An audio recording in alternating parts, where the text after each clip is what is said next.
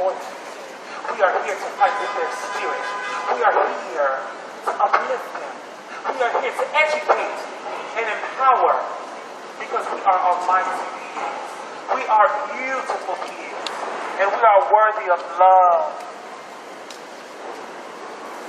Deeper than that. Thank you.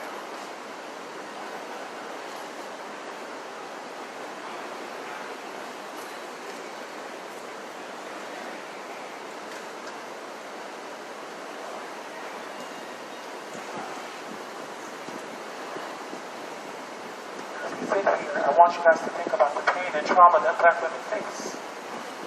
I want you to acknowledge the pain that Black women face.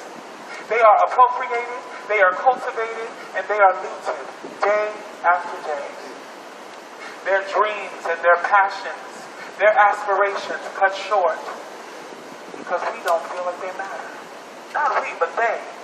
They being white supremacy. They being the injustice system of America. They are unjust, but we are here to right those wrongs. Because we the people believe in a future. We the people cannot be defeated. We the people stand united on this ground here today to uplift Black women and to let them know we will protect you.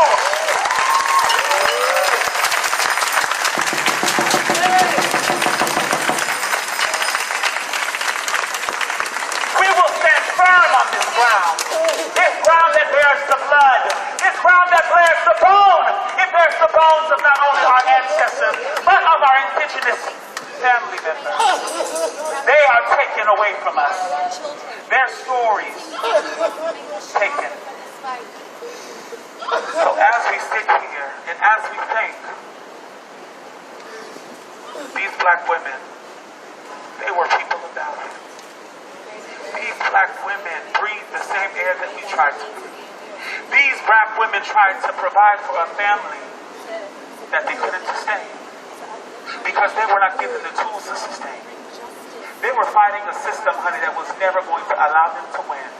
As those women rolled that boulder up the mountain like Sisyphus, that boulder ran back on them. And so we are all here to help them move that shit over. Because we believe in Black women. We believe in Black women's power. We will not allow for another Black woman to be lost in this world. For her story to go unspoken. For her name to be unuttered. We are here to protect our sisters. Because they matter to us. Our sisters are beautiful. Our sisters are powerful. Our sisters have the power to manifest unity. Our sisters' ancestors have gathered us here today.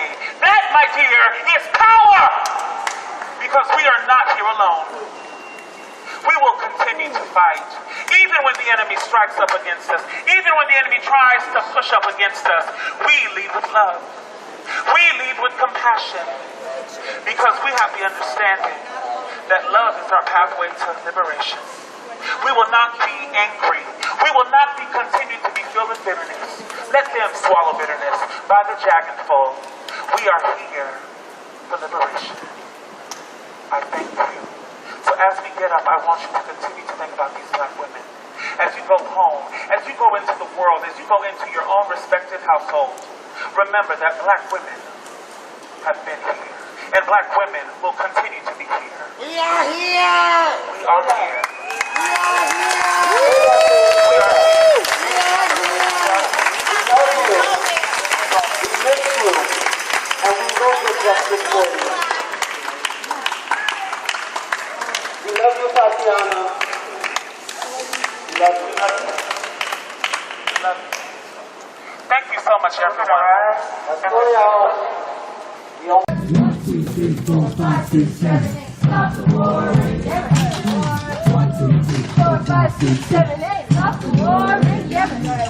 1, 2, 3, 4, 5, 6, 7, 8. Stop the war in Yemen. 1, 2, 3, 4, 5, 6, 7, 8. Stop the war in Yemen. 1, 2, 3, 4, 5, 6, 7. Stop the war in Yemen. 1, 2, 3, 4, 5, 6, 7. Stop the war in Yemen. 1, 2,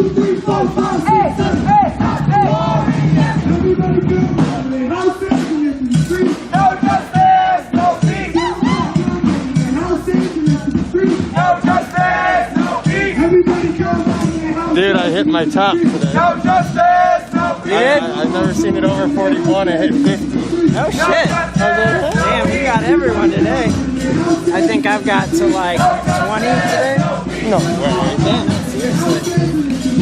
No justice, no peace. No justice. I just hate when it starts getting dark, then it's everything's dark. Yep. No justice, no peace. No justice, no peace.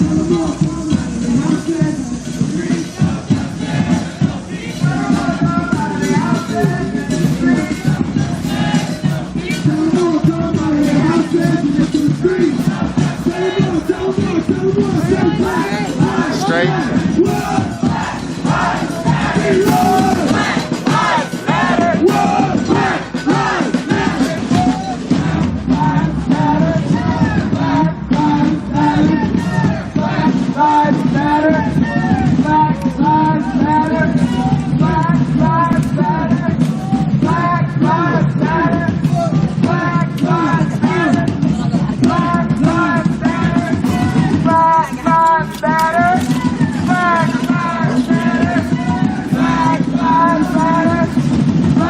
Chelsea PD is writing fucking tickets.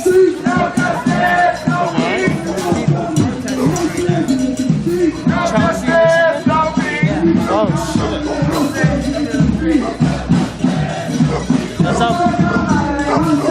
That's out kind of your way.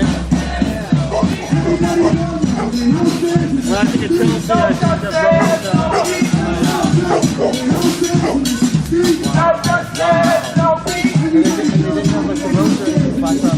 No justice, no peace.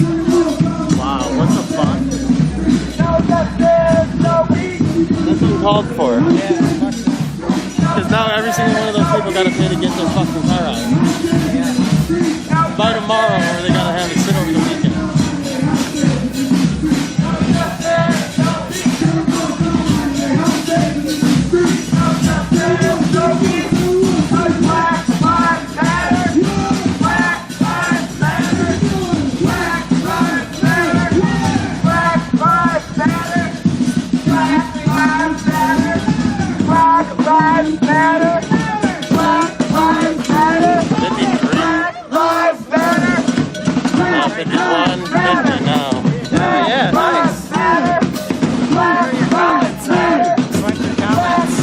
I don't think they really. Wow, weird. Yeah. I always thought that was weird too, so now I can't even see them until they're. 1, 2, 3, 4, 5, 6, 7. Stop the war in Yemen. 1, 2, 3, 4, 5, 6, 7. Stop the war in Yemen. Say 1, 2, 3, 4, 5, 6, 7. Stop the war in Yemen. 1, 2, 3, 4, 5, 6, 7. Stop the war in Yemen. Sorry, it's a little fuzzy now because the sun's fully gone down for the most part, and now we just got the street lights. Stop the war in Yemen. Say 1, 2, 3, 4, 5, 6, 7. Stop the war in Yemen. Say 1, 2, 3, 4, 5, 6, 7. Hey, hey, hey, hey. 1, 2, 3, 4, 5, 6, 7. Stop the war in Yemen. 1, 2, 3, 4, 5, 6, 7. Stop the war in Yemen. 1, 2, 3, 4, 5, 6, 7. Stop the war in Yemen. 1, 2, 3, 4, 5, 6, 7. Stop the war in Yemen. 1, 2, 3, 4, 5, 6, 7. Stop the war in Yemen. 1, 2, 3, 4, 5, 6, 7. That bitch is bright. Yeah, that one that got me. I'm like, it's a fucking Hey, hey, hey, hey. 1, 2, 3, 4, 5, 6, 7. Stop the war in Yemen. Say 1, 2, 3, 4, 5, 6, 7. Stop the war in Yemen. 1, 2, 3, 4, 5, 6, 7. Stop the war in Yemen. 1, 2, 3, 4, 5, 6, 7. Stop the war in Yemen. 1, 2, 3, 4, 5, 6, 7. Stop the war in Yemen. 1, 2, 3, 4, 5, 6, 7. Oh, Stop the war in Yemen. 1, 2, 3, 4, 5, 6, 7. Stop the war in Yemen. 1, 2, 3, 4, 5, 6, 7. Stop the war in Yemen. through my through the whole time. U is for unity. Say what? F is for no more racist police are welcome in my city. Say what? F is for friends who march through the whole town. U is for unity.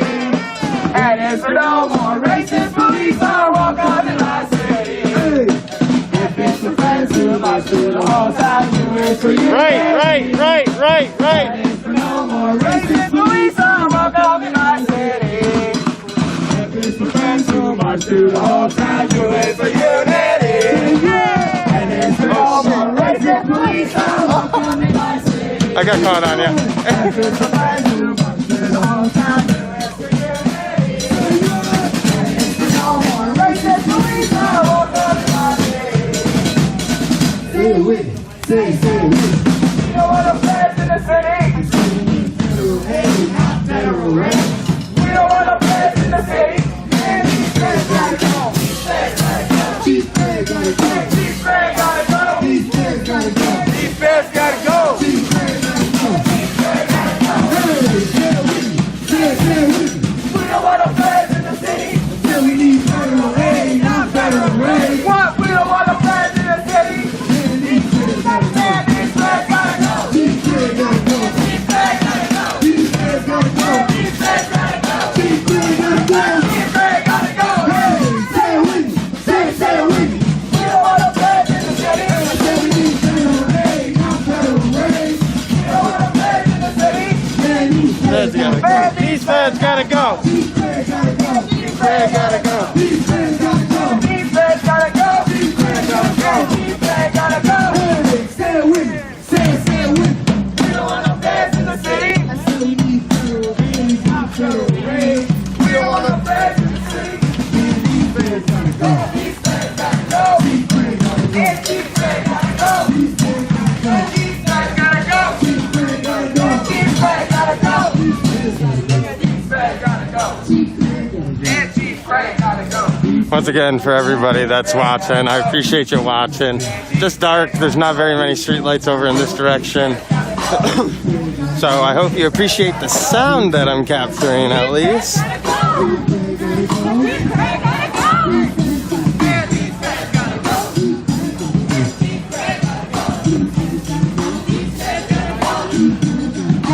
Craig gotta go. Oh, here we go. I'm gonna get some street light so you'll be able to see what's going on here.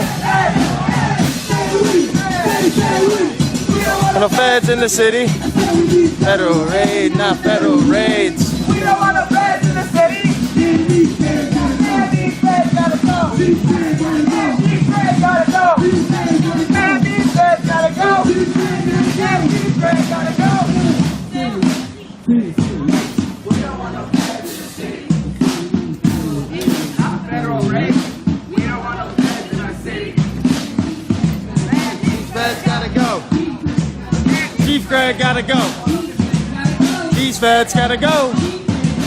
Chief Greg gotta go.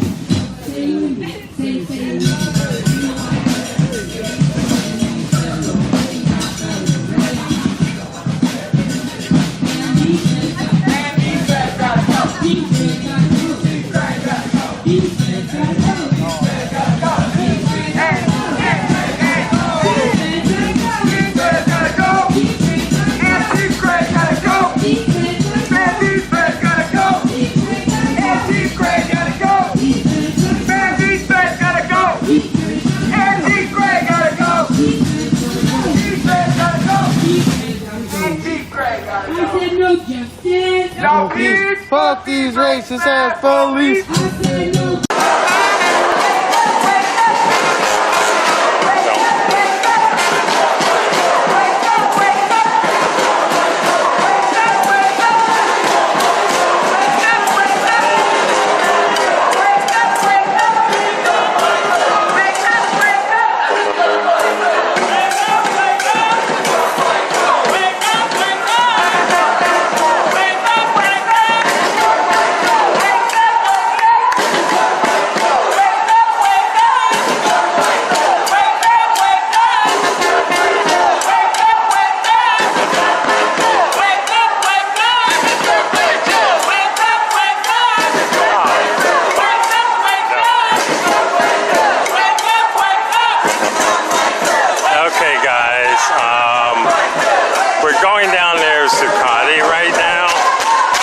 actually 2 blocks away.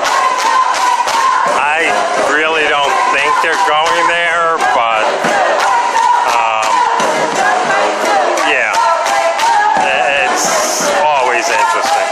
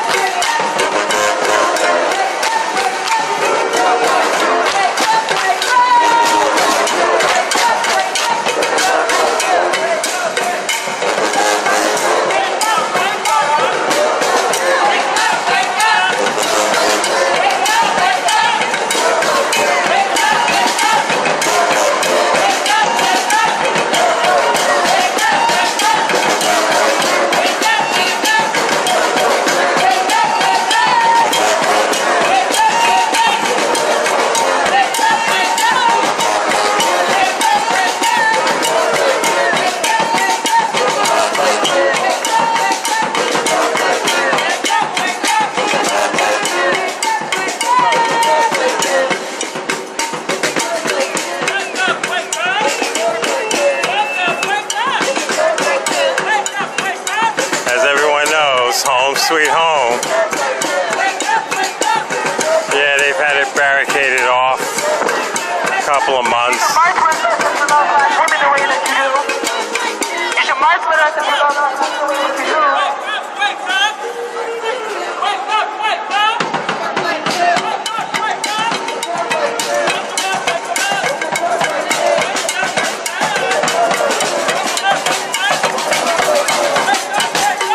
So they're marching past Ducati Park, September 17th, the anniversary, everyone. Don't forget, a lot of stuff's going to be happening the week leading up to the 17th.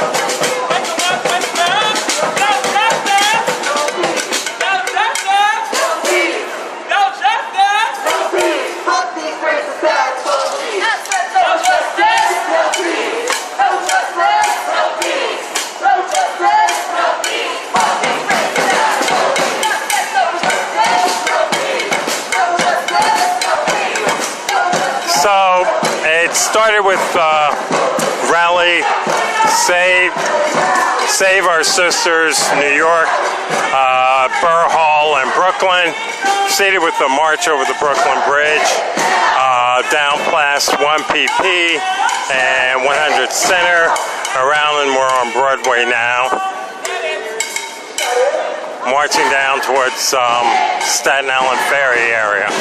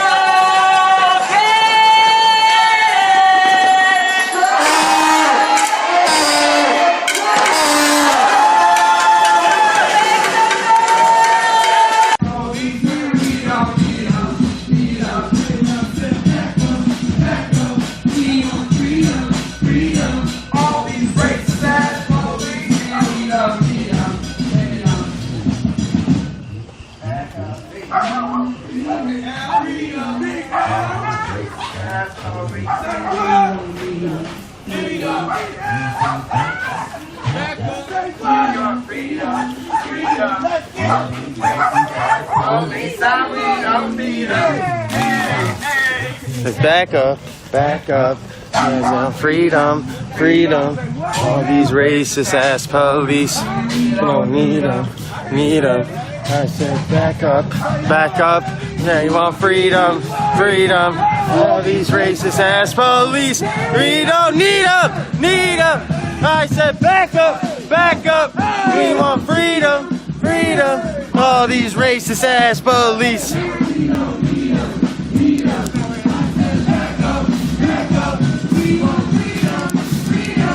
All these racist ass police. We don't need them, need them.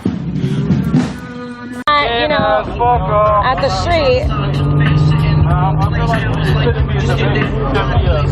It shouldn't be a divide. Like my life matters. You know what I'm saying?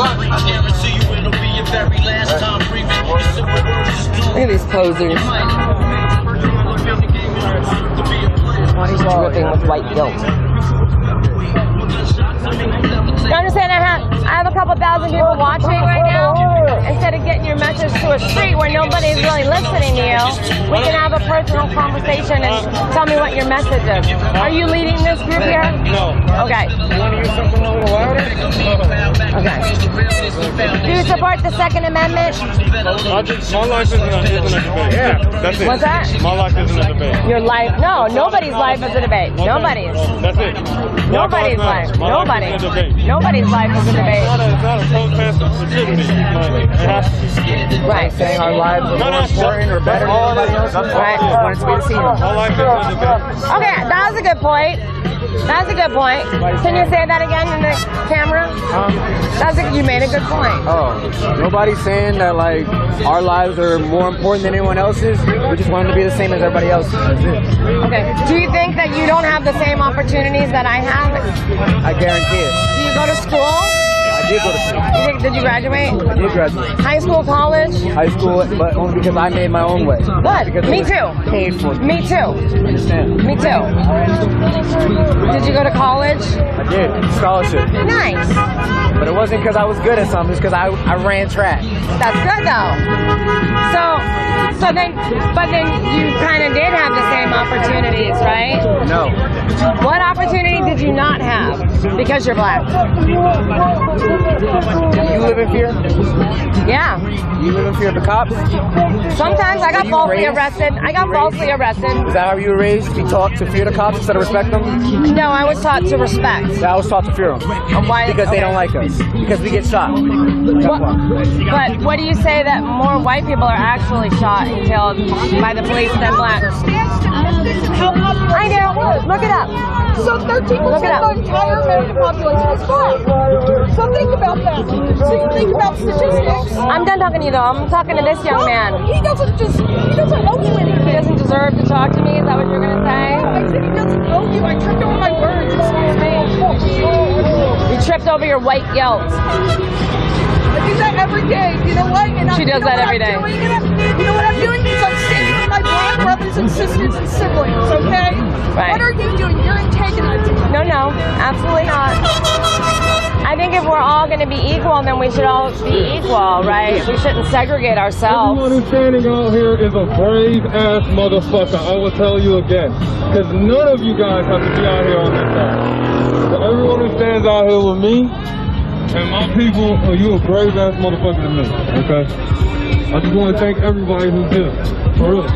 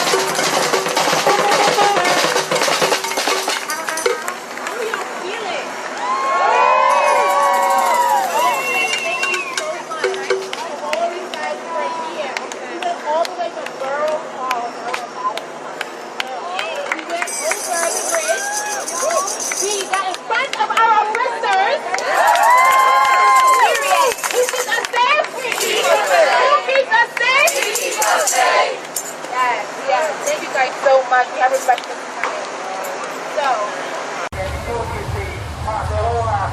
Black lives. Us trying to understand our side, like, I get it, great, but I mean, it shouldn't really be up for debate in the first place. Why do I have to explain to you my trials and tribulations of how I've been oppressed and stuff like that? Like, if that's what you're asking for, why would I have to explain any of that to you? I'm telling you what's happening. I've like, see it on a regular basis. The videos aren't propaganda, they're real life. No, My I agree. people are dying in the streets. A lot of people die. I have been, it's real, it's real, it's not fake. Right. So when you say to me, oh, I'm cutting your stuff off, yes, I am. Because I'm sick and tired of seeing us getting killed. I'm pretty sure other people are sick and tired of us getting killed. We know the truth. Everybody anymore. You know right from wrong. Everybody's sick of it. So come on. Everybody's sick of it, so come on. You can't ask me these questions if I'm cutting somebody's opinion off because they believe that their life is more than mine. Like, no. Honestly. I'm not going to side with that. No. I don't care. No. My life matters just as much as her life matters, just as much as your life matters, Exactly. as much as your life 100%. matters. My life matters. 100%, The fact that y'all want to go over there and say all lives matter and all They that, do this and that. that, like we don't know that already. We just want you to focus on the people that are getting targeted right now. Nah. You're supposed to help us. Like, how am I supposed to trust the police? How am I supposed to let my little sister walk around? Like, come on, man. These are real life fears that black people have. No, I get that it. minorities have. We are scared. Because Native Americans got their reparations after years of trials, and Hispanics did, and now it's black people's turn. It's black Americans' turn because they have not gotten proper reparations. And even Japanese Americans. And the only reason why even people around here are starting to get all riled up is because we did something about it. We started doing stuff. We started fucking shit up. Yeah. And everybody was like, oh my gosh, wait! They're fucking shit up! Let's calm down. Is that the let's answer, stop though? this. But what did that change? What about how many years are we doing did this? that How many years change? of peaceful protests? Have you seen any of that? Decades and decades of peaceful protests. Yes. Did you see them on the news? Yes. Did you hear about them? Barely. When we gonna show the black kid that got shot? Yeah, that makes sense. Come on, man. Right. I just want my life to matter just as much as everybody else's. That's it. So what do you say about the white kids that are shot by police too? Like, kids that people are shot are by getting police. shot by police. It's not a white or a black thing. Once again, I'm not saying that it doesn't happen to everybody else. I'm saying what I'm fighting for. That's it. Right. I'm saying what I'm fighting for. Yes, I have. Obviously, you haven't. No, I have. Me, man. I have. No, you haven't. I have. No, honestly, like, I was wrongfully arrested, and this cop wrote a shitty report, false information, I don't right? give a shit. You're still out here covered in MAGA shit. That doesn't matter. So what? So what? Who I support for my president has nothing to do with that. Because he's a fucking racist. He's a fucking fascist. That's your opinion. He's a fucking rapist. Tell me what he did that's racist. I'm not even gonna fucking entertain. Tell me one thing. I'm not even One. So we were that loud, you would imagine that we would have a lot of people. This is one of the smaller groups we've had lately.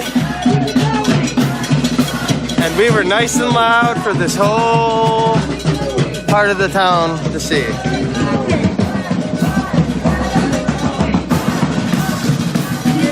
I'm gonna put the phone down for just a quick second. Bear with me. I got it down right for a second.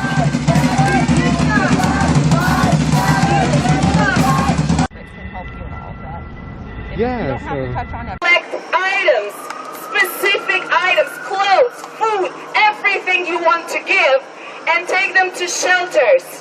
Take them to homeless shelters, because black women are gonna need them. Winter is coming and we're still in a pandemic. We have to be ready. And personally, I said it before, I'll say it again. I ask many times until one day I stop and start building myself. I'm gonna protest, I'm gonna march, I will ask for justice, I will ask for fairness, but we black women have to be prepared to protect and help and support ourselves. Yes, right. My phone blocked. Take your time. Okay. I want it to be specific. You got it, girl. Okay. One other thing. Black Women's March focuses also on education. And our first educational, thank you, Queen, our first educational moment, let's call it, is going to be on August 18th. August 18th will be...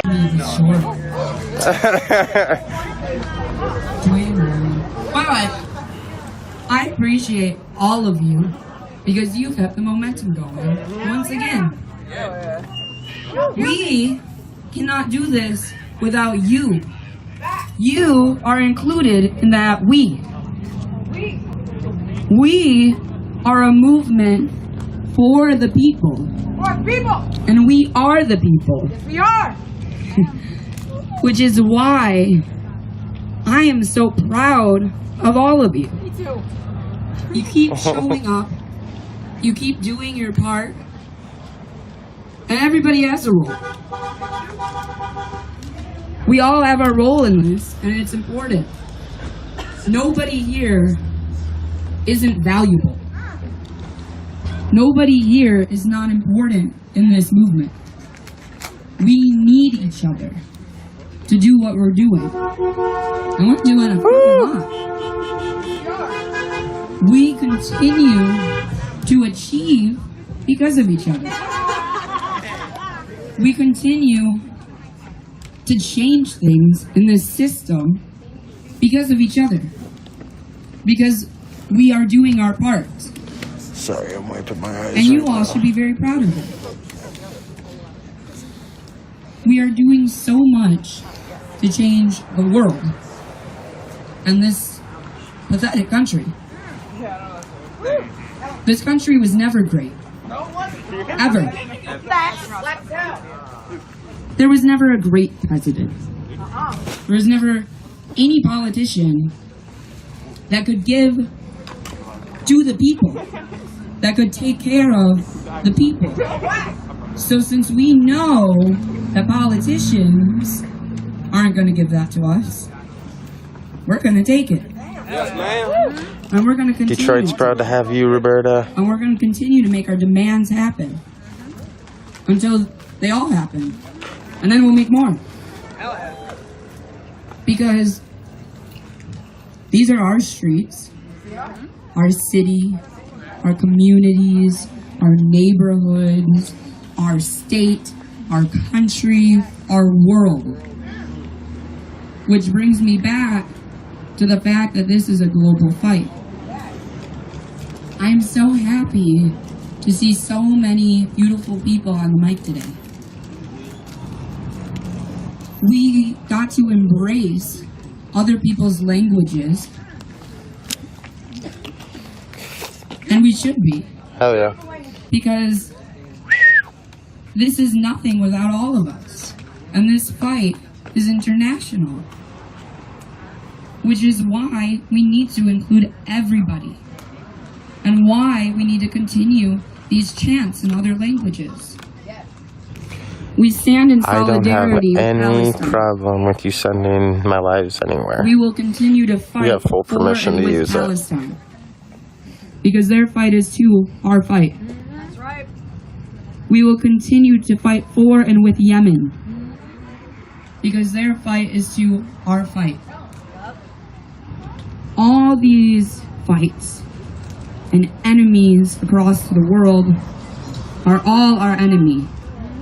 You are It's completely right, Sam. a common enemy. If you didn't realize. We have to take down this system I'll be home soon. as a whole I love you. and all of its components. Sam Baker is my wife. We have to start with capitalism and racism that exists within capitalism. Because capitalism was made on slavery, on agriculture. That's what it was made on.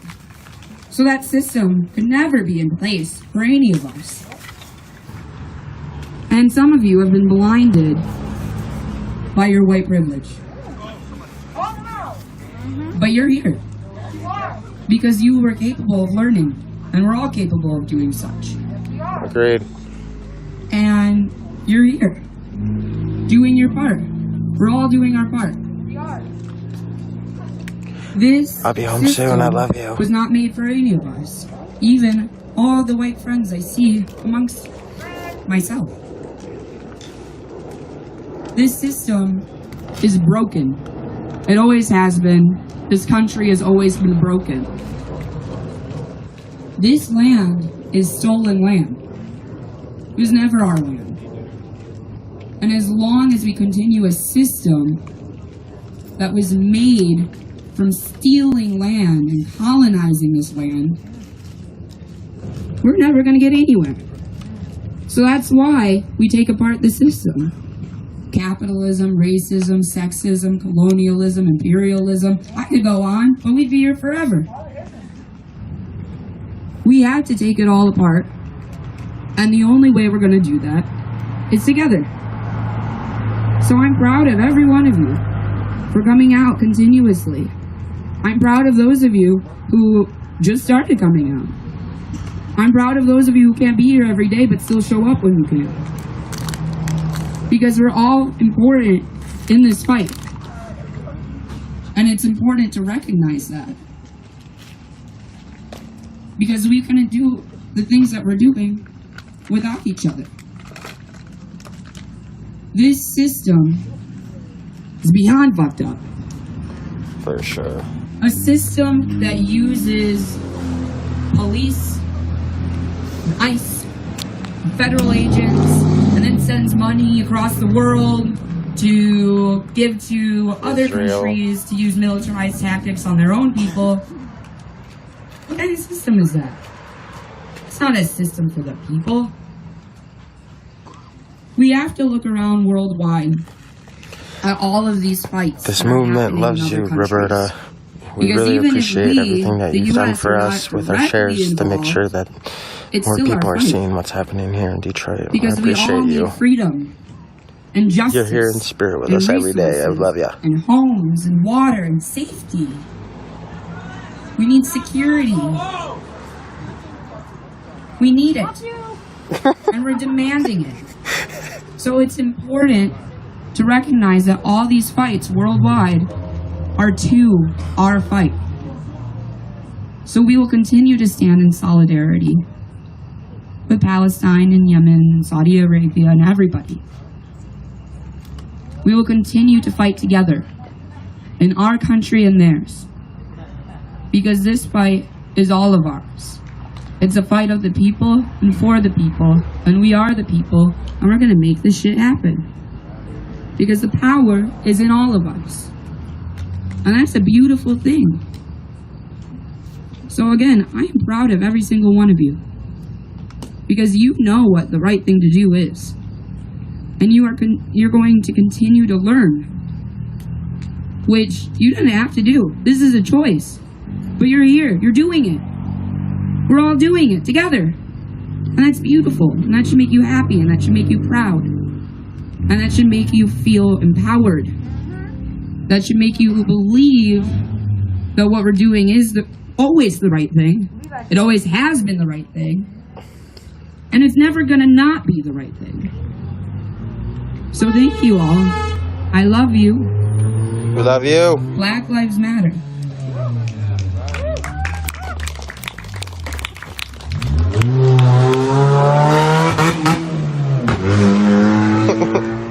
Where do we meet tomorrow? Downtown. McNamara. Nice. Yo, how y'all feeling after that march? Woo! After that march? I know I'm feeling a little bit sweaty, a little bit tired, but man, I'm always feeling amazing. This is my buddy. After every march, because I know that we are on the road to change. He's the leader of the group. And we are on the road to a different the future. trumpet. We are on the road to a better life for Black listening lives. to him. And he's a good no guy. matter how many people we see out here, we can be few in numbers, as we are today, they still feel us. They still hear us. They still know what we out here for. And it don't matter the numbers. Because we know what we fighting for, and we know we got to be consistent. We can't let up. And yes, and I'll get a time for you posted later, Roberta, to see what time we're gonna meet. If tomorrow's 5 o'clock or 6 o'clock meet, and then like if it's 5 o'clock, we start around 6. If we're supposed to meet at 6, then to oppressors. Apparently. It's closer to 7 March, so I'll let Keep you in know, mind, keep you this informed. country was built off of the massacre of indigenous people and the labor of black lives. There will be nothing you see around this nation without the labor of black lives. I hope it's the later one, because They I know do how like important we are. going around downtown with They the lights and intimidate everything. us. It's pretty sweet. They know how intelligent we are. They fear that one day we will eradicate their ways of oppression. And we are. Because we here today. We're going to be here tomorrow. We got a lot of things planned in the future as well. So they going to know. They going to know that we are not playing games. We have consistently been out here, and we are going to keep fighting for justice. It's time for a change, y'all.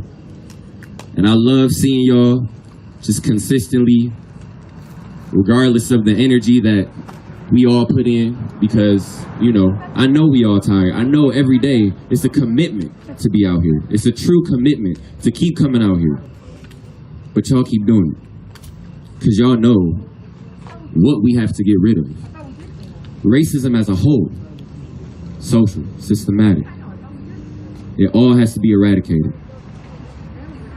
So we're going to keep fighting, y'all. We're going to keep fighting. Black Lives Matter. Black Lives Matter. Love you, Alan.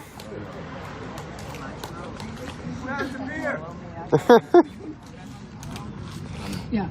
All right. I'm This is Jordan. to close this out. First, I'm gonna say thank you. Thank you to our photographers, our outreach team, our sound crew, the People Sound, our medics, our traffic blockers. Damn, who am I missing? I said outreach. Sound. I said sound. Oh, and the band.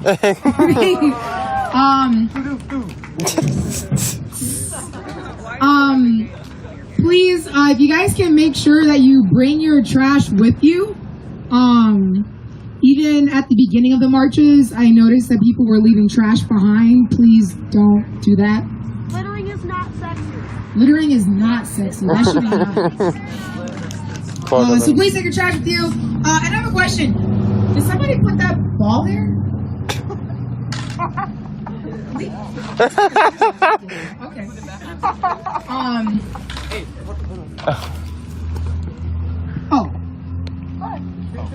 I lost my debit card here yesterday, so if anybody has seen a small Michigan First orange card, yeah, I'm gonna cancel that. But you know, I was just thinking to make sure.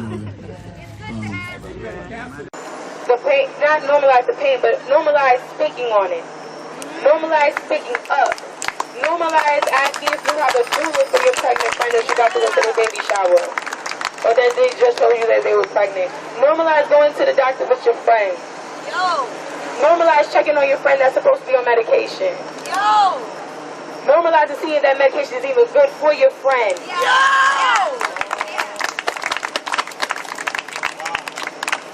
Because if we don't, that's when we have medical complications like Serena Williams and Beyonce when she was pregnant with her twins, right? Yup. And we're not billionaires, we're not millionaires. And if you are, our GoFundMe is not. But on a serious note though, check on your friends. Make sure that they feel heard, that they are heard. If you have a black co-worker and you see people nudging them off like, oh, she's just angry all the time. No, she's not an angry black woman. She's a validated black woman. Y'all not fucking listening to her. Valid! Nothing! She's enough! Period. So when you are out and about and you see someone not getting the same amount of service and you have the ability to do something about it, do something about it. That's how you exercise your privilege. You just don't let it sit there and then come to a protest and then go back about your daily lives. because this is our daily lives. This is what we have to do. I literally have to march, take fucking bridges, so this way I feel safe when I give birth, whenever I have my husband that's gonna give me kids. Let's talk about it. Let's manifest it. We looking.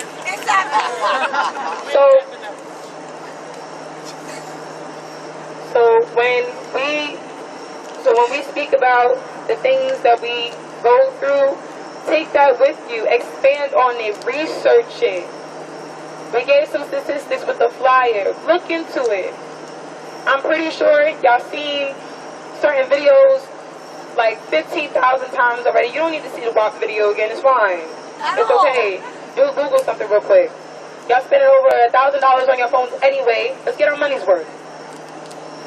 So when we talk about our struggles and the things that we go through, understand that one, we need advocates, we need accomplices, co-conspirators, don't stand aside, stand in front, and real allegiance, because that is not only what community looks like, but that is the support that we need, and that's the most humane thing to do. Secondly, understand that Black Women's March, we have our conversations, we check each other, I get checked too. So understand that we are growing amongst ourselves, so this way when we project our speeches and our messages that we have to bring forth, that we're not biased, that we are level-headed, and no one here is being censored either. I find that very important. We find that very important, that no one here is being censored, but we are being respectful, compromise, right? But once again, this is what happens when trauma happens to Black women, and then like our brains get all scatterbrained, and it's hard for us to reject certain things, like tell y'all certain things. So this is a regular thing. Like, I need you guys to witness this. This is a regular thing. We are so used to not being seen, not being heard. Once we get the mic, we don't even know what the fuck to say. Yeah. So but we ain't giving it back. We ain't giving it back.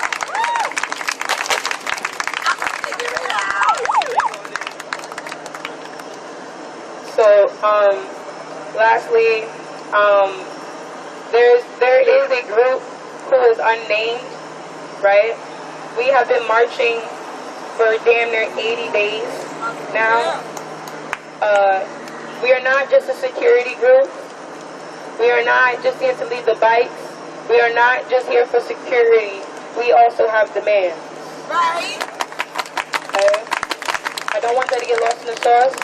I don't want that to get misconstrued.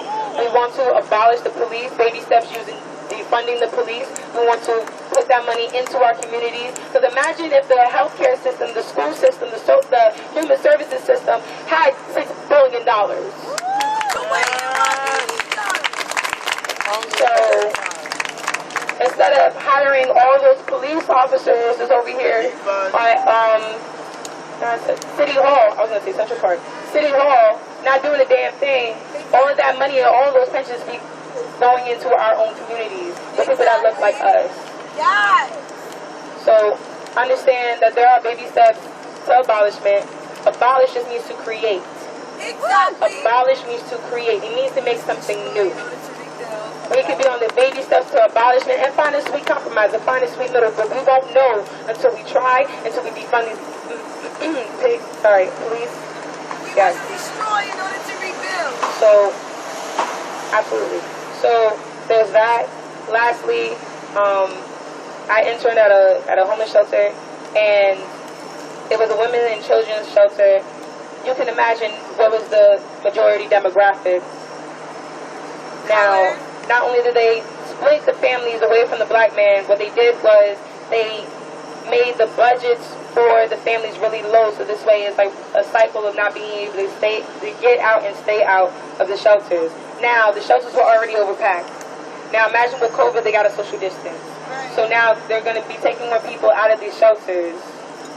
So when it comes to us funding the GoFundMe for the Black Women's March, this is also going to be helping with that as well. So they're already being kicked out, right, of the shelter. Now more people are going to be kicked out of their homes. So you're going to have even more people in the street. They don't have a job. They don't have health insurance. Whose medical bills can be sky high. We are here to help the people. Okay, so yeah, that is it. I'm sorry for that. But go ahead and piggyback and add all that. So Regina actually made a really good point when speaking about the different disparities that Black women face in the healthcare system, and it actually reminded me something that I didn't mention earlier. In 2016, a study was done amongst doctors in the U.S., and 50% of U.S. doctors filled out on a survey that they believe that Black women and men do not experience pain to the same degree as their non-Black counterparts. Just 4 years ago. Now we know that there's a history behind this, and this was something that scientists and doctors actually tried to prove, but there's over half of the current doctors in the U.S. that still feel this way and admitted it just 4 years ago. So whenever you see a Black woman or man in the hospital and you feel like their complaints aren't being taken seriously, use your privilege. This is what I mean when I say be the change you want to see. We all have privilege. I have privilege even as a cisgendered heterosexual woman. I have to acknowledge that. I'm sorry. I have privilege. I have privilege as a heterosexual cisgendered woman. You know, we all have some type of privilege, and it's important that we utilize that if we want to make a difference where we can. That's all I wanted to add.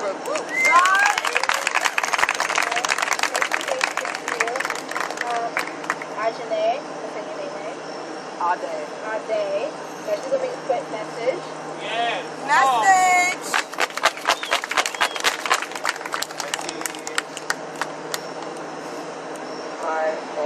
I just wanted to say we need to protect, honor, and amplify the voices of Black women in our absence. Meaning, if you do not see me or my sisters, and you are not saying anything to challenge the voice and the narrative of the oppressor, then your allyship is performative. I said it. If you are not willing to put money into the pockets of Black women, then your allyship is performative. I said it.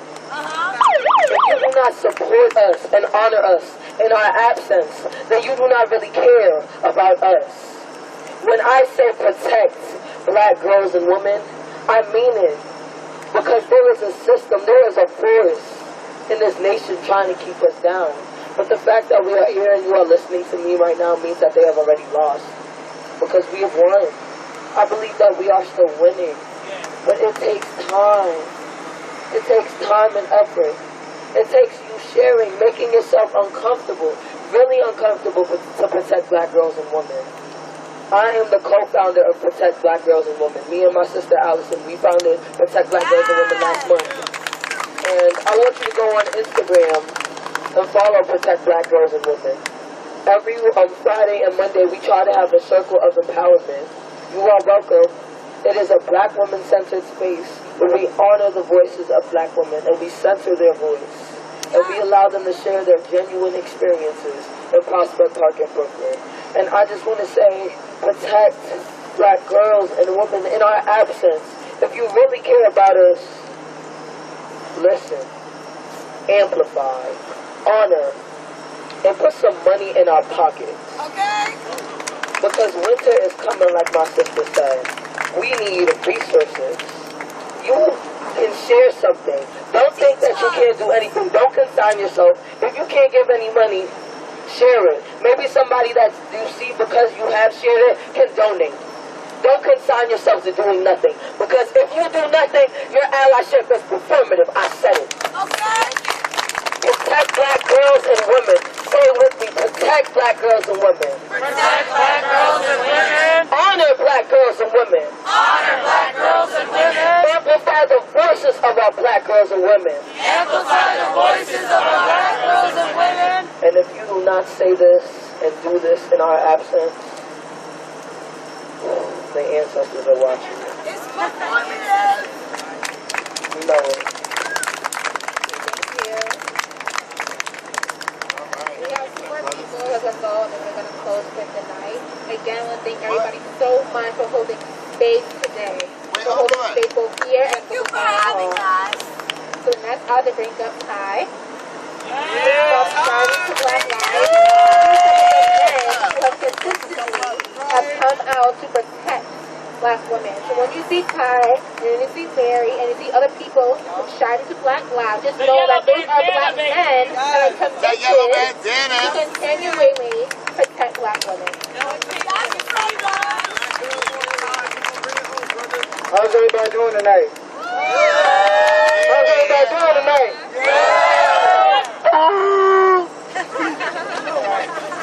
I took the time to write what I wanted to say down because I wanted to make sure it was concise and clear. The message about black women that I wanted to speak on.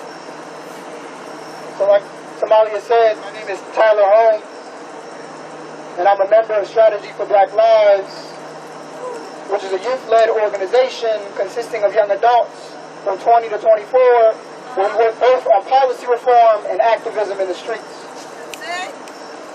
I was humbled, honestly, when Somalia asked me to speak today. I always try to be mindful of how much space I take up as a man in a world that has constantly silenced black women's voices. The same world that has silenced my mother's voice, my sister's voice, my aunts and cousins' voices, my godniece's voice, and every other black woman in this world. So I'm not going to speak for long. But I want to be transparent and that my speech will not be directed at the black women here today, as it's no man's place to speak on black women's issues to black women. But I will speak on how society has failed our black women and what we are no longer allowing as allies and co-conspirators. I want it to be known that when I say black women, that includes my black trans queens and black femmes as well. Period. Periodically.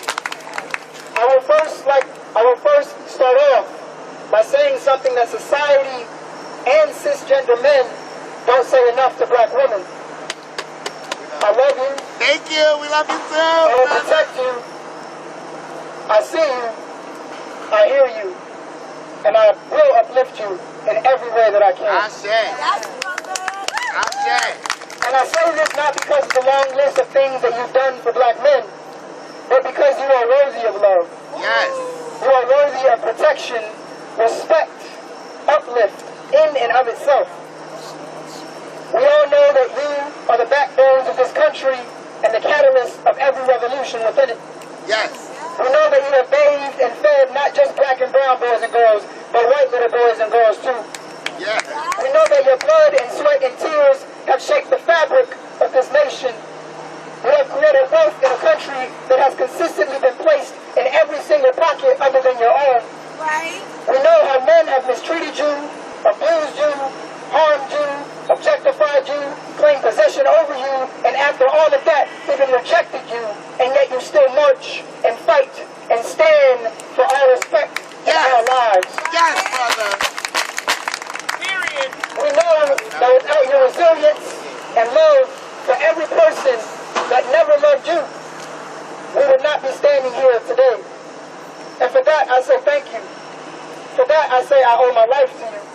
And once again, I say I see you, I hear you, and I love you. And I will be blunt when I say that this world has failed you. This country has failed you. Black men have failed you. And we can no longer be bystanders when others gaslight you as if your anger and pain is not warranted. No longer can we be bystanders when men harass you and assault you in the streets. No longer can we be bystanders while police come into our communities and treat you as if you are not worthy of the ultimate respect. Black women, you do deserve every platform, every space, every moment, and let your voice be heard in any manner you choose. And to everyone else who is here this evening, what are we doing to protect and support black women? Are you taking the time to educate yourself about the history of black women such as Angela Davis and Marsha P. Johnson? Are you actively speaking up when your friends degrade or misgender black women? No longer can we be silent when misogyny and transphobia lingers in our communities. No longer can we speak out when our black trans queens are murdered by the same damn system that murders us. No longer can we watch as hospitals let our black women die during birth as if they are not worthy of life. No longer can we allow sexism to be accepted all the way to the highest held position in this country. It is our duty to fight for black women. It is our duty to show up, stand up, speak up for black women. And if you do not protect black women, if you do not stand by our black women, do not tell me that black lives matter. Because if black women's lives don't matter, and I mean all black women's lives, then none do. And I want to end by saying a quick chant. Black women's lives? Matter! Black women's lives? Matter! Black trans women's lives? Matter! Black trans women's lives? Matter! And don't you fucking forget it. Thank you.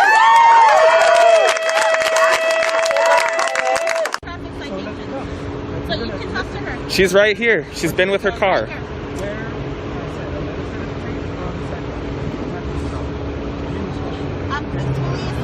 She said she's not comfortable talking to you guys alone. You've been harassing her all night. She said she's not comfortable talking to you alone. That's what I'm doing. Oh, now they're surrounding us with the tape. Where's my lawyers at? Where's my lawyers at? We have a lot of lawyers. No, they're gonna come here so that we can put together. Yeah, if we have Damian Lada from the ACLU, if you could please get down here. There are a lot of violations here.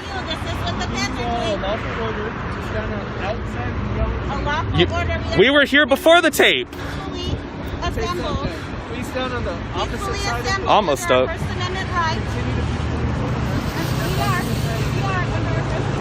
So, for those of you who have been watching this entire stream, you see that they set up this tape after we've been here for about an hour. They've now enclosed us, completely enclosed us in crime scene tape, but there is no crime scene.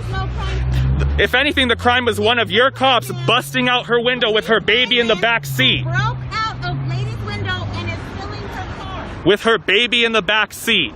That's the crime.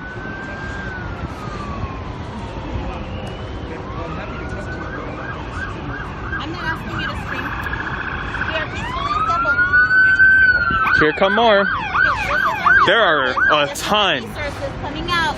More and more. They're coming out. This is why Manny Gonzalez doesn't want them wearing cameras. This is why Manny Gonzalez will not put cameras on the You know how much he'd pay in settlements if they saw this on camera? No wonder. This is why Manny Gonzalez will not put cameras on.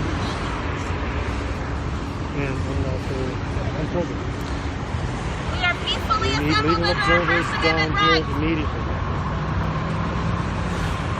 We are here to protest state violence. We were here before the tape. They surrounded us. State violence. We are here to stand up. Non-binaries, black queers, and the whole LGBTQI community. I definitely want to start off by saying that black people, black women especially, are getting killed every 19 hours of the day. Black trans women are getting killed every 19 hours of the day by most black heterosexual men. And listen, y'all, men lie, women lie, but numbers don't lie. And I'm a hit shot. I'm really serious. Like, I'm a really hit shot with the statistics and the facts. I wrote a speech and I was just like, yo, like, Larry, like, come on, you know the facts in your head. Why you even gonna write a speech? So, forget the speech, but black people are in a state of an emergency right now.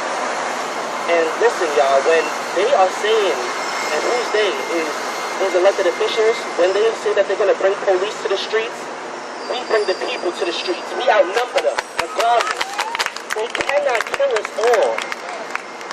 You know what I mean? And black women are getting enslaved, lynched, beat up, raped, harassed, and that shit is not being spoken about by black men. Majority of black men, they look to us when we have marches. The black women and black trans women be the first one on the front lines, fucking up some goddamn commas. Come on. It's important for myself as a black man to know that black women have to be protected because black women and black trans women are fucking essential. They are essential. Yes, that part. Got it. It's just important that black young men should not call other black young men faggots for showing up for black trans women, because, you know, my thing is, no disrespect, y'all be quick to fuck them, but y'all don't want to fight for them. Let's really, like, it's what's getting exposed.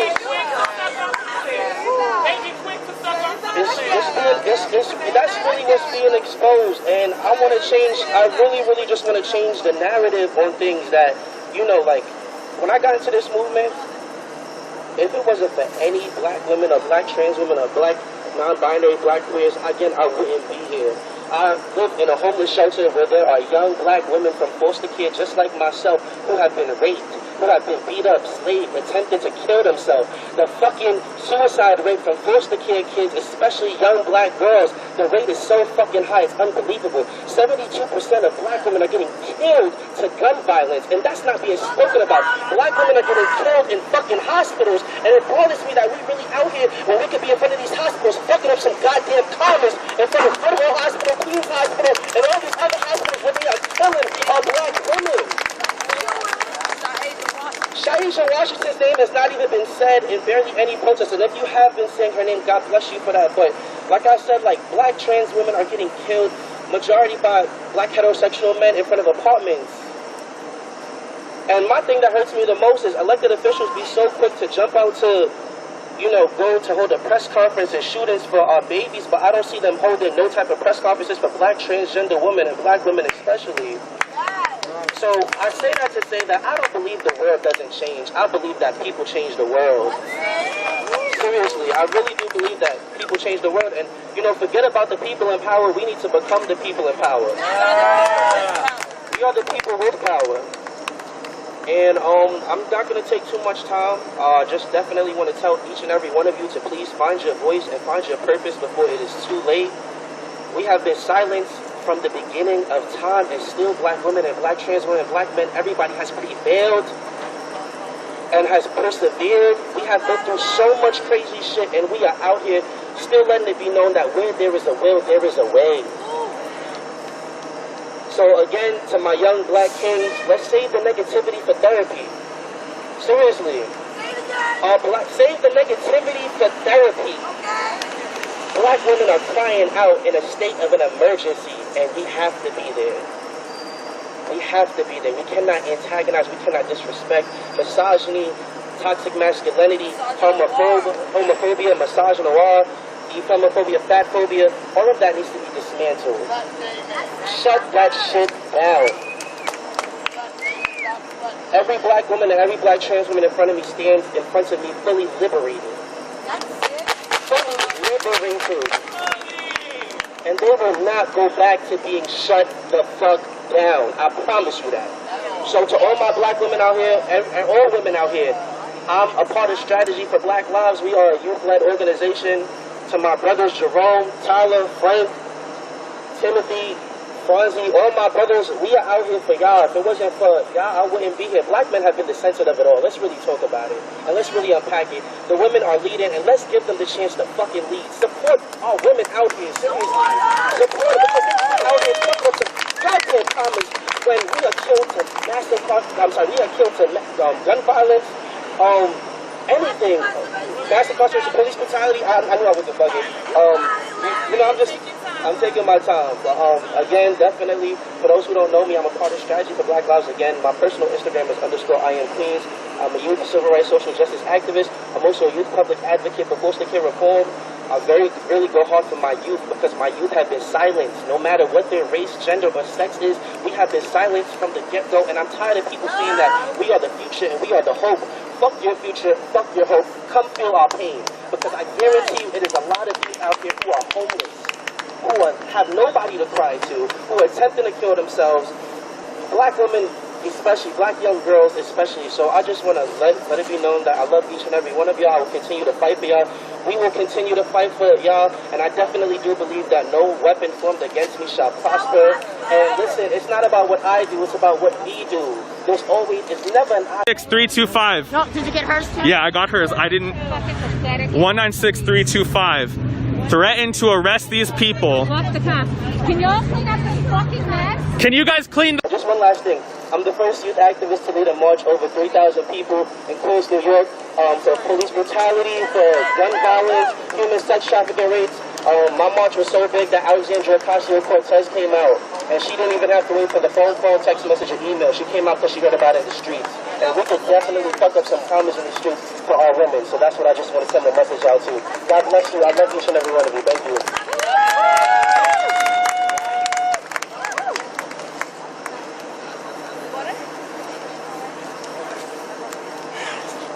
Thanks. Thank you guys so much for holding space today. We do have waters, and we also have more snacks, granola bars, fruit snacks. I'm not sure if we have snacks. We definitely have granola bars. So please take water. Please hydrate yourself and refresh yourself before you guys eat today. So right now we're going to disperse. We're definitely going to make sure everybody gets home safe. So the train that's next. That one in the vest, he finally put his vest on, in the gray right there. Yeah, in that car. How about this guy here? I have no idea. Okay. But no, that guy, he identified himself as FBI. That one didn't have a FBI, the one with the vest.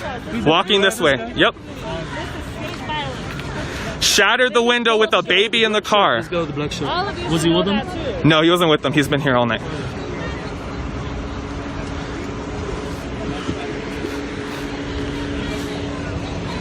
Putting assault rifles on a 4-year-old baby because they're so scared of it. So scared of the baby. We have J802, license plate 08739G. This car arrived on the scene after the fact. J759, license plate 06879G. Arrived on the scene after the fact. We have a blacked out SUV back here.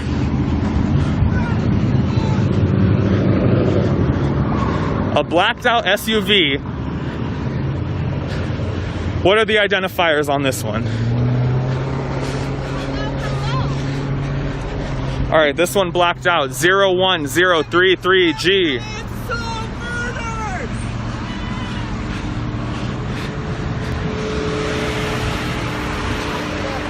They've been letting us in, like, you can get as close as you want. There's an unmarked FBI guy in a vest. Are you on? Yep. Yeah.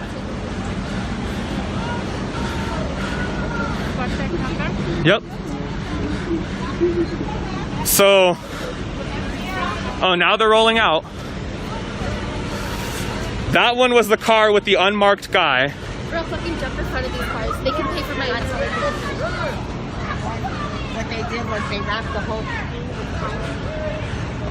It took how many cops for this?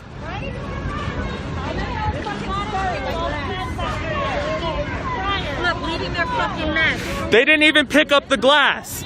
They left the glass in the middle of the parking lot. They couldn't even pick up the glass from the window they shattered with a 4-year-old baby in the back seat. Pointing assault rifles at a 4-year-old baby. They had their guns.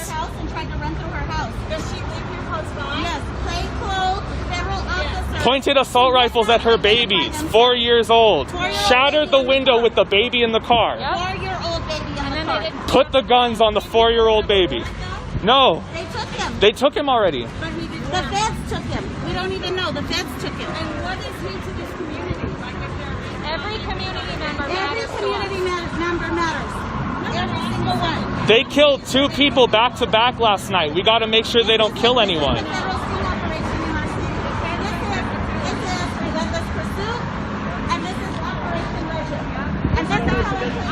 This is why people need to be on the streets watching cops, because they don't even wear body cams.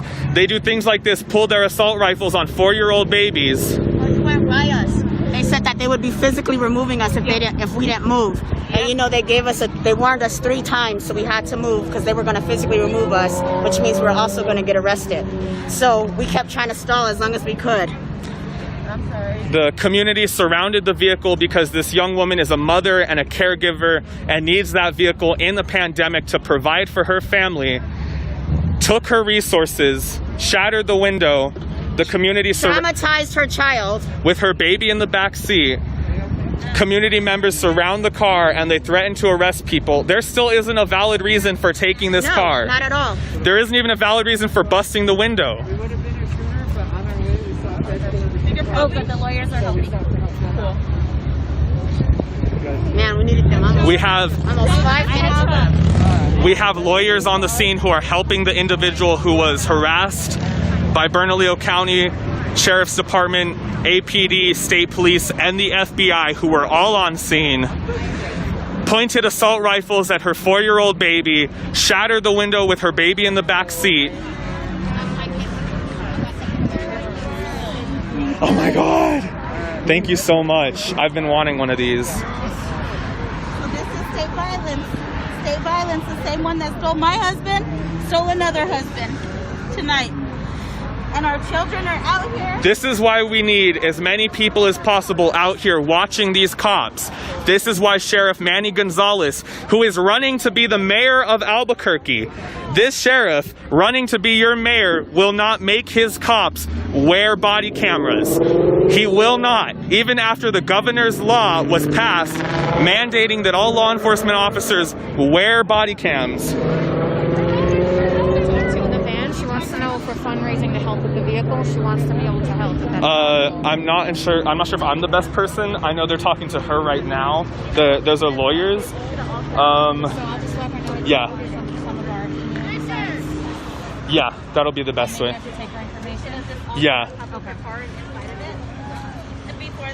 I'm not the best person to ask, and she's talking to the lawyers, so we're gonna try. I'm sure that will be set up once they get home and settle down.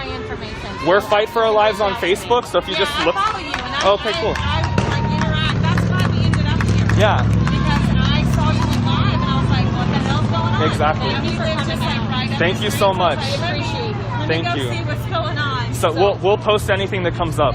Thank you so much. We had one of our followers who was watching the live stream rush down here, and that's what community looks like. If you see something, say something. If you see cops pulling people over, harassing your neighbors, watch them, film them, do something. They don't wear body cams. We have to hold them accountable. Here's the glass. Shattered her window, didn't even clean it up.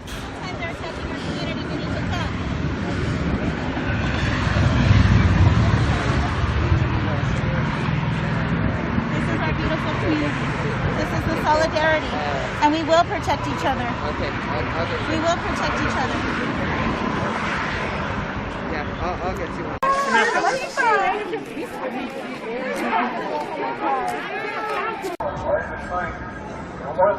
Oh boy. We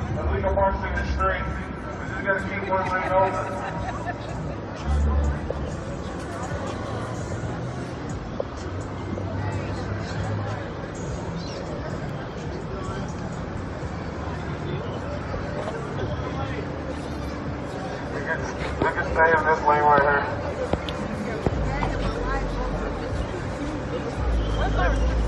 There you go. If you look at the video of me running from the police, I did what you told me. I did not. You did? I did it. Yeah? Yes, and I got away. Congratulations. They knew not to fuck with me once I put my arms up. They was like, yes, that's Maxwell's.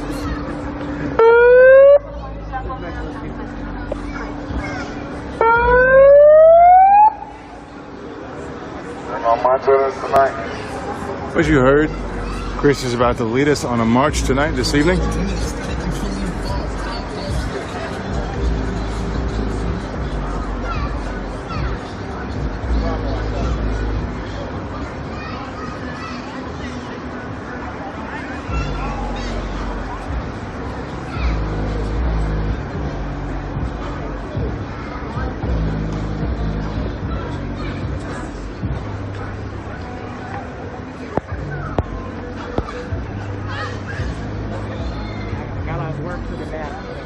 Praise indeed. Praise indeed. I had read about that, yes. Definitely a sad, sad, sad, sad story.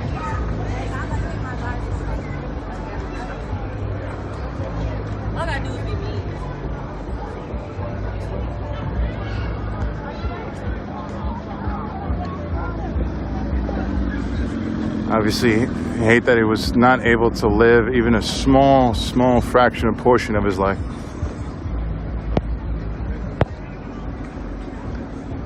Oh, I hated reading that.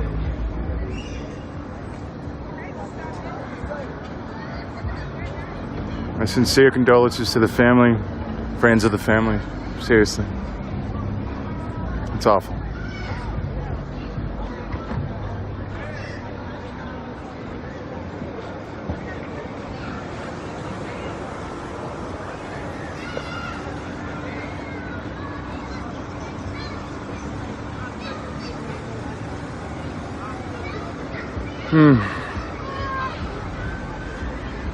Speaking of which, since we haven't begun to march,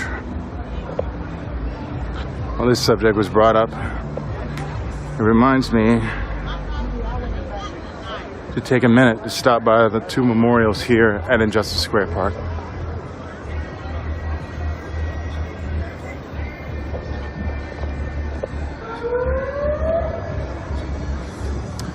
I want to say, of course, rest in peace, Breonna Taylor.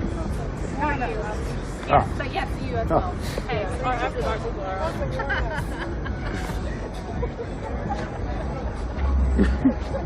How are you all tonight?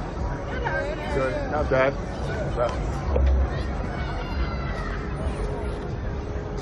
Yes, rest in peace, Breonna Taylor.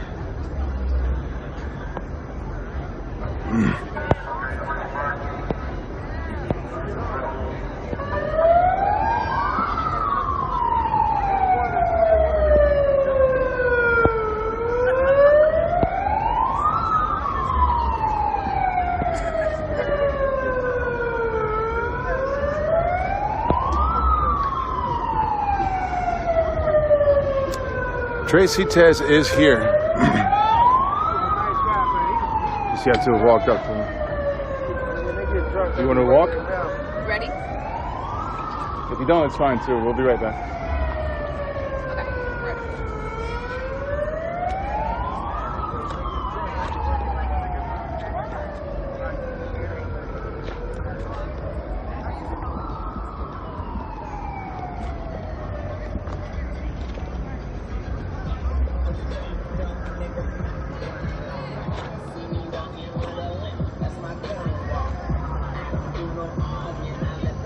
It was pretty amazing. I agree. I'll speak more on that in just a second after we visit Tyler Gerst Memorial.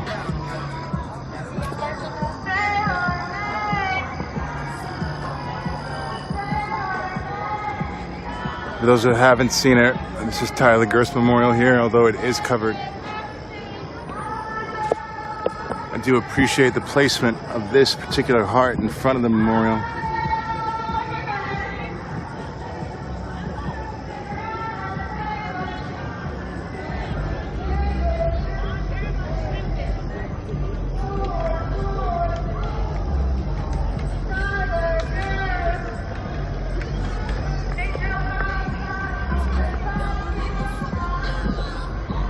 Rest in peace, Tyler Gerst.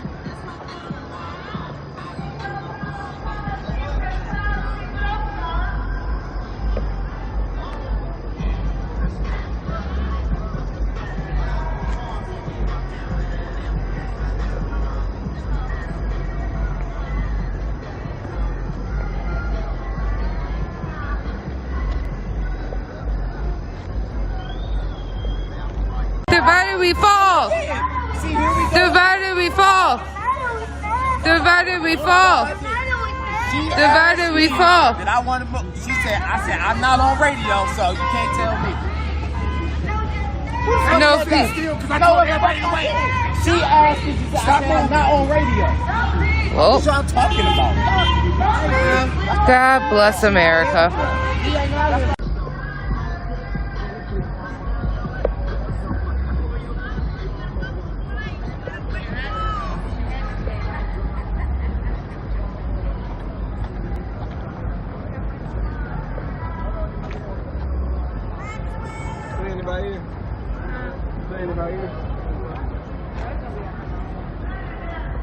I suppose I'll be back then.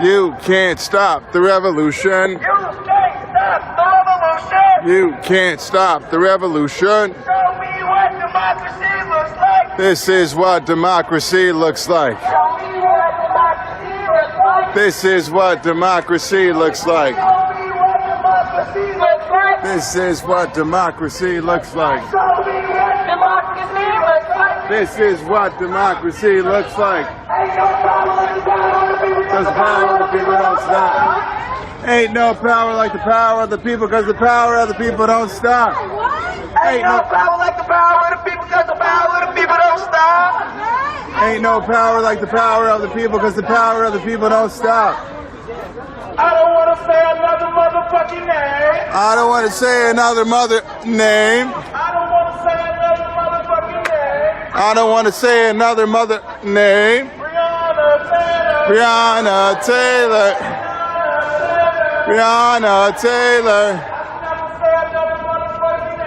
I shouldn't have to say another mother name. I shouldn't have to say another mother name.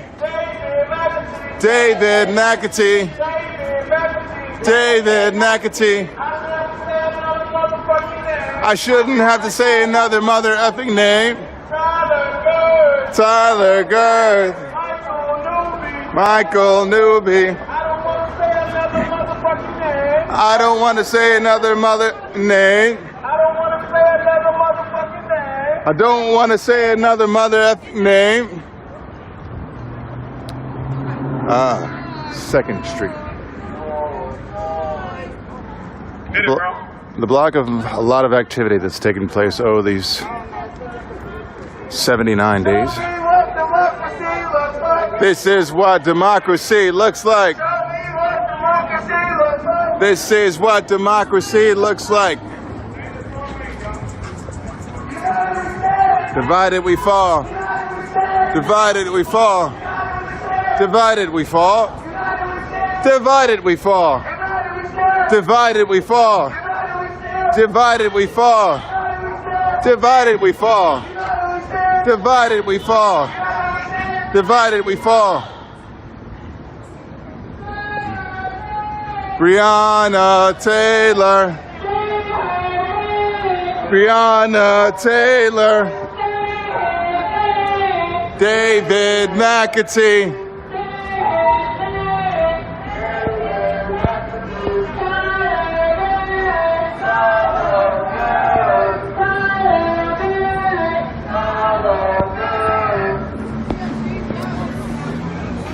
Nick, I want to address that question because I have a lot of thoughts toward that question as it relates to a lot of research that I've been doing these past few weeks. And I want to answer that after this march is over so I can give it the proper amount of attention that I'd like to.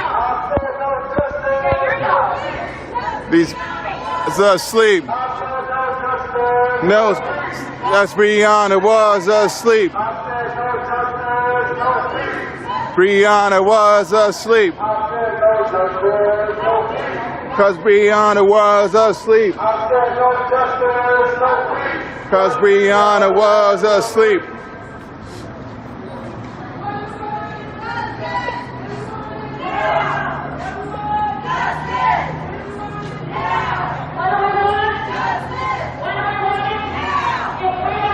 Shut it down. Shut it down. Shut it down. Shut it down. Of course, Nick. Justice, no peace. No peace.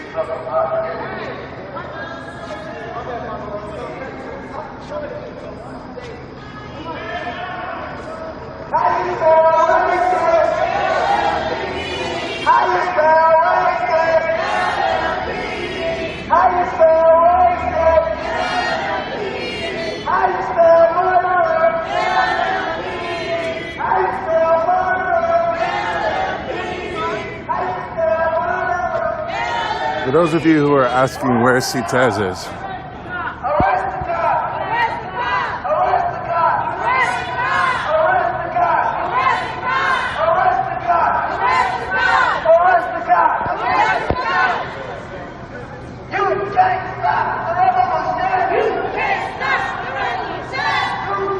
Winona, we're on Jefferson Street, approaching 4th.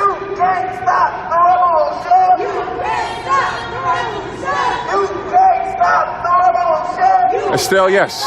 Yes, I did. If you look on the Facebook, on my timeline, Facebook timeline, the live video. United we stand! Divided we fall! United we stand! Divided we fall! Say our name! Breonna Taylor! Say our name! Breonna Taylor! Say our name! Breonna Taylor! When I say free, y'all say wait! Free! Wait! Free! Wait! When I say free, y'all say wait! Free! Wait!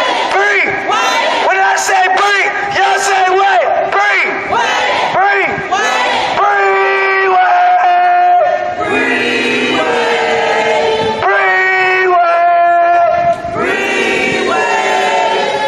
When I say Tyler, y'all say good. Tyler. Good. Tyler. Good. When I say Tyler, y'all say good. Tyler. Good. Tyler. Good. When I say Tyler, y'all say good. Tyler. Good. Tyler. Good.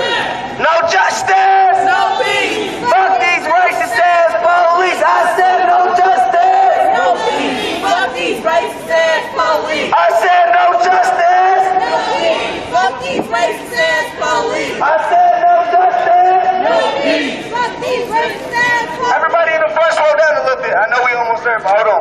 We need to be a little bit. I ain't saying stop it. Just slow down. No justice. No peace. Fuck these racist ass police. I said no justice. No peace.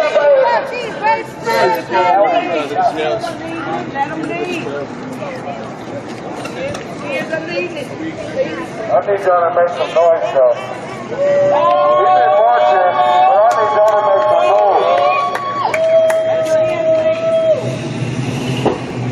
I should have to say another motherfucking name. I should have to say another motherfucking name. I should have to say. Rebecca, why are you mad at sports?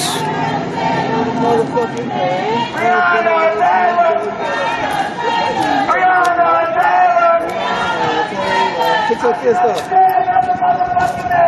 Put your fist up.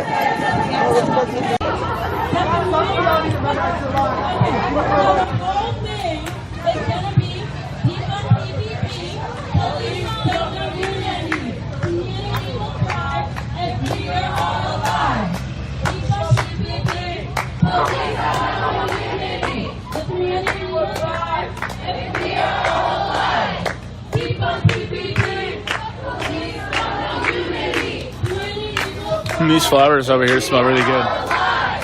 This house has a ton of flowers and lavender. Wow. Smells good right here. It's a small group, yeah. Small little peaceful group.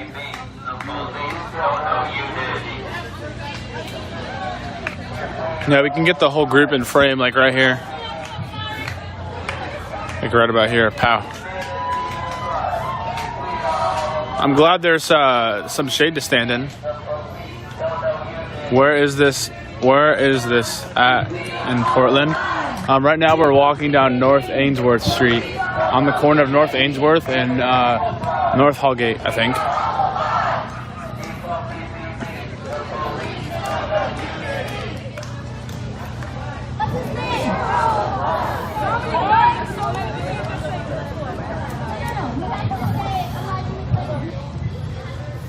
I'm on newsletter. Thank you. Yep.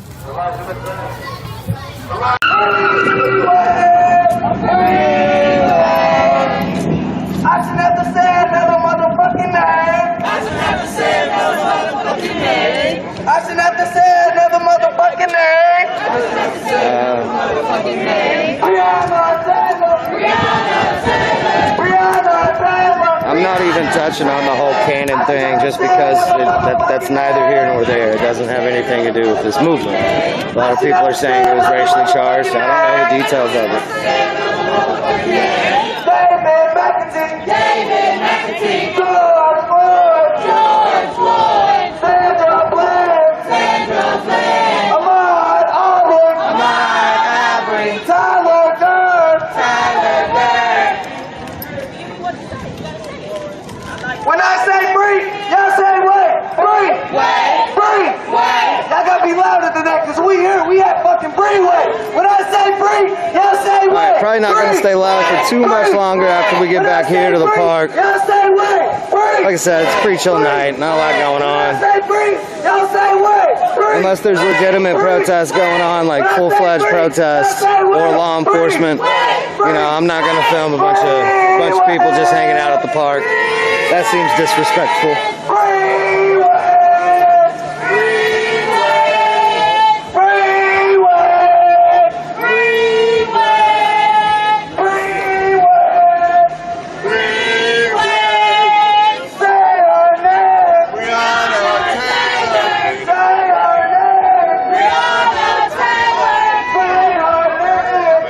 Just before we marched, someone pulled up, brought out a bunch of full pans of food. Got everyone some food in their belly. It actually delayed the march for just a moment so everyone could get some energy. Of course, we had water out with us like usual. Excuse me. I was hoping to try to grab some of that food after the march, but it looks like they already broke it down. That's okay. Right. Right, Lord.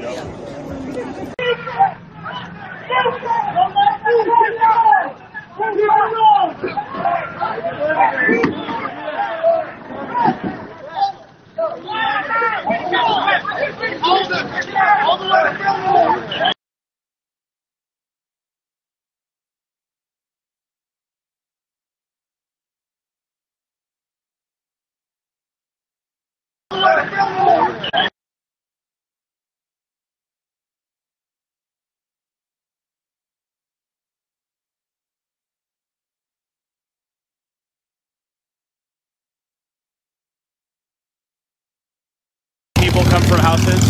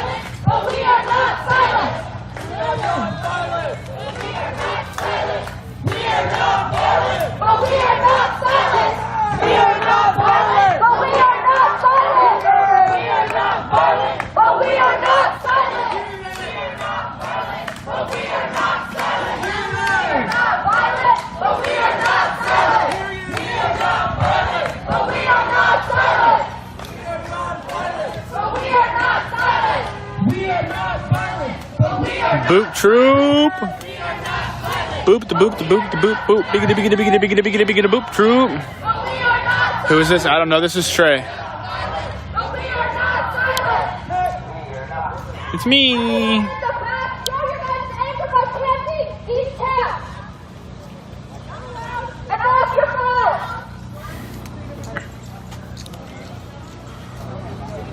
Tur. Yeah, I'm not Trey. I'm Tur.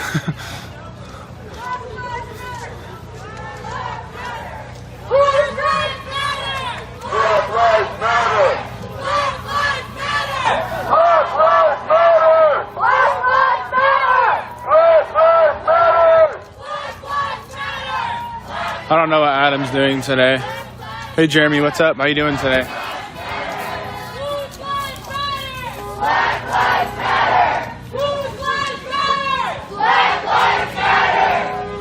You're not hanging? I'm in Portland tonight. That's where we're at right now.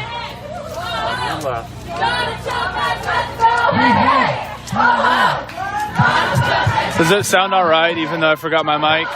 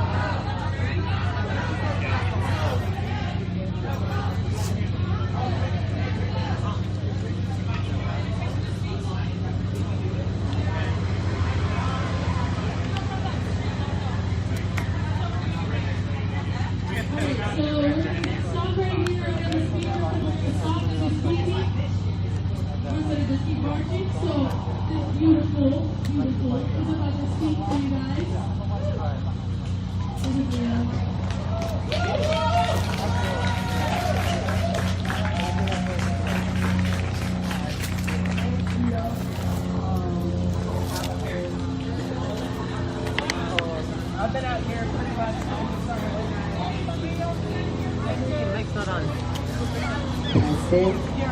Can y'all hear me? That's better. Alright. My name is Leo. I'm a black, trans, homosexual, disabled member You in Boot Troop Eugene page? Yeah, I'm on it. I mean, I own it. It's not easy to speak. No justice! No peace! LMPG, suck my dick. Alright, hey, look, this is James. I'm around the way to kind of launch at, we do have 40 It's going to be an text. God damn it, Willem. No. Are going to be hygienic.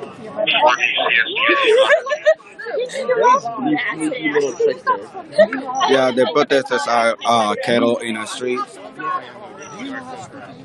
Has anybody give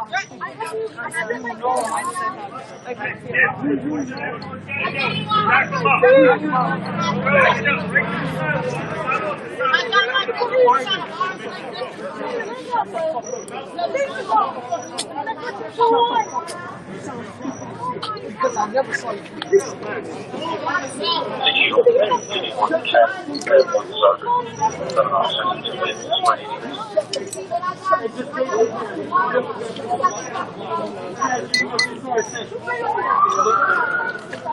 Well, a group of protesters were going to Washington, D.C. marching, and now in a corner on Wheeler and 18th Street, I believe it is, police out carry all the protesters out here, as you guys can tell.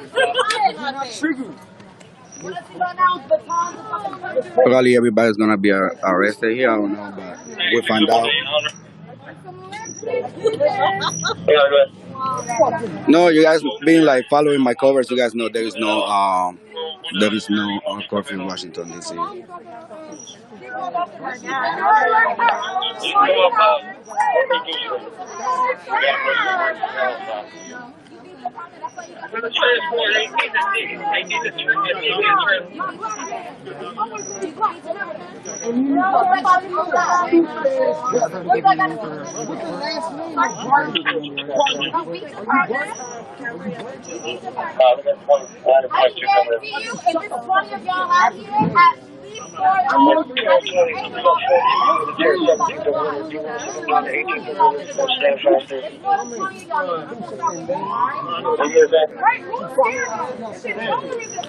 So on the other side, because I was inside of this group, on the other side of the group there was Chuck, which is another journalist, another press that was out here, and the police are pushing all the way down to 17th Street. They're trying not to have any press around here. 24, 25, 26, excuse me, 27, 28, 29, 30, 31, 32, 33, 34. There's 34 of them circling.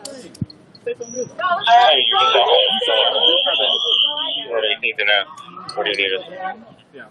Yeah, I believe there are some here. I mean, I can't help you if you want to help yourself. I mean, by all means. 1998. 70 squad to where 18th and action. What do you need us?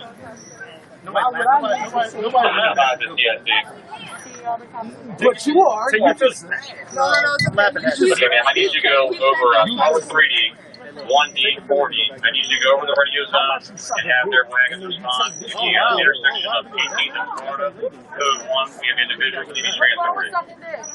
What's wrong with sucking dick, sir? What's wrong with sucking dick, sir? You get another transporter, 18th and speak up. Y'all riding the same car together. It makes sense. So you suck his dick. Oh shit! So this is the situation right now in Washington D.C. We're in the intersection of Wheeler and 18th Street, where people protesters are being killed by MPD.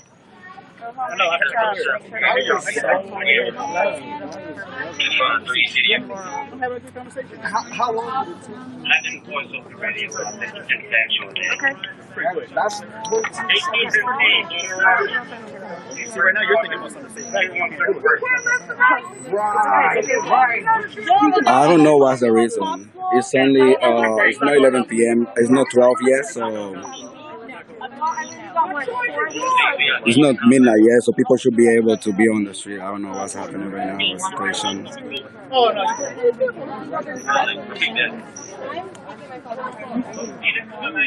Anybody need a water? Anybody need a snack? Need water? Water? Anybody need a water? Like the way it goes. That's all.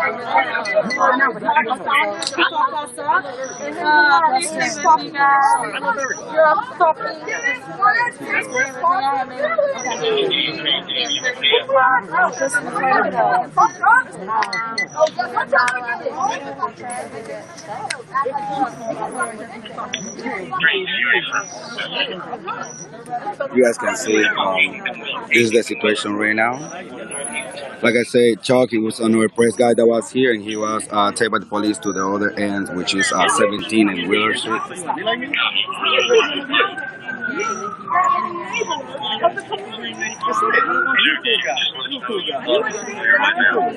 People have been carrying for about, I would say, like 15 minutes, 20 minutes probably. I don't even know how long it has been.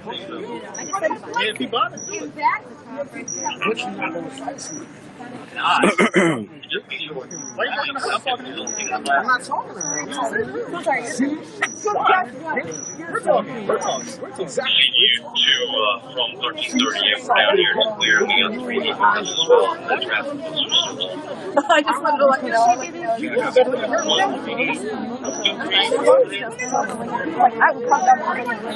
know. This is Wheeler and 17th Street. Wheeler and 17th, 18th Street. Sorry, 18 and Wheeler.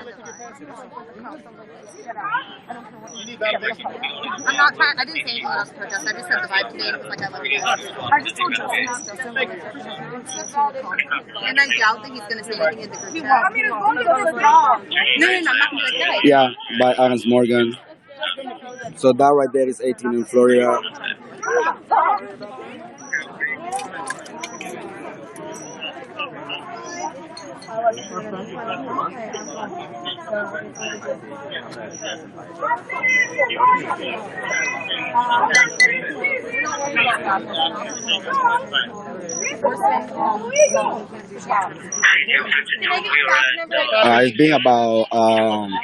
It's been about 15-20 minutes.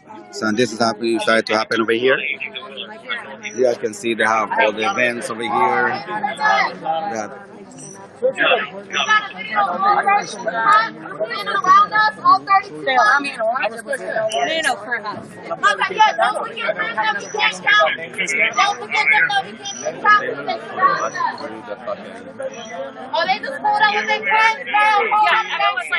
Yeah, this is the same group. Now you guys see over here another group of officers arriving to 18 and Wheeler.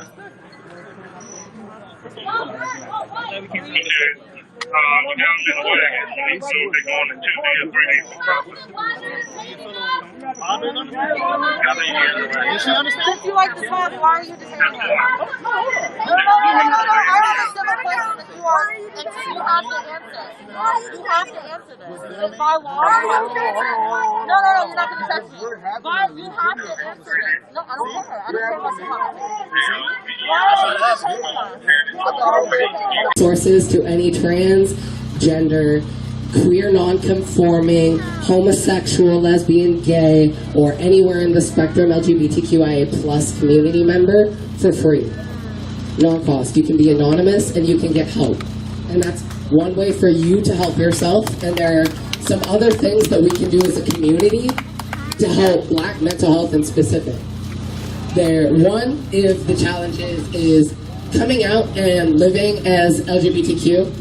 It's a hard thing to do, and a lot of people don't understand the stigma behind being different. We all know that it's hard to wake up as a black person. You don't get to take off that at the end of the day, just as you don't get to take off your mental illness and your home. And not saying homosexuality is mental illness, comma, also you don't get to change your homosexuality at the end of the day. So we need to, as allies, try to create a supportive, inclusive workplace, neighborhood, club, organization, school, board, and district community leaders to build safe spaces and legal non-discrimination safe havens for queer people and youth. We need to build supportive outlets that help with substance abuse, use, addiction, and mental illness that is separate from the police system that we have today. That means no more calling 911 and getting a police officer when you feel like you can't live anymore. Black lives do matter. Thank you. We need to advocate in our religious spaces for LGBTQIA acceptance. No more pray the gay away. No more concentration camps.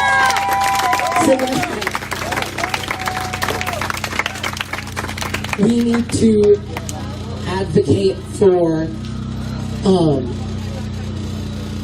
gender non-conforming healthcare anti-discrimination suits. We currently have redacted and retracted and completely abolished our Title V sanctioned protections for queer people in the health place.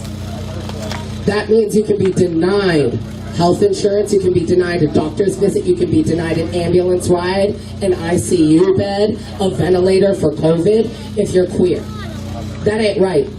We already have a bill going out in Portland to try to change this, but it can't be state by state. Talk to your local governor, talk to Kate Brown, email her about the Title V transgender, gender non-conforming protections in the health place. And then lastly, vote. Just vote. Please, I'm tired of hearing we can't change, the system is broken, we can't change it, they haven't listened to us, so I'm not going to vote. Vote. If they don't listen to you, vote and then tell them that they didn't listen to you. Prove to the world that your voice matters. Don't let it slip by. I know too many people that can't vote. I couldn't vote for the longest time. This is my first year voting as a felon. So vote. If you can't vote, get 5 people out to vote for you. If you can't convince them to vote for the right thing, make sure that you convince 4 other people to do the same. We have a QR code right here for anybody that is unregistered to vote. Please take a picture. Honestly, like, pull out your phone right now. Please, I want to see phones out. Like, pull out your phone, take a picture and post it to Facebook. Post it to Instagram. Text it to your mom. Text it to your younger cousin. Send it to your teacher. Send it to your boss. Post it up on a flyer on the side of your street. Put it in your front living room window. Make sure that you spread this around, because this is one of our last chances in the Oregon election to post it, to send in your ballot to make a... We brought them out, brought them out. We brought them out, brought them out. We brought them out, brought them out. We brought them out, brought them out. For justice, no peace, we go continue to shout.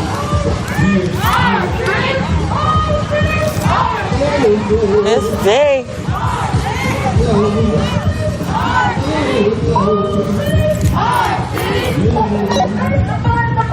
No justice, no peace. No justice, no peace.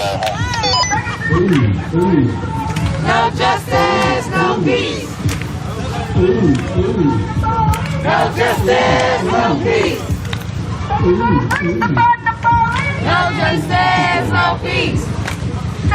Come on, everybody move in. Everybody. It is, and we're in the middle. I'm on the police line. I'm not letting you It's this not way. the same thing. You can. So if I go over there, if no one will let me through, then how, if I'm not allowed to leave, how is that not being detained? You're going to get that information shortly from our sergeant. Okay, can you call your phone? Yeah, which is it? Is it Jason Backshot? Why don't you get on your radio? Who's the sergeant? And where is he? Okay, well, we can't go over. Yeah, we can't. Jason.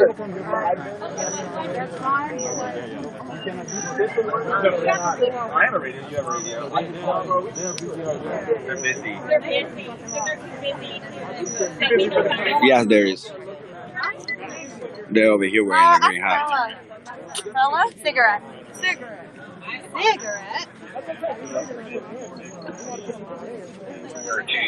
Well, can I tell you someone first? Damn system is guilty as hell. And they convict, send those killer cops to jail. The whole damn system is guilty as hell. And they convict, send those killer cops to jail. The whole damn system is guilty as jail. Correct. Convict, send those killer cops to jail. The whole damn system is guilty as hell. It's right. Convict, send those killer cops to jail. The whole damn system is guilty as hell.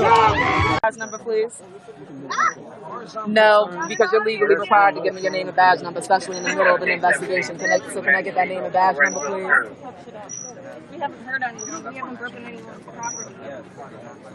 You know the law, I know the law. What's your name and badge number? Technically, we ain't done shit. Hello? What's your name and badge number?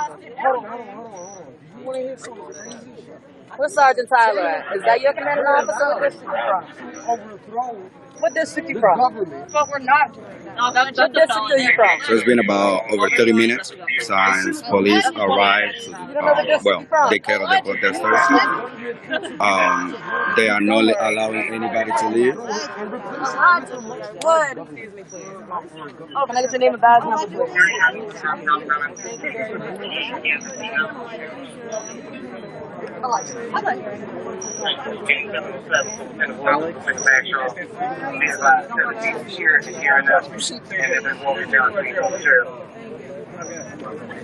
I'd have a better night if y'all did this to fuck about. Yeah, bad. Is it ice cream you pass me? Like, yeah. Right now, no helmets on. They can have voice and no helmets up. They can have voice online.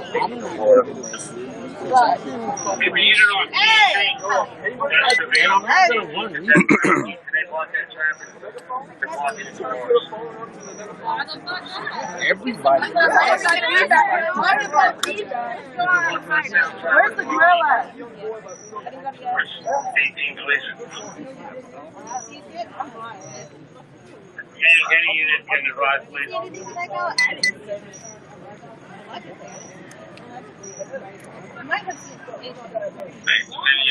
I saw multiple ships in uniform. I saw various. Well, Sergeant Reyes. Sergeant. Excuse me. Well, you guys can see there is no way to get an answer for anybody out here. It's been about 45 minutes and 40 minutes and people has been here detained by police. You got a whole stick throw. We're not called a baton. Sir, there's like 10 of us. You look like you're very high right here. And I tried to ask the sergeant over there, and I'm not able to get an answer from anybody. The very well funded. There's no reason why you don't see the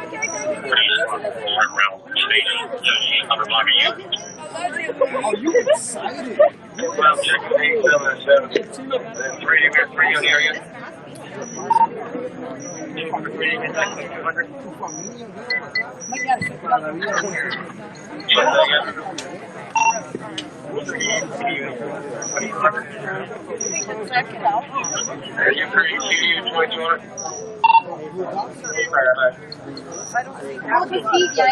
was waiting for Justin, then we ran. I think What you said? Right. You also have to be able to. What's your goal? I got my squad. With all the protesters. I just wanted to say she wrote on the ground, vote out Trump. She is little and she even knows what's going on. Don't pretend like our children don't know what's happening. Explain to them what's happening in the world. Don't just shut them out, because that is not what we do. We tell them what's going on. We are supposed to guide them in the right way. Don't hide them from everything so that they go the wrong ways. You're supposed to teach them so they can make their own decisions. This little girl just wrote what she wanted on the ground, and I watched her the whole time. I'm like, well, what? Oh my gosh, Trump. Okay, she's amazing. Children are the future.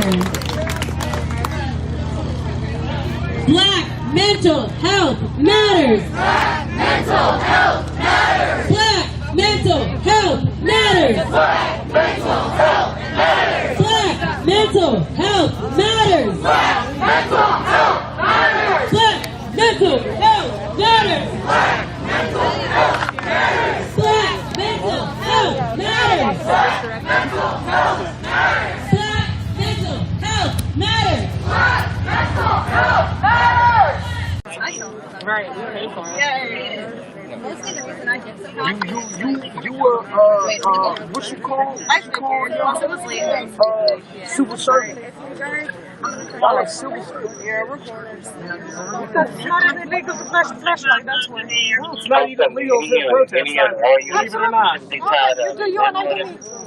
Yeah, well, We were doing us. Now we can't do shit, can we? Now we can stand there. I got you.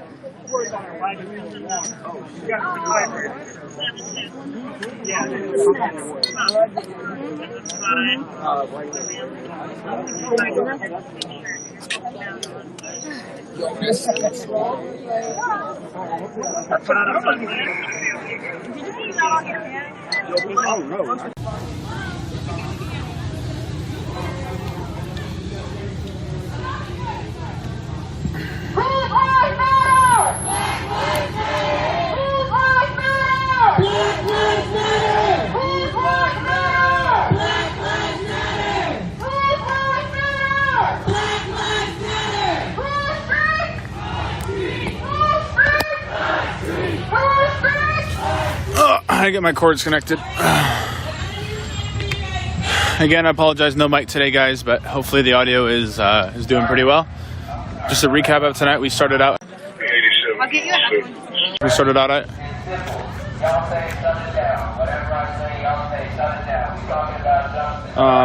Let's see here.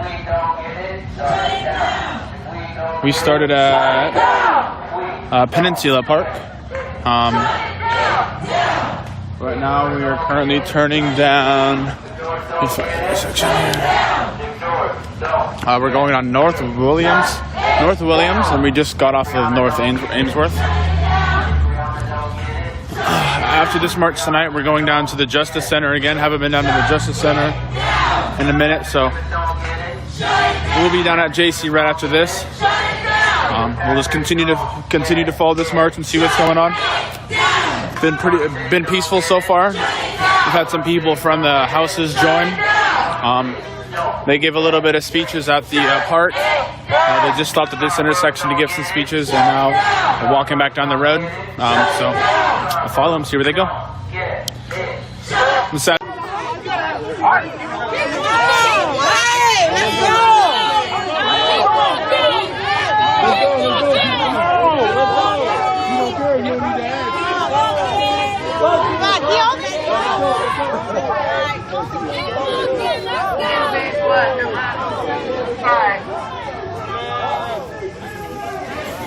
Democracy feel right. This is what democracy looks like. Look at her, she's hungry for the day. Hey, look, it's small. People are protesting outside the police station and then walking through the city. And when they got to this point, everybody just got cattle over here. So from one of the street back there, they start chasing everybody until one point over here, everybody just got kettled, and nobody has been able to leave or anything. So like I said, it's been about 45 minutes probably, and maybe more by now.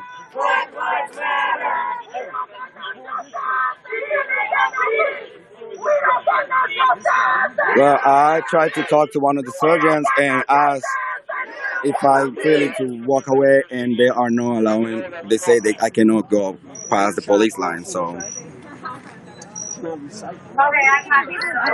are we being detained? Are any of you competent enough to do your fucking job and tell us why we are being detained? It's cold as fuck out here. Why so now they're talking one by one of the officers. I don't know. Nobody I really. There is a sergeant over there that I tried to talk to and ask the questions, but he doesn't even look at me.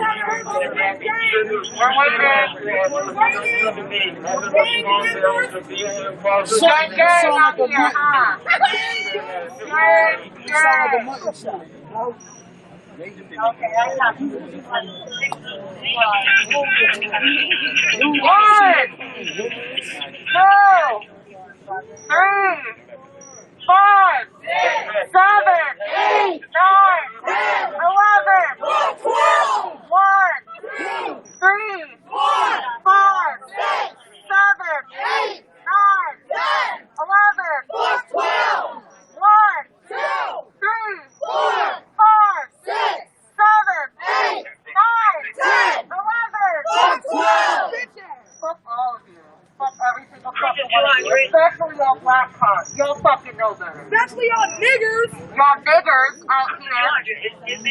Out fucking here. Making sure that we don't got a fucking future. We was just like your fucking siblings. Just like your fucking mothers. Just like you. Just like y'all. But here the fuck we are. Y'all working for the mayor to keep us oppressed. That's all it's about. But you can't look at me now? Y'all eating the fucking check.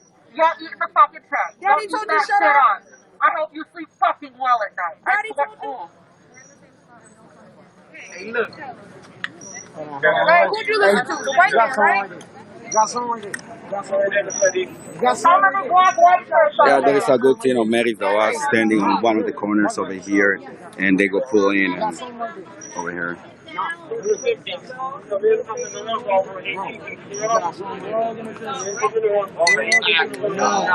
know you feel that. I know you feel that. I know you feel that. It's making me itch.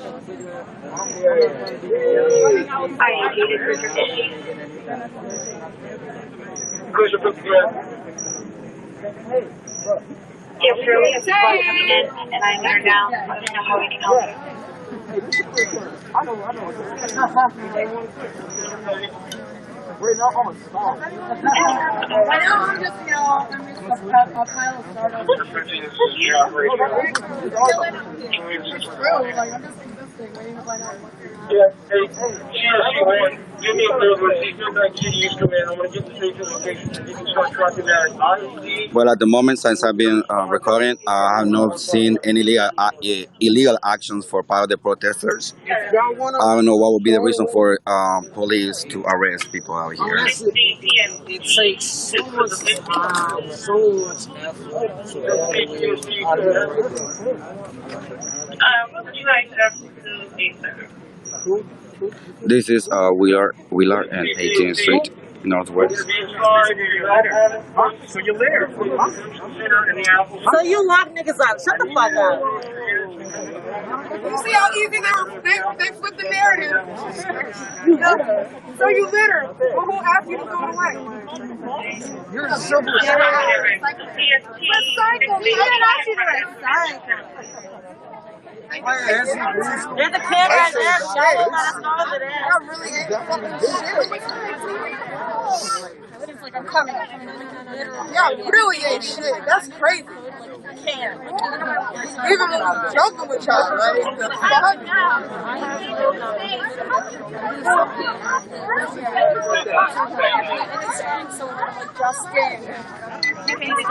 Excuse me.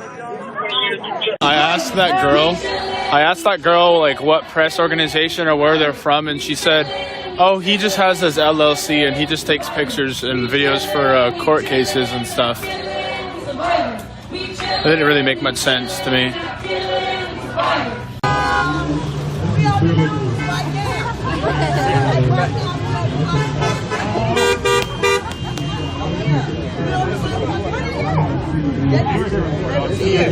Yep, we on the news right now. What channel? Oh no, that ain't live. I know it was. Oh yeah, when we was right there. Yeah, when we was right there. Yeah. Like already. They move fast, shit. Yep. Fuckers. Yeah, mayor issue restrictions on protest. I bet you they don't videotape them us backing their ass up. That's right. Oh man, we should have played ball. Back that ass up. Any of the police officer with their probably the cameras are not on.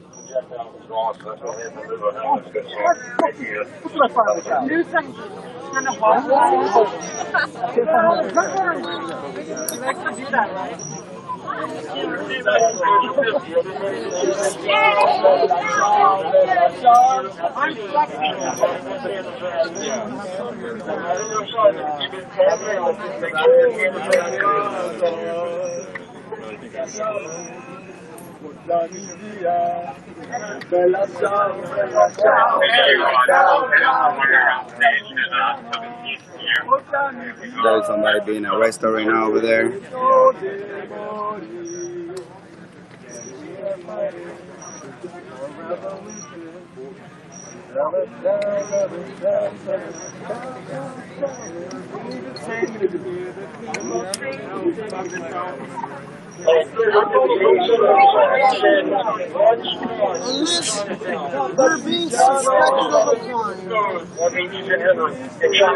So we saw that there is somebody being arrested. Hey,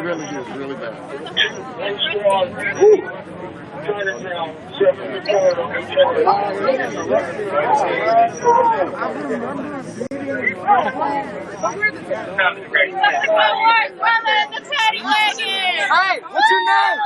Tell us your name and date of birth. NLG, hold up. No, people was walking down the city and then Name and date of birth.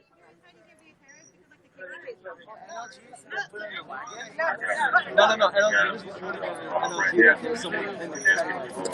It's 11:15. It's 11:15. If you can tell us your name, date of birth. We all know the name. Tell me your name and date of birth.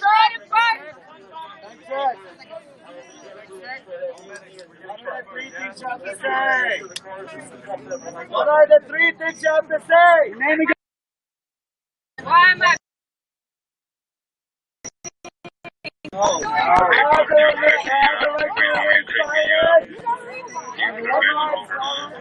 want to see a lawyer. Yeah. What do you say? You know the name of the homeless woman you killed 2 weeks ago? My name is Tay. No, none of y'all know. None of y'all care.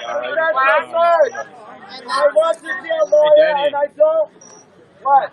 Have you seen two putting the card so far, right? How do you ladies feel about I'm sending his name now. It's just one there, but I think I have the same one. I'm not 100%. I think just one. That would have been your mother. You don't care? Was she walking at the right time? Was the homeless after the way? Was she asking for it? Now that's definitely some kind of like. Y'all know her name? So what happened? Y'all know her name? Y'all killed her 2 weeks ago. Do you know her name? You all know the person in the wagon? Anybody know the person in the wagon? So we're going to head back to... At this gas station's open, I was going to run in there. Do you need anything? Do you need anything to drink? Oh, yeah, some water. Do y'all have water, though? You might have some actually, there's a truck with waters in it. Actually, Okay. I just thought about that. Okay, huh? Yeah, you don't have to buy anything. I just need some water. There's if you get in that group up there, people up there know Okay. about the water and stuff. Okay. All I right. just want to make sure everybody turn around. Thank you. Oh no, because every time I touch a fucking water, cops freak the fuck out with the light. Did you guys know that cops kill 25 to 30 dogs a day in the United States? 25 to 30 dogs a day. These are heavy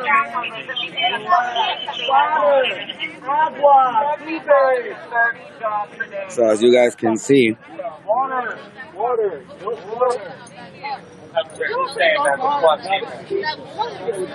they are getting ready for to arrest everybody out here. At the moment, I still don't know the reasons.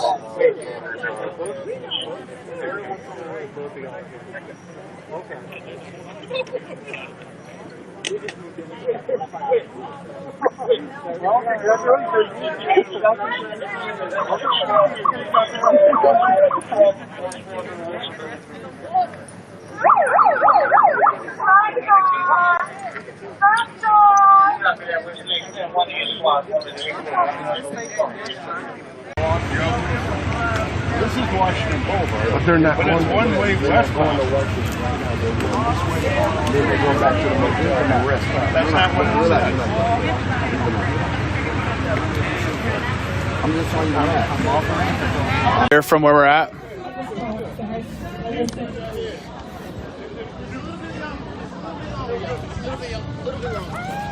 So, I mean, it'd be actually cooler once we get into the intersection if everybody can sit down, because we are non-violent, but we do not have to be peaceful. I mean, it's kind of a... We are non-violent, but we are not violent. Yeah, life changer.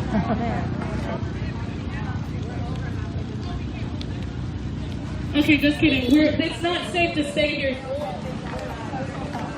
We're the bus subsidy actually cannot stay here. Bye-bye.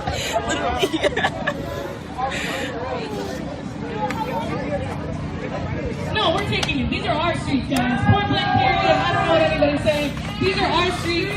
These are our streets. I will sit with you. I don't care. These are our streets. We are peaceful. Oh gosh, I hate saying that.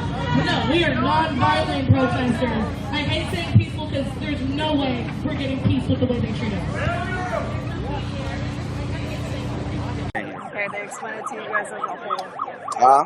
They explain it to you guys as a whole. Yeah, there is no specific reason why I cannot leave.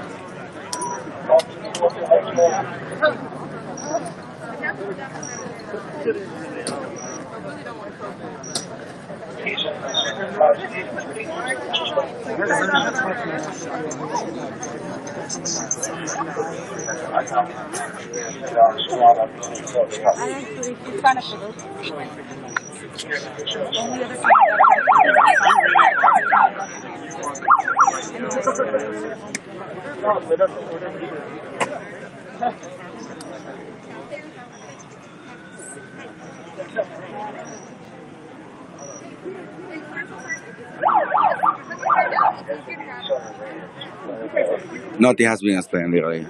I've been recording and nothing has been explained.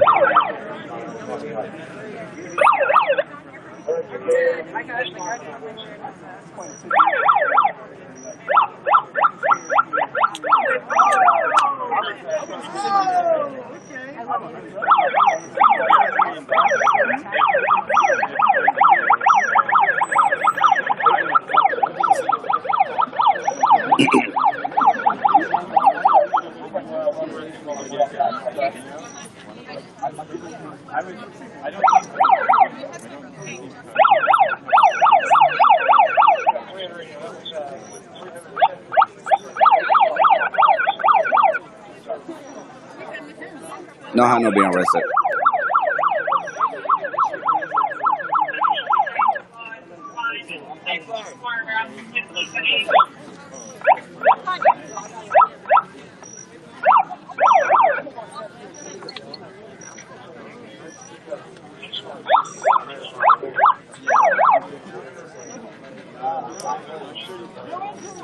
Why?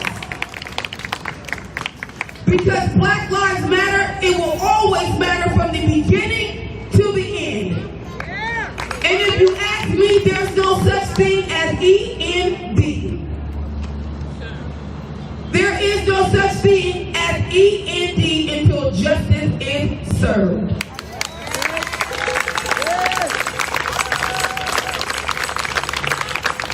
I sit around here and I watch everything going on, and I just think to myself, well, you guys are low-life and dirty, filthy animals. You should be locked up in the Justice Center.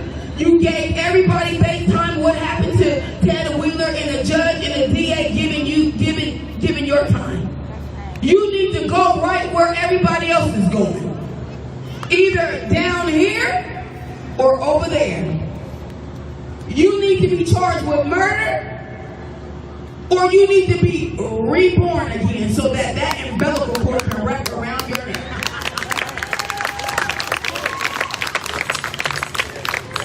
Some of the mother should have swallowed you and spit you out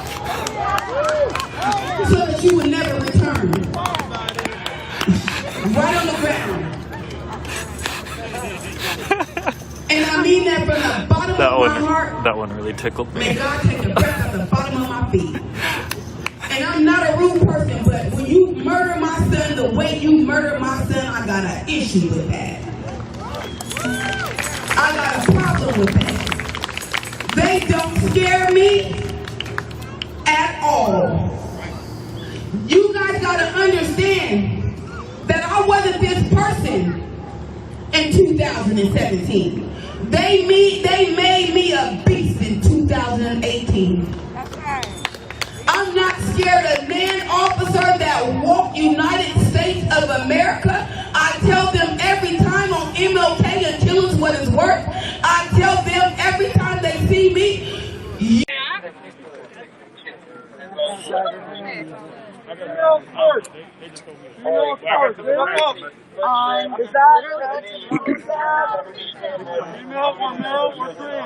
So they are now closing the circle with the protesters.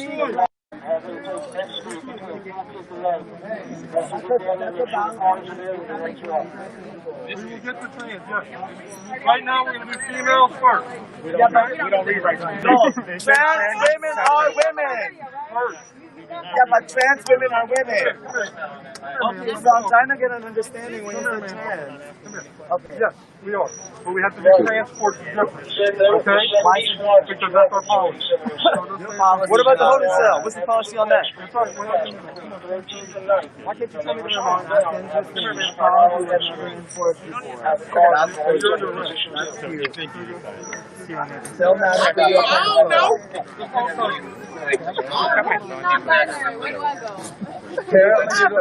you go on the gender terrorist sound. That's what it is.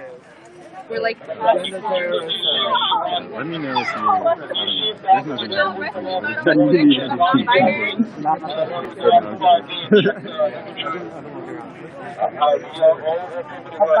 I'm going to use this gender terrorist sound again.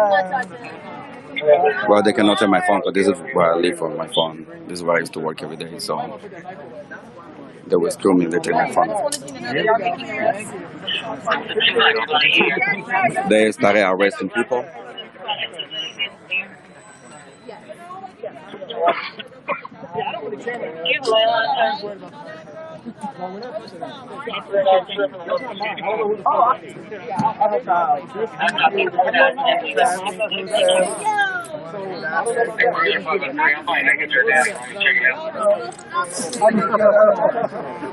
I'll make you another one.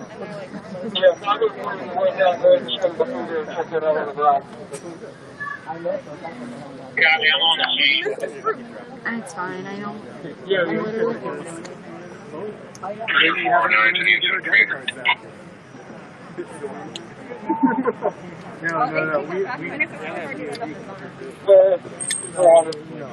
You have to go all the way to the front.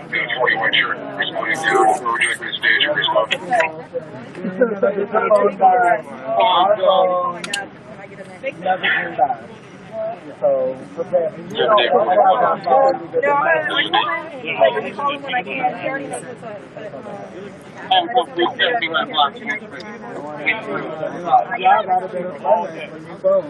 We have 31 troop units that just came across and got cut off. Respond to me 8707. Respond to me 8707.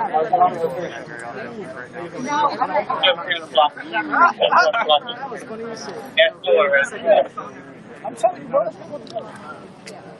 Cruiser 409. You never know with the hardware. Yo, what? So it's been over 1 hour since people has been killed here, and they started to make arrests. Bro, the bologna sandwich? Oh, I'm not looking forward to that at all. Good killer. The sandwich makes a better killer. It makes a good killer? Thanks. I'm gonna keep that in mind.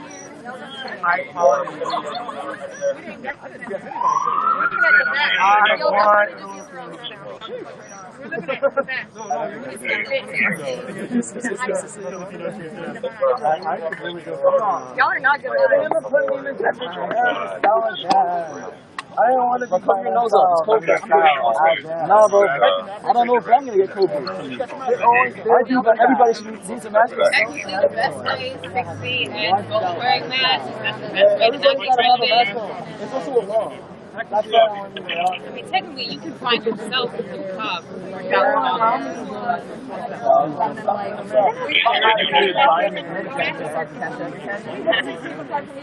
Well, I tried to talk to one of the sergeants over here, and as well as the reason, and nobody has been able to give me an answer. Well, they didn't even look at me when I tried to text them.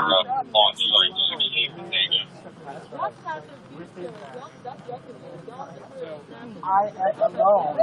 The boys.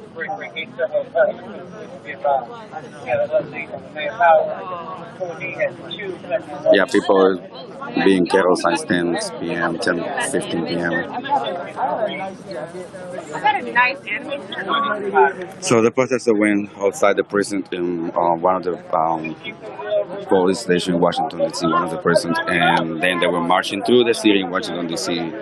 At some point, people start being chased by police, and then everybody just being killed over here now, but everybody's being arrested. We're gonna have our own special cell. Special cell! They're all lumped in together.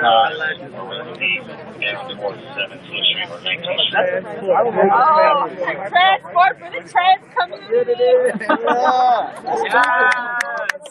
Happy Pride! Non-binary things looped together. Trans, get our old paddy wagon. We could have marched to the precinct by now. We were planning on going back anyway, not for the rest of the piece here. We could have walked into the holding cells and just stayed there. Y'all took too much. We could have saved money. To the moment, I have not been given a reason. I asked if I could walk away.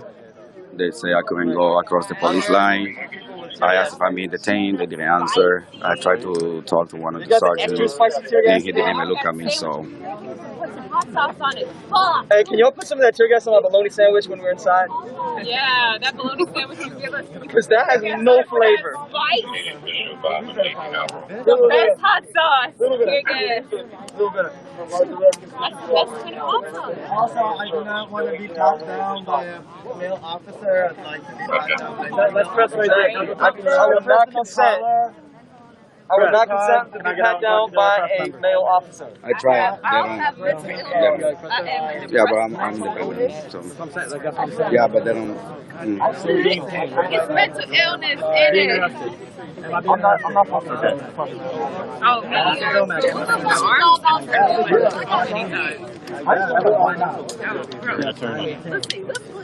For what? That's what Lieutenant said. That's what Lieutenant says. So I can't leave and go where the other journalist is. So why can that journalist be right there? Hey, homies in the windows. What's up? Can you ask them? Or your white shirt. Why the journalist can be on there, but this journalist has to be on there? Can you ask him? No, you can't ask him. Y'all can't leave your post. Dude standing behind the other dude. Can you leave your post? Amador. Excuse me, Amador. Amador. Excuse me, sir. Officer Amador.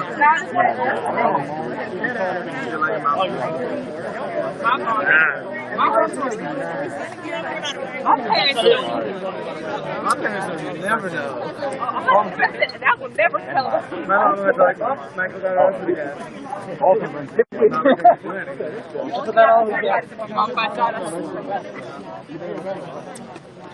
Are they giving a reason why everybody's being detained? What? Are they giving a reason why people are being detained? No. Yeah. So, legal servers over here, I just asked one of the legal servers, and like I said before, there has not been a reason given on why people is being detained over here. Legal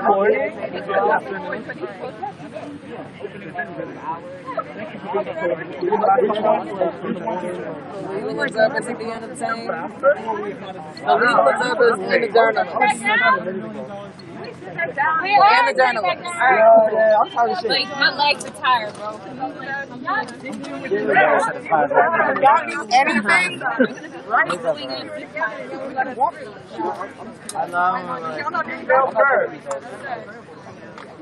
Baksha! Baksha!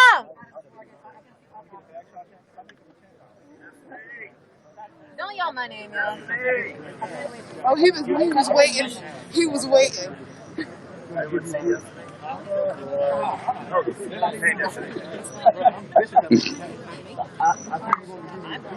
Come closer. Why are you so far? Come here. Come here. I don't want to yell at you. Come here. No, I don't want to yell at you. Come here. What's going on? Come here. Baksha. Come here. Disappointed in what? Come here. Let me talk to you. Are we being detained? Take my Metro card. Lieutenant, why is people being detained? You know who you talking to. Baksha, what are we being detained for? Lieutenant, why is people being detained? What are we being detained for? Baksha. Anyone want crackers? Baksha. What are we being detained for? Didn't you say that you work with First Amendment rights? Isn't that what you do? Yeah, it wasn't First Amendment rights. What do you consider? What do you consider this? What do you consider this right here? Anyone wants some crackers? Hey, love.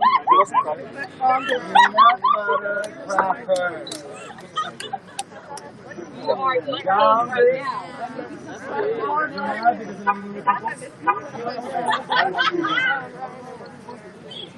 You don't know what eating is. I'll put food on your mouth. For nutritional health. Eating is a chore. It is a chore. You never said why we were being detained. Yeah, I've been trying to find out. I still don't know why we being detained. Yo, in the window! We don't know why we're being detained! Get your phone out and let them know we don't know why we are being detained! In the window, this is an unlawful arrest. Y'all might want to start recording this shit.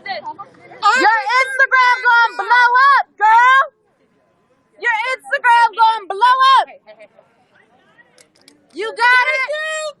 Thank you! Thank you! Thank you! Now send help! Thank you, sis. Thank you.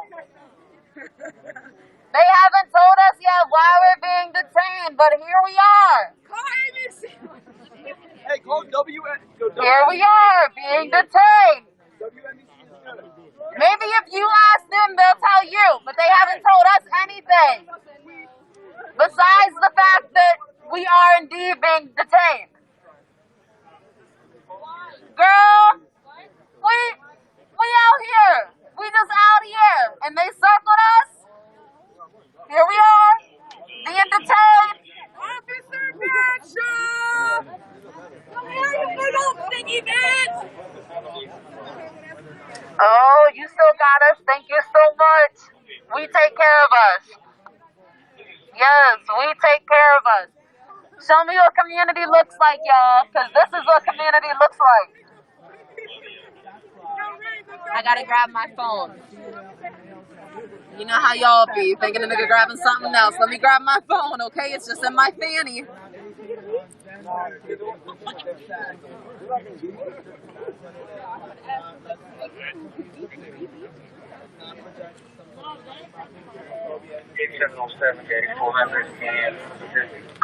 Hey, fuck two! Fuck two! Thank you, person in the window. Thank you. This is an unlawful arrest. We appreciate you. Thank you so much. If you got any pets, please throw it down. You want to throw me a free cool thing that we I don't have pizza for work today, but we take cigarette donations. We take cigarette donations. Weed donations. I tried to ask one of the sergeants if I could leave, and the answer was that I couldn't. Why are we being detained? Why are we being detained? Why are we being detained? Why are we being detained? Why are we being detained? Why are we being detained? Why are we being detained? Why are we being detained? We were not given an order Why to are we being leave. detained? Why are we being detained? Why are we being detained? When people Why was are we walking being through detained?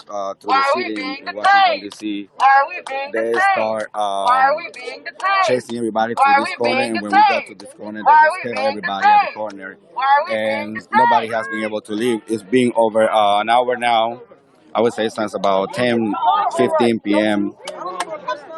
is when everybody got kettled here, and nobody has been able to leave. I asked many We times also have two what was the reason journalists for in being here detained, that nobody has are been able being to answer. detained. There are two journalists in this circle that are being detained. Y'all, it's two journalists in this circle that are being detained. Multiple medics. I count at least 5 medics being detained. At least 5. We have legal observers that are here to take care of us. We take care of us. Being detained. They're letting NLT leave. They're letting National New York is allowed to be outside right here.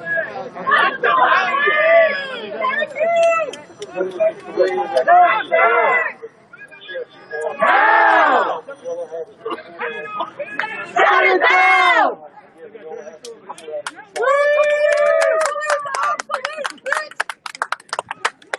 Fuck!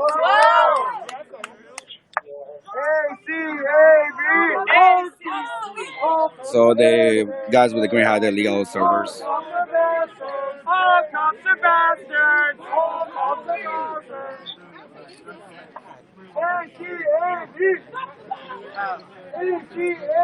Fuck the police!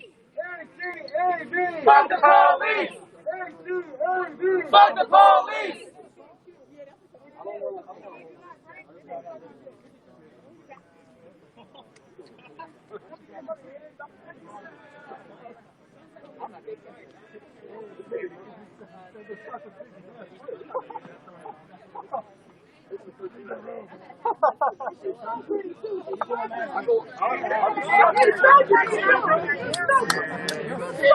Don't you say crap, I'm trying to say no, but I'm We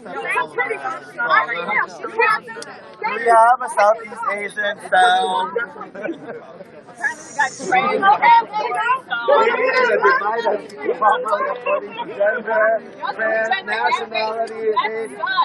Race, nationality. So we are in the intersection of Willard and 18th Street, Northwest, Washington, D.C.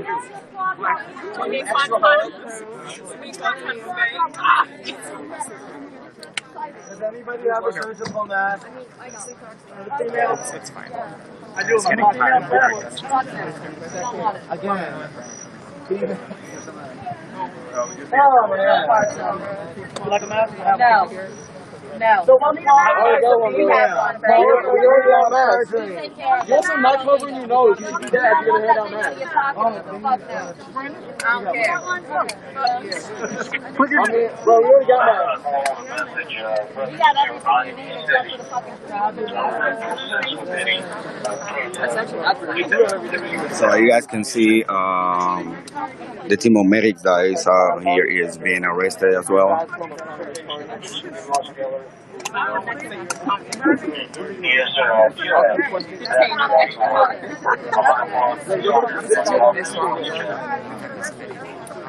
Child, not lighting.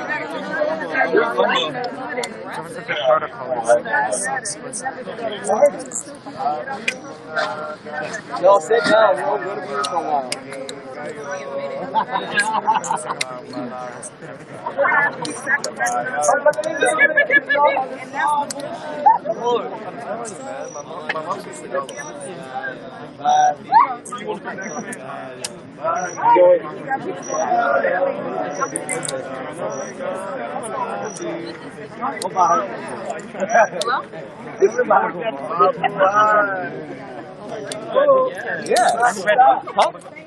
I'm ready too. Are you planning on taking the melody or the harmony? I don't know how to sing soul music. I'm just gonna sing happy. This is, I mean, yeah, I like that. This is the first one. What else are we gonna do?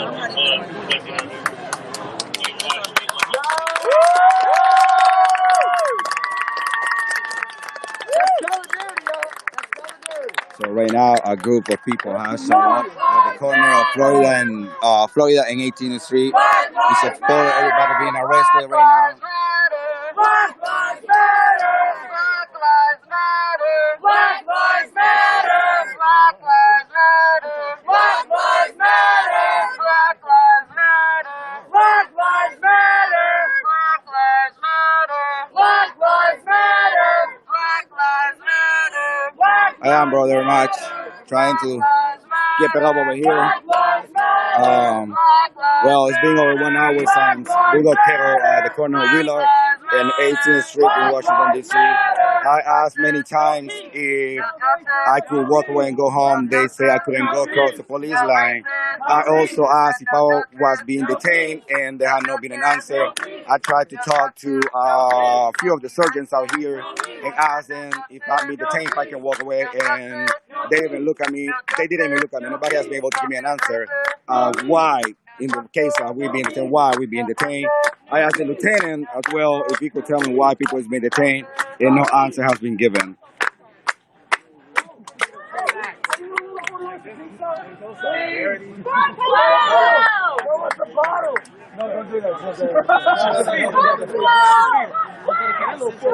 our name!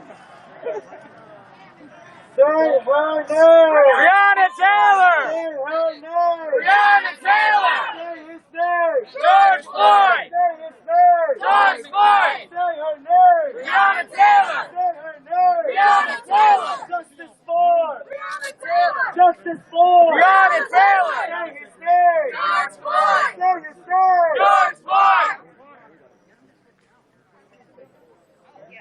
This is why we're getting arrested, because fucking police do not believe in transformative fucking justice. Don't touch him, yo. I don't really have nothing for you. Who keep us safe? Keep us safe! Give him space, give him space, give him space. Give the man space. Back up! Back up, please!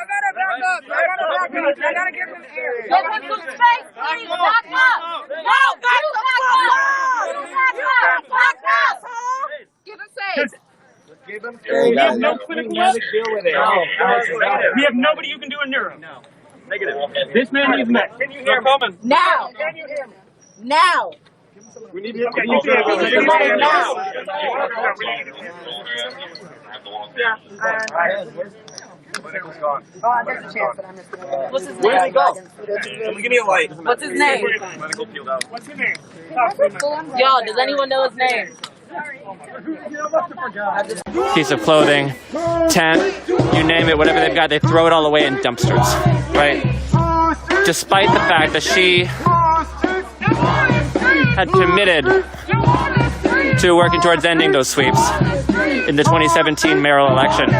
She even signed it on a piece of paper declaring that she would do so. So, that's fucked up. Beyond that, if you haven't been paying attention, I'll tell you, everybody in this crowd, without a doubt, has gotten tear gassed, pepper sprayed, blast balled, hit with rubber bullets over the last couple of months under her leadership.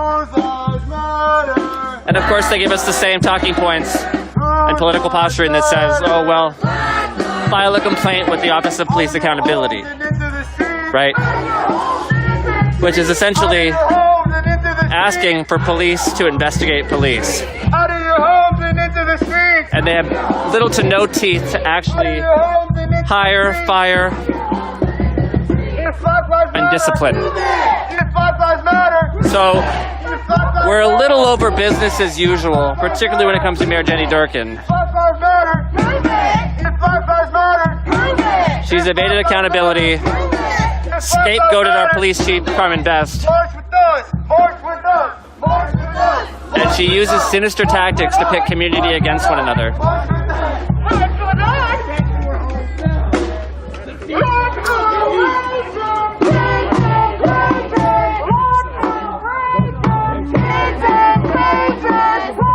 So we are gonna make sure every single elected official, appointed official in the city of Seattle and in King County knows that we are not here to mess around. We are educated. We are committed.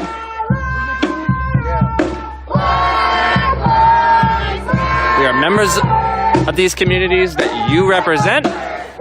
Mind you, if Claudia Balducci doesn't even live in King County, is Bellevue King County? Maybe it is. Shame on me. It might be Snohomish County.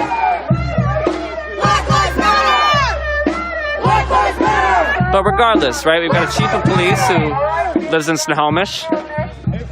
We've got police officers that do not live in the communities they're supposedly protect and serve. We have Seattle police officers who are registered to vote at their precincts despite not living in Seattle. That's voter fraud, okay?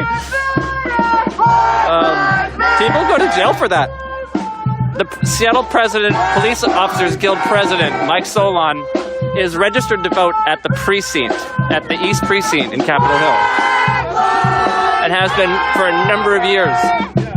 What are the implications of somebody voting in a city that they do not live in, right?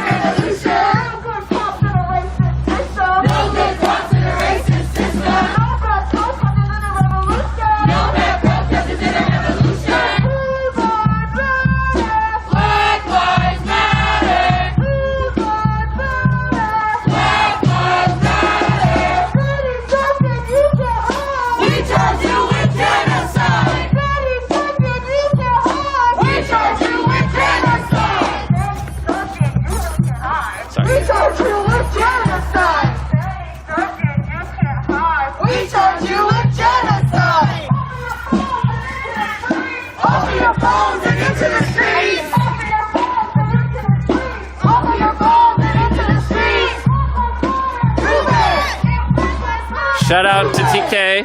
What's up, TK? Hey. You got some fans in the comments, as always. Regular people from another regular person. Yeah. Regular schmegular, sure. Regular smuggling needs to change. Everybody needs to change. Black Lives Matter. Black Lives Matter.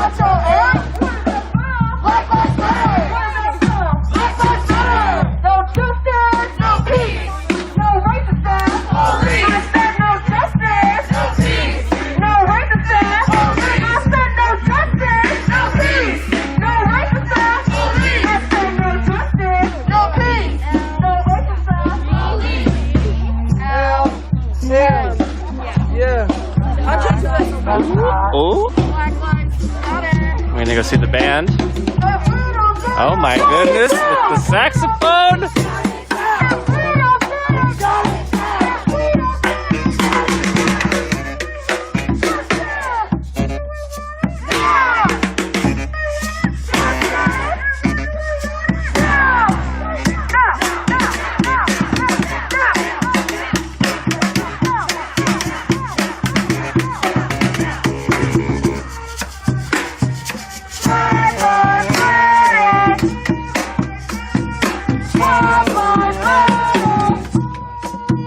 Now that we got a few more people in the live stream, I'm gonna make another ask. If you are watching and you live in Washington State,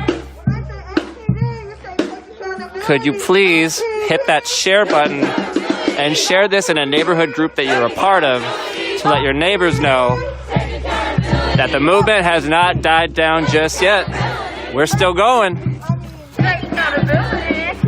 Seriously though, if you cannot be out here in the streets tonight but you support Black Lives Matter, that's the easiest thing you can do right now. You got 2 fingers minimum, you can hit the share button.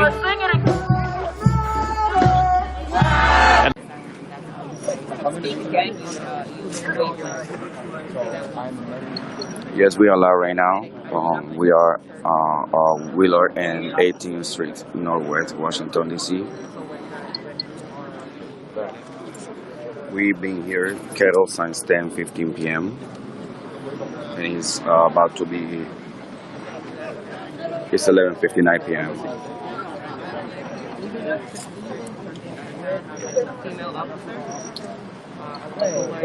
They're not reading your rights. This is not this is not NCI. Mary's has a riot.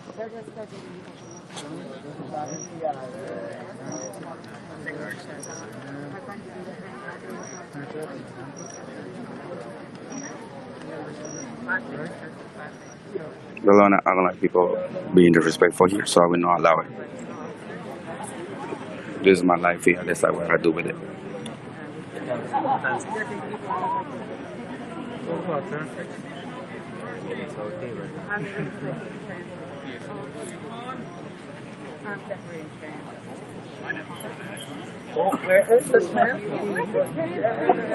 If they are not respectful, why should I? Why is it okay for them to do it, but it's not okay for me? So if you guys don't like it, you can just leave. But I will not put up with it. Welcome to the trans paddy wagon. Yeah, apparently it's a trans wagon. Yeah. Oh, whatever they call it, a transport. Transport. I'm so gonna use that. Who wants to join the transport? It's a transport. Transportation. That is the gay agenda. That's the gay agenda. Give me the gay agenda. The transportation for liberation. Transportation for liberation.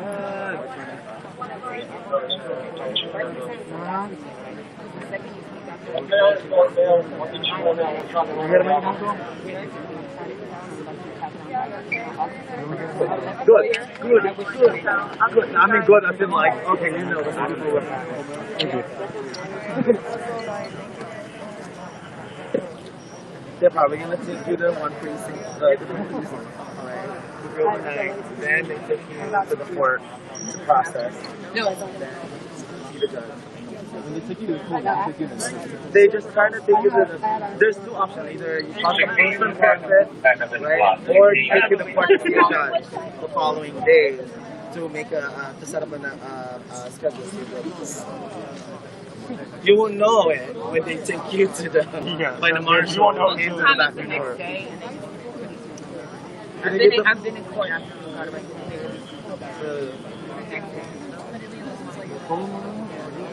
They're not like they haven't been right now.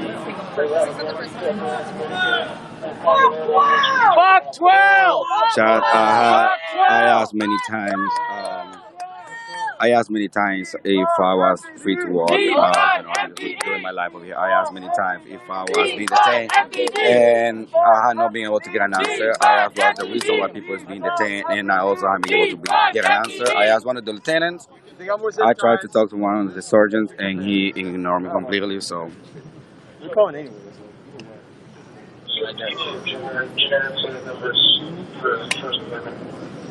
Oh, there's people on the rooftop. Hey, thank you, people. Hey, people on the rooftop.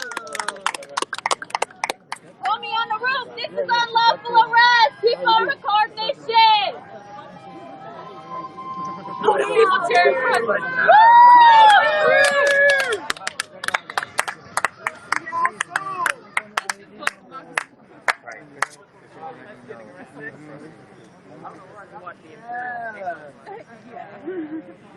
Yeah, there is Ali outside over there. There were two inside the group, and they put them out. You about to lose your job. You about to lose your job.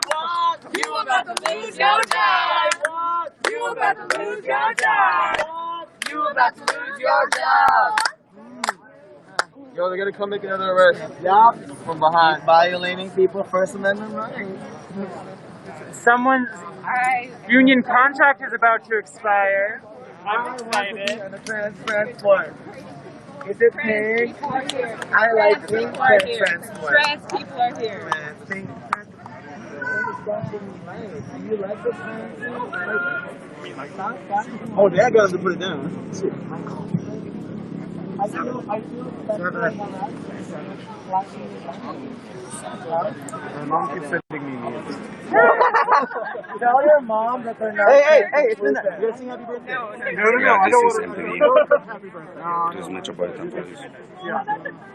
Hold on. Congratulations on getting older. It's my birthday right now. Yeah. Happy birthday to you. Happy birthday to you. Happy birthday, dear gentleman. Happy birthday to you.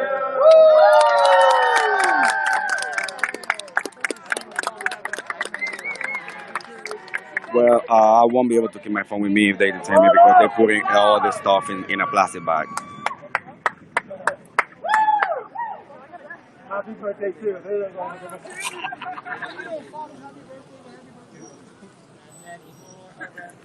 We are in Willard and 18th Street, Northwest Washington, D.C. Willard and 18th Street.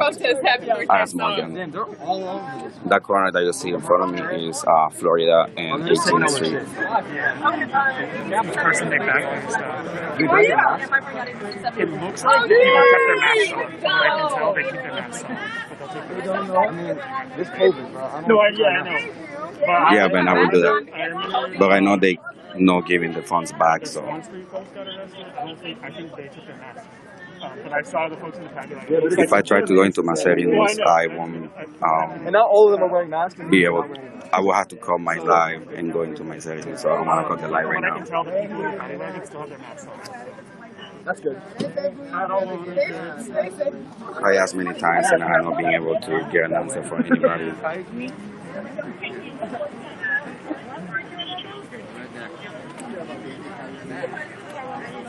Her time? That's too That fucking leopard mask.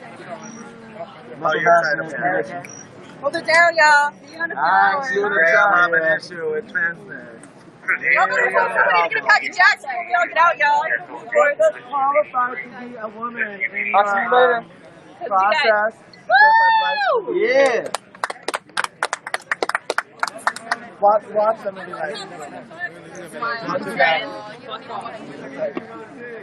he likes to stay within a trans court.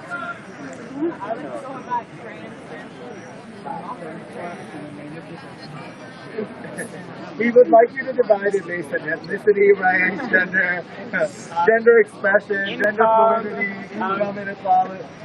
Gross annual. We want to divide nationality, nation of origin, religion. Well, I'm gonna ask if that happened. Like I said, I have asked many times if I'm being detained or anything. They have not given me an answer at all.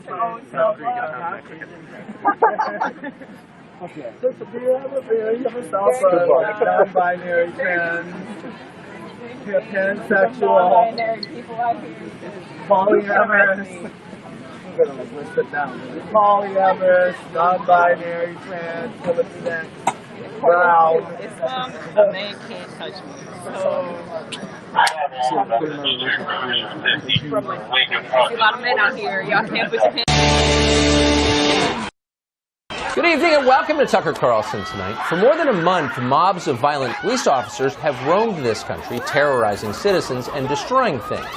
No one has stopped them from doing that, so they've continued and they've become stronger.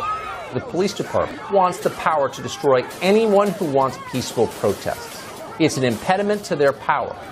This mob was clearly intent on violence. They said so. Whoa, what the f***? But tear off the masks, turn down the volume, and you see it very clearly. The mob is not fearsome, it's pathetic. These are pampered children, and they are cowards. They have no skills. All they can do is destroy. It makes them feel alive. What world are we living in? That doesn't happen. They're such liars. This was definitely a hate crime. Who will stand up for this country? And the answer we're learning is Americans. Antifa, Black Lives Matter. Well, it's up to them. Small groups of citizens are beginning to come forward to defend their laws, defend their history and their culture. Is that the best you got? If I were in that march and these racist lunatics were waving guns at me, I'd like to think I'd rush them and beat their brains in. And I wouldn't apologize for it for one goddamn second.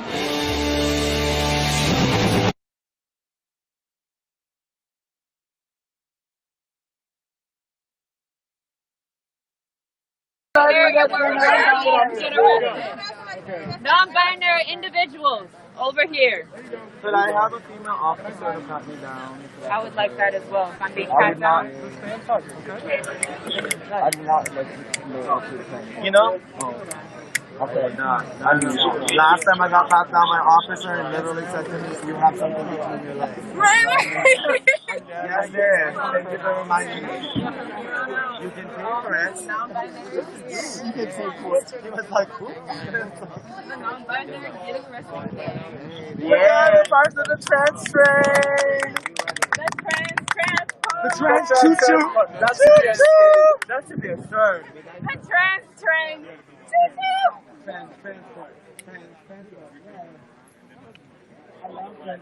I already tried to walk away. They don't allow me. They don't allow me. If they use your hand sanitizer? Of course. Fine. Go ahead. If y'all need any, of course. Yeah. Also, everyone, just because you're about to get arrested, get paid at all. Alright, y'all. We don't know where they've been. been. I'm going in. Hold on. Right here. Do not tell me I will. Oh, right behind you. The banana mask. I love the mask. It's so cool. Oh. We're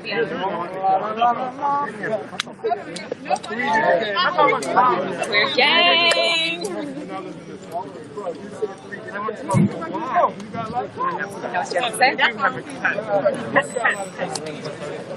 Don't worry. Very good to introduce us. All right. Yeah, I actually asked when I moved down, I looked down, my friend's left and said, basically, our demands is rooted off of Black Unity Eugene.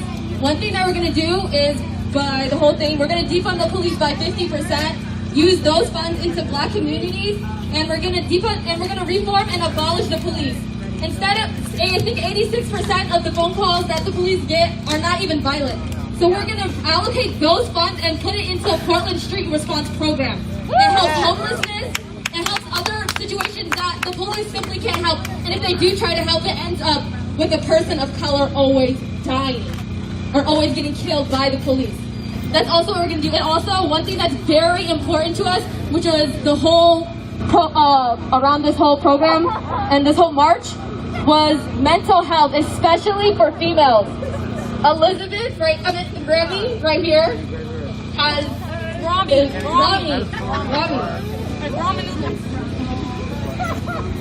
pronounced Rami.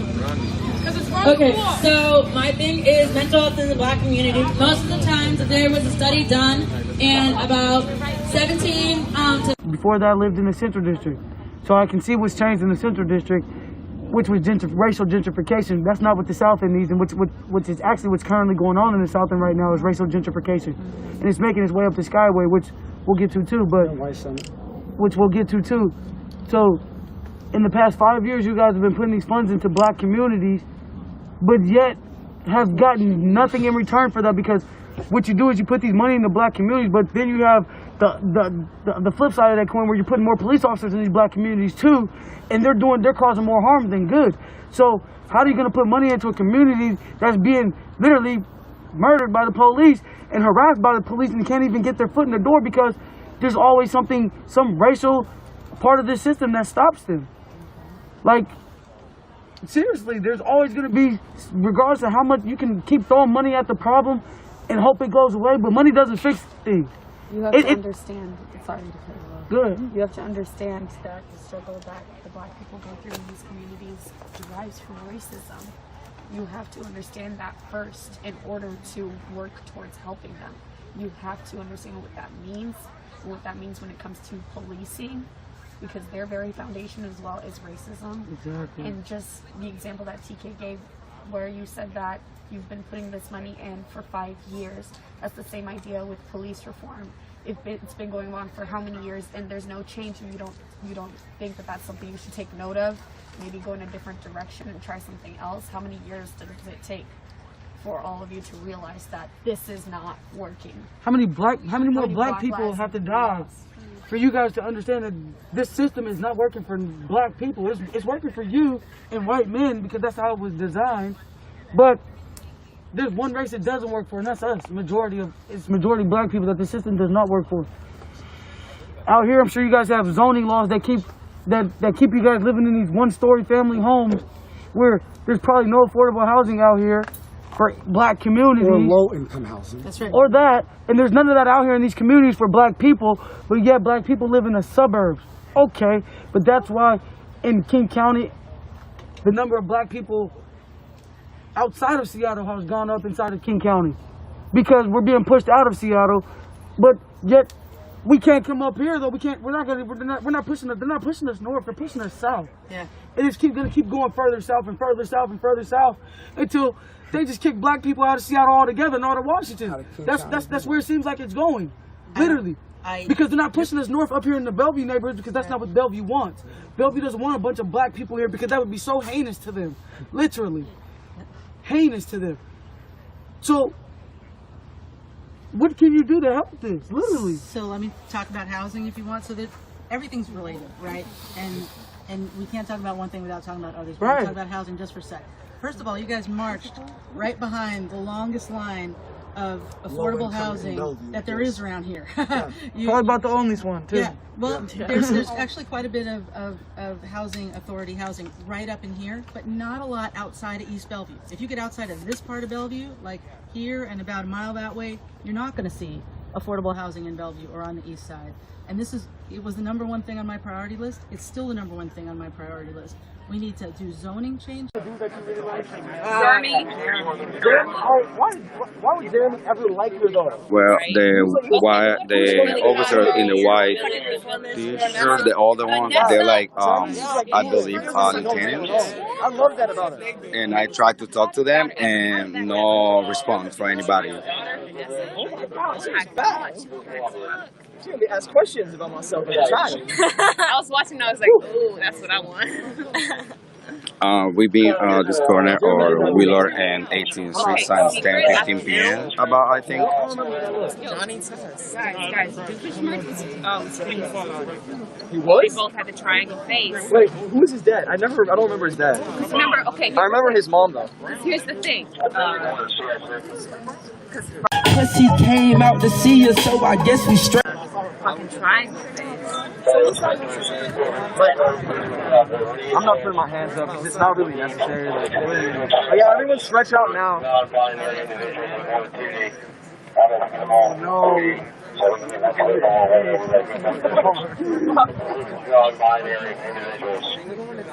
Oh, they're talking about us. They're talking about us, the non-binary individuals. Thank you.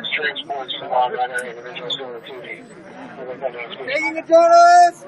We're taking the journalists! Yo, take that! Go take the journalists! So he's one of the journalists that was out here. I'm a medic and I'm about to get arrested, so. He's with you? Yeah, alright, he's with him, so that was a mistake. So they're taking the only cameras in this little sector here. We're taking the only journalists. Taking the only one showing everybody else what's going on right here. Yeah. Getting our stuff is gonna take a while. Getting home. Violating the First Amendment. Bro, we gotta. If you want, like, you wanna split it with us? I can get arrested, I can do that, but right now I Of course, you gotta figure out, like. If you go to like a part of Okay, so there is literally nothing that can be done in this corner. Everybody's being arrested here. So it'll be enough for something.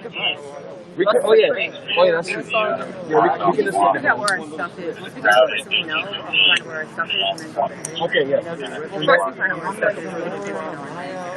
Yes, that sounds good. Yeah, I mean, what day of the week is it? Yeah, I don't know. It might not. It's gonna take a while.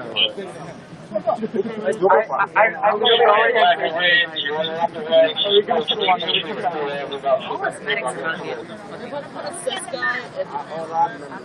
that. I'm not okay with having 6 people in the non-binary transport. I'd like that now. Yeah, that's not like. Otherwise, it's not. Like that defeats the purpose. Female. Any more female? Yeah, 702. You on the air? Most of us are queer and non-binary or trans. With the started from the initial location. I don't know how they consider it.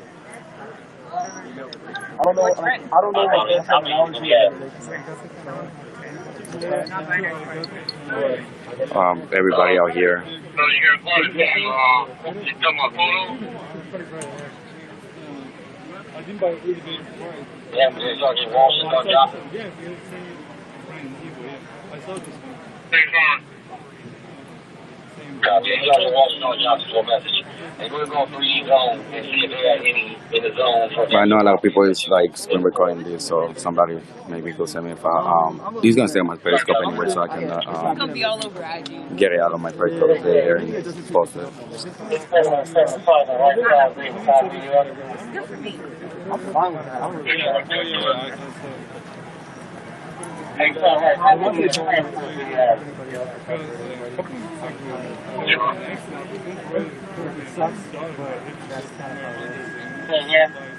Yeah. We do not have insurance once. When you say it,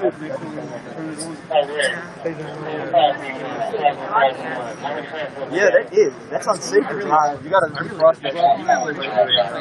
Cardio, yeah, no, it's like, oh God. You gotta make sure the inside of the Yeah, I have it for sale.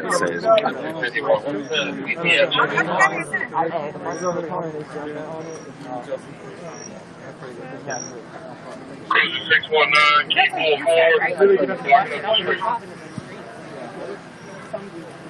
8651, someone advised when the TCN numbers off the arrest.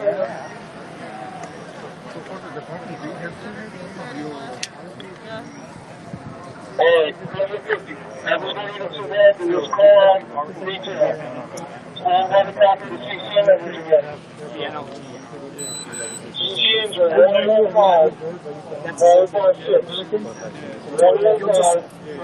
I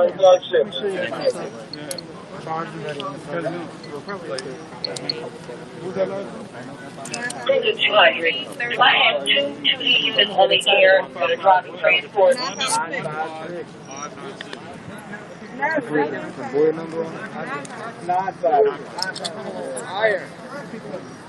Officer Amador and Officer Ward, come back to the wagon. Come back to the wagon. Officer Amador and Officer Ward. 956, 115. 115, 7 days a week. Y'all make that ball game work. Yeah. Hey, you call yourself a bench and field thing? Yeah. What?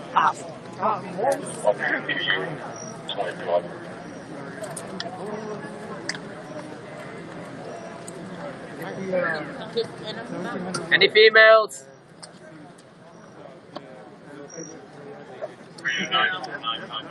That's it. Go ahead. My friend here is non-binary. They're non-binary. They're not a female. Ask me that. Would you like to be called a female or a man? Did a select man from this on the upper end? I don't want to King Street.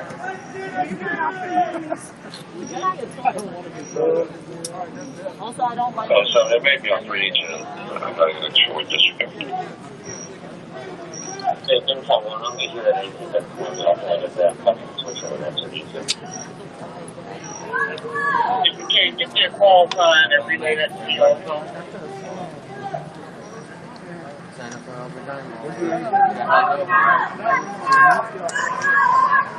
Fuck 12! Fuck 12! Fuck 12! Fuck 12! Fuck 12! Fuck 12! Fuck 12! Fuck 12!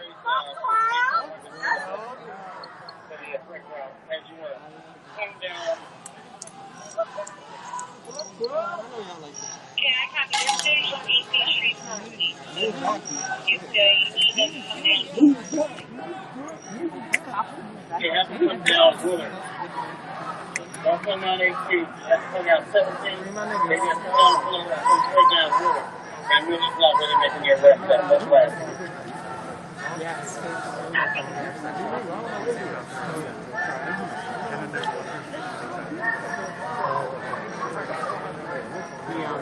I'm not being detained.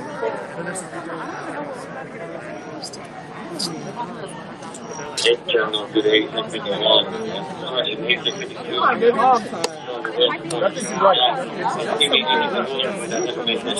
Bring it down that street. It's going to be Come down.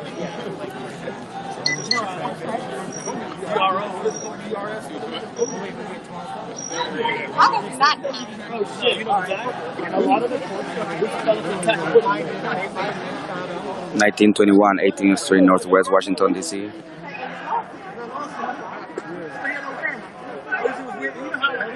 Yeah, it's 18 and Wheeler, so we can hear people.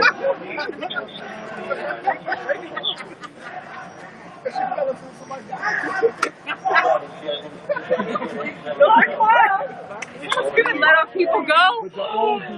So there is some citizens that have come to Florida and 18th Street, and also 18 and Avenue Streets, that one, and asking, chanting to the police to let everybody go.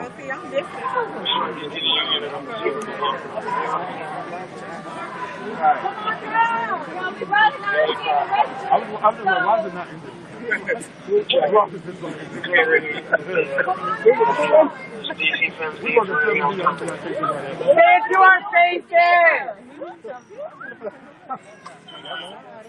Come on outside! Wake up! Wake up!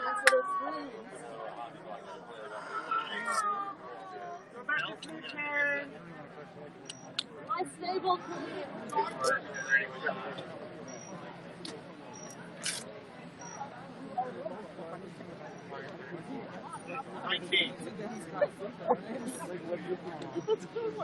that's crazy. I have the massive headaches of my life right now. Yeah,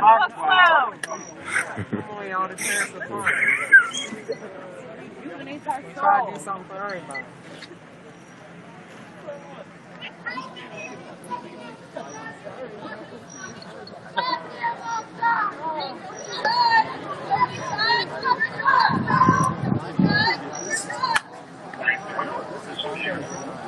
Hey, how many medics are left in the group? Hey. It's already past 2 hours. Everyone with their hand up.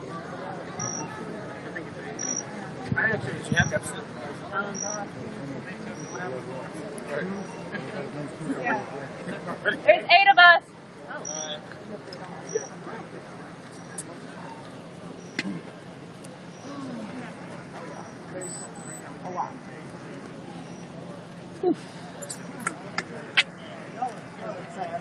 I was going to say something, but I don't want to steal it. 1921 18th Street, Northwest Washington, D.C. Or Willard and 18th Street, Northwest Washington, D.C.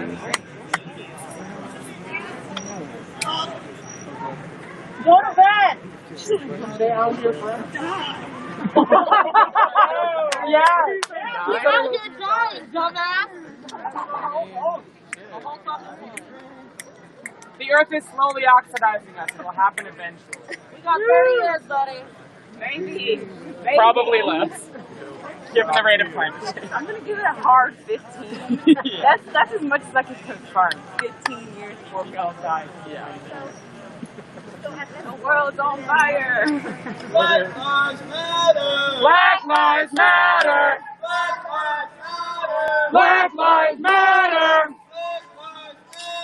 Black lives matter. Justice.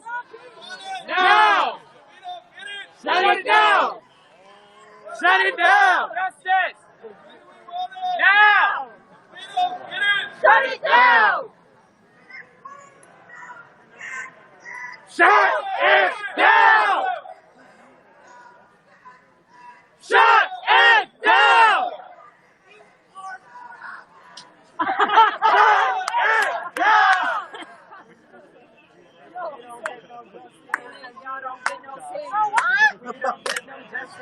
You don't get no sleep if we don't get no justice. You don't get no sleep if we don't get no justice.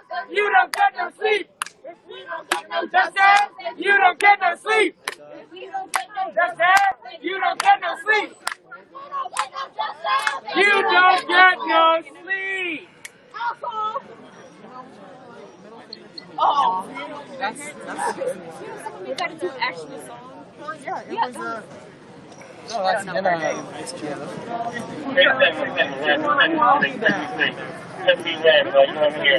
Say no, no.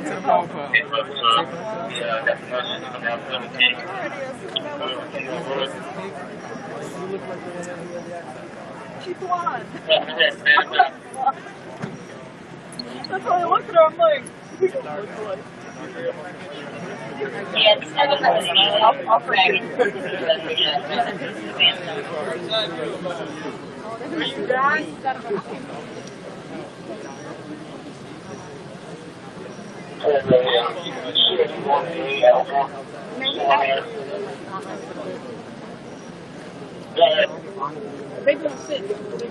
So it's 12:30 a.m.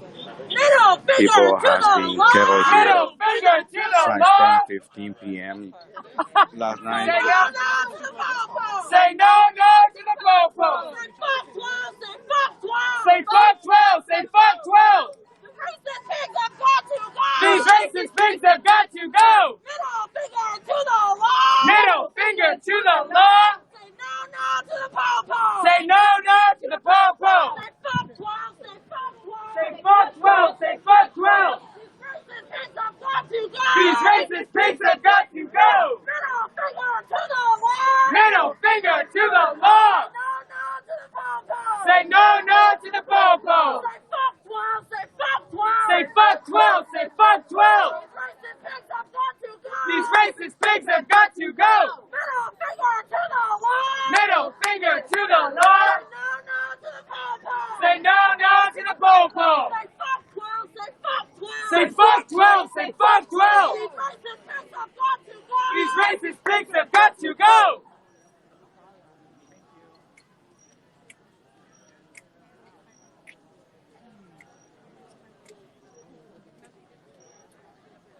up. For every single spray paint.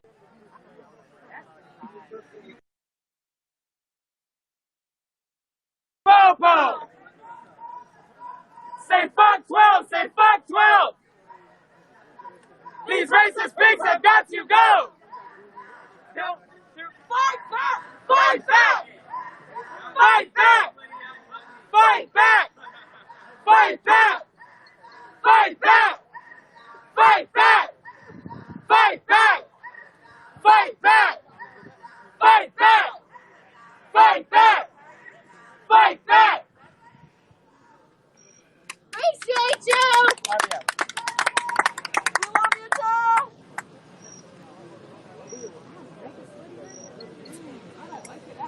So we see there is about 1, 2, 3, 4, 5, 8, 9, 10, 11, 12, 13, 14, 15, 16. There is about 18 people left over here. Like after the mace shower when you're in the cold ass water.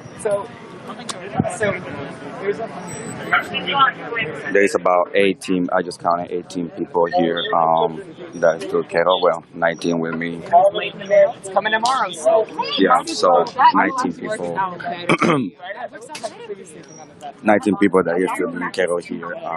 Today I got a new mattress. What? So I can And I guess, yeah, we're all going to be arrested. I think they arrested about 20 people already. Protest, I will tell you about my agency. Be like, oh my God. To be honest, I haven't been counting them all. I just counted the people that are still here, which is about 19, including me.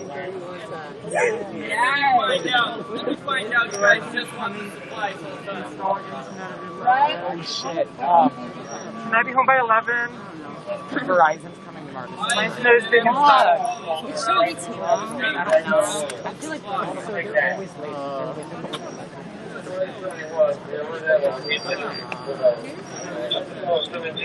Oh, he's pressed too.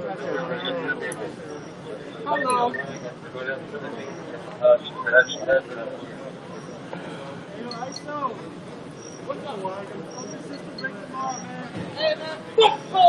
Yeah! Yeah! That's right. Fuck 12! Fuck 12! Fuck 12! Fuck 12! Fuck 12! Fuck 12! Fuck 12! Fuck 12! Fuck 12! There is no curfew in Washington, D.C. And thank you, Sandy. We doing good today. What other numbers do we hate? I hate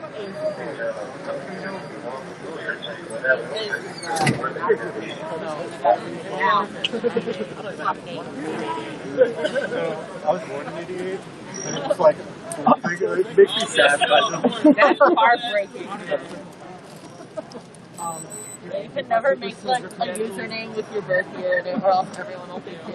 You have to, because that's what they used to do when like people had like bad, or like I wonder how many of these are. Oh, that's a question. So you guys remember back in May or July was it when they killed all the people on Swan Street?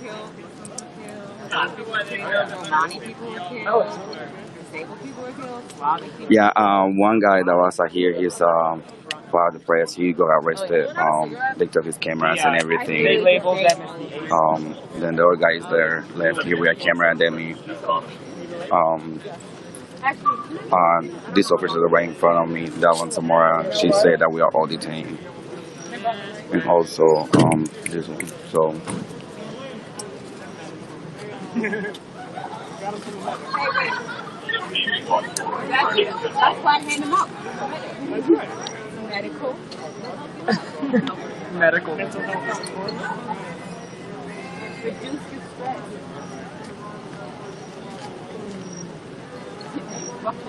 we are as every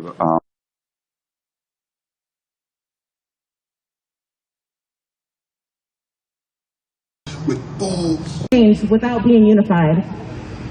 So many of us are divided for silly reasons, and it does nothing but hold us all back. We are not each other's enemy. Our enemy is much bigger and much more elusive than any one group or individual can fight on their own. The percentage of Black Americans is 13.4%. We make up only 13.4% of the population right now, this year in 2020. The population of Black Americans in 1866, in Juneteenth, when we were all free, was 14.3%. That means that not only are they killing us too fast for us to actually grow our communities, but they are actively committing genocide against us. We are too small of a community, and they are killing us too fast for us to be persecuting each other with homophobia, with transphobia, misogyny, toxic masculinity, and colorism. This issue is really close to me because I am a biracial Black woman. My mother is white and my dad is Black from Trinidad. And colorism to me is idiotic and baseless. I am lighter than my boyfriend and darker than some of my friends. Does that make me light-skinned or dark-skinned? My boyfriend is darker than me considerably, but he's lighter than my father. Does that make him dark-skinned or light-skinned?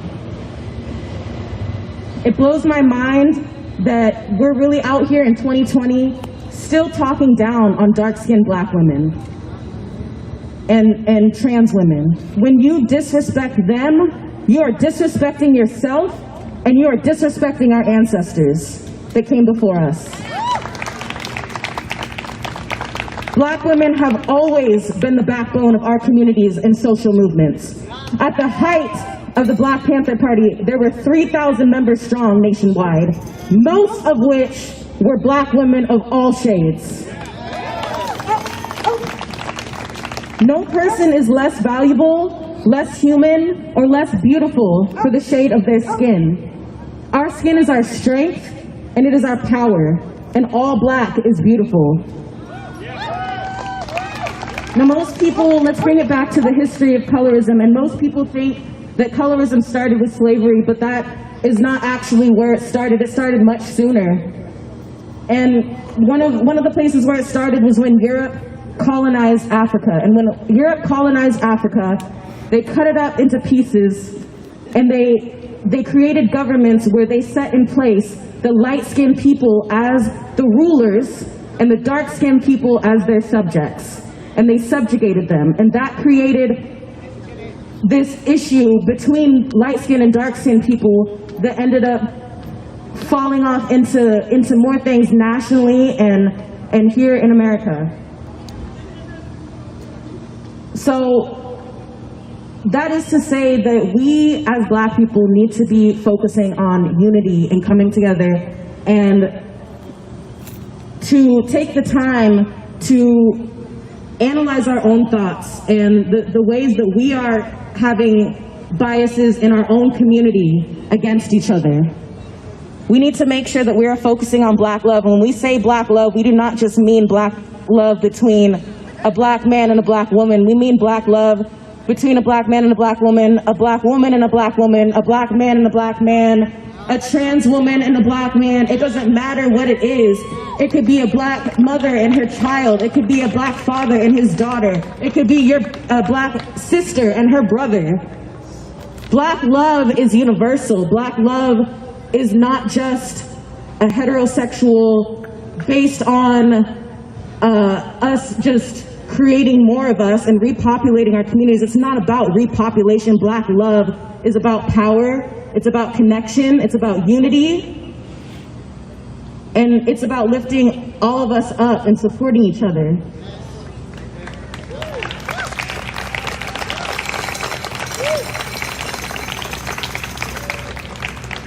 So I just want to leave y'all with this. After you leave here today, you have the QR code, you have some action steps you can take, you can register to vote, you can check out the material that we put on there.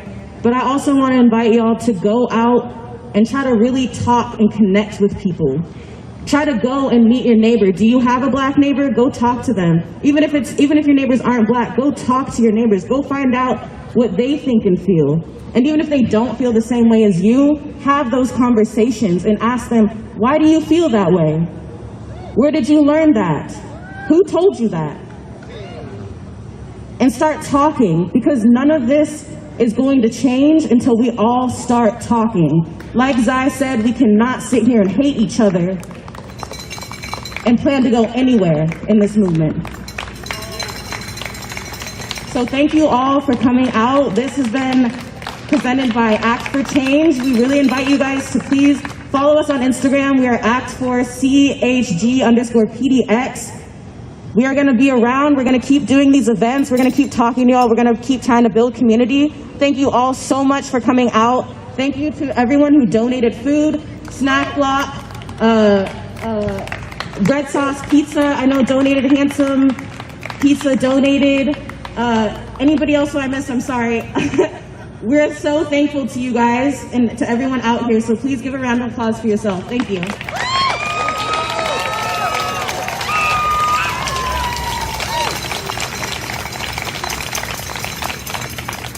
Right next to you. Can I? Thanks for, Can I pick it up? That's right here. I just wanted to walk. I'm like really. Take it in a circle and he can get it. Thank you. Wagon 63, transporting 2 non-binary individuals back to the detention station. Ew. What's open? What's open? Thank you. Whatever you wish to do in transport. Wagon 63. Hold on, guys. I need to clean my hands.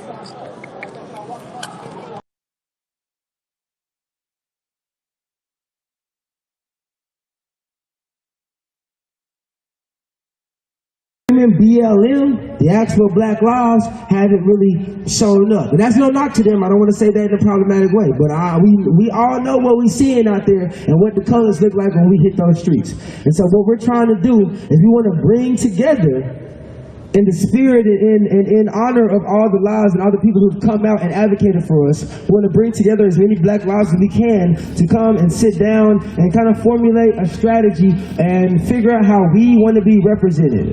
Exactly what we would like to see from our community and exactly what we would like to see from these orgs. So if y'all can hear me, any people of color out here, any of y'all, if y'all can hear me, we are having a Black Summit here soon. And we're trying to do it in the next couple months. Organizing is really, really hard, I've learned, so we're working on it. But what you keep throwing at these problems are going to solve it, or the lack of money that you're throwing at these problems are going to solve it, because it's not.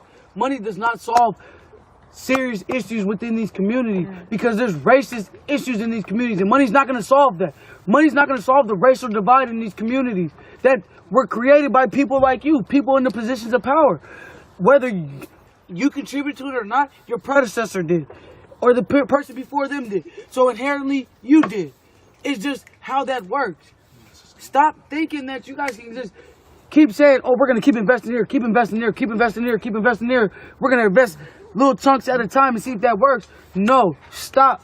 Come talk to the Black community. Sit down with people that live in those communities, see where they need financially, what they need healthcare-wise, mental health-wise, food-wise, daycare-wise, childcare-wise, school-wise. Talk to these people before you start thinking you can make decisions for them. Because that's the only way you'll truly be able to make an informed decision about Black people is by going to the communities and talking to them on your free time. And if that had on been your happening free time. for all of these years, the police would have been defunded and abolished a long time ago. That's all I'm saying. That would have always been an issue that came up to every Black community, with every Black community that you consult with. Police and policing. It would have always came up, and if you actually took it into consideration in your actions and the way that you were building the communities and supporting them, it would have been long gone, and so many lives wouldn't have been lost. Shay Taylor, Sean Fear, Charlena Lyles, Malik Williams, John T. Williams. The list goes on and on. Just saying. Aaron Roberts. Manny Ellis. How many racial cases have you seen come across your office in the time that you've been in it for 2 decades? Cases pertaining to Black people suing different departments in King County for racial inequalities and discrimination. How many cases have you seen in your 2 decades? Or have you paid attention? I have been in a lot of different places and a lot of different jobs in King County, so I don't have a In total regards tally. to the juvenile and detention facilities, how many? I don't have a count. I don't count lawsuits, but there have been some. Some. Yeah. Some. So that obviously you guys are admitting to your guys' inherited racism because you're paying out of pocket for it. It's a lot. A lot of our tax dollars are going to apology money. But it's not time for apologies. It's time to put those monies towards making sure you don't have to apologize later. Yeah. So let me say, I have heard you say that I should spend more time listening, visiting, seeing what is needed in the Black communities. I'm in a community here which is largely white, Asian, Hispanic. There's some Black people who live in my district, not a whole lot, truthfully. I'm happy to come outside my district. I'm happy to come where I'm invited and talk to folks and learn more, and I will be there if that's what will help us to advance actions that will make a difference. That's a small step, yes. It's a small Bring step. us to the table with you guys, and we can help you guys out. I think Literally. that that's the way to do it. I think It the is. way to do it is to listen and hear what works. But it goes both ways, right? So I could defund 100% of the King County Sheriff's Office. It would not all, and take what money's left and put it all in the Black community, and it wouldn't solve everything. It wouldn't be enough to solve everything. But we have to start somewhere. We have to start. We have to do something. We're It would literally not- just it's not a getting lot. started. Yeah. SPD and the sheriffs, the police department is just one part of this racist system that we're focusing on right now. We are literally just getting started. The police are just one part of it. Next, we're coming after property. Then after that, we're going after the healthcare system and all these other institutions that contribute to this racist system that we live in right now. Until this whole thing has been abolished and started over with a system that works for Black people too. Literally. So the police departments are literally just one step. We are literally just getting started. This is the beginning of protest season in Seattle. This is not the end. This is not the middle. This is the beginning of it. Literally the beginning. We haven't even taken a break yet. This has been going on for 70-something days, and we haven't taken out one break. You guys Our gotta march pace specifically has been yourselves. going. Our march specifically has been going for the past 60-something days. But some of us have been out here way longer than that. Some of us have been out here since the very beginning, since day one. All of us literally have been out here since day one. But our march in particular has been going for like the past 50 to 60-something days. So we are literally just getting started. This is the very beginning. This is the tip of the iceberg. We're trying to melt the whole damn thing. It's over. We're coming for ICE too. We're coming for everybody. We're coming for everybody. And anybody that is not going to be part of the solution and help us needs to give up their seat and get the hell out of our way. Needs to give up their seat and get the hell out of our way because we're coming for everybody, literally. You need to match our energy if you want to help us out. No, You for need to real. match our energy. For real. The way that we're out here every day. Chair of and we King are County Council, screaming and Claudia chanting and applying Bowell, pressure, and we're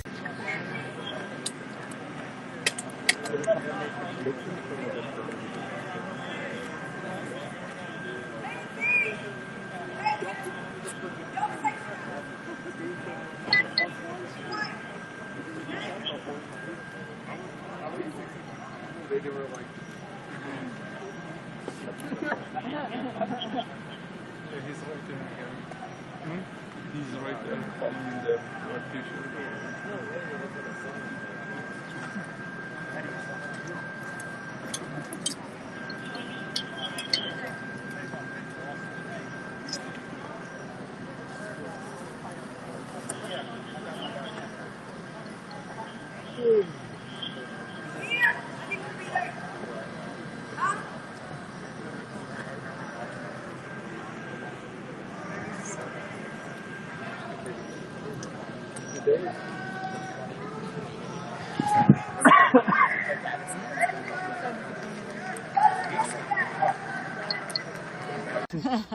Jeremiah is the first one we got to. You're the second one. We're making our rounds. Appreciate But everybody needs to prove it, though. It's not enough to just say it or put signs in our yards or in our windows or write it on the back of our cars or get a bumper sticker.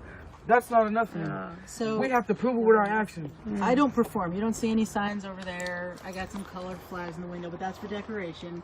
You're going to judge me by my actions. And you're going to tell me if I did it or if I didn't do it. And I expect that you'll be honest with me. And I expect that this conversation will continue. Oh yeah, we're big. We're big on accountability. We will hold you accountable for everything that you We was not, as a country, we were not. I know where I was in 2010, it was not here. So I don't want you guys to act like you've been on this shit. We're new to this. We're learning. This is a learning experience. We're walking through this together. We're learning through this together. We are building and growing together. We are expanding our minds together, expanding our experience together. And it takes all of us together to get to that point. And if one of your brothers or sisters may not have the info, that's your duty to give it to them. If you encounter ignorance, hate,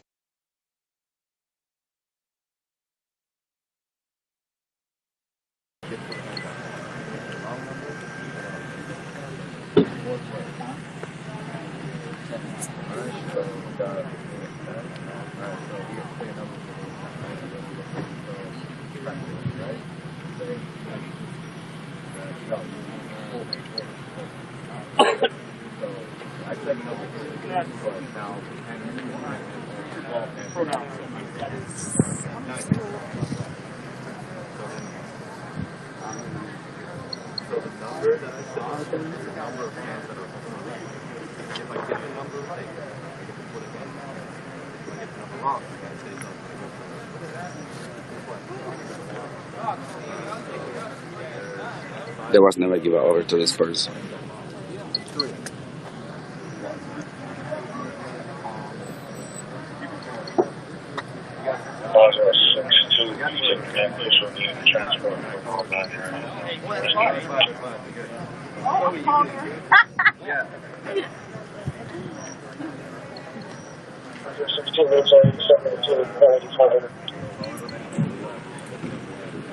From here, Florida, 18th.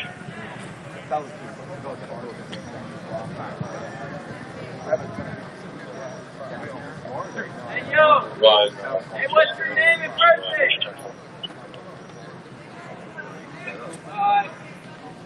Go down 17, make a right turn on Willard.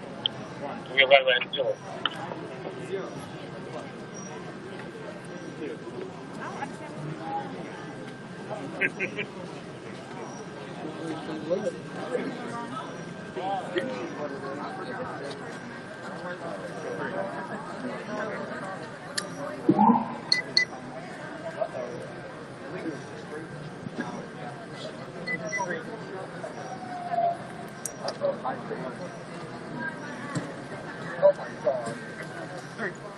At least they don't say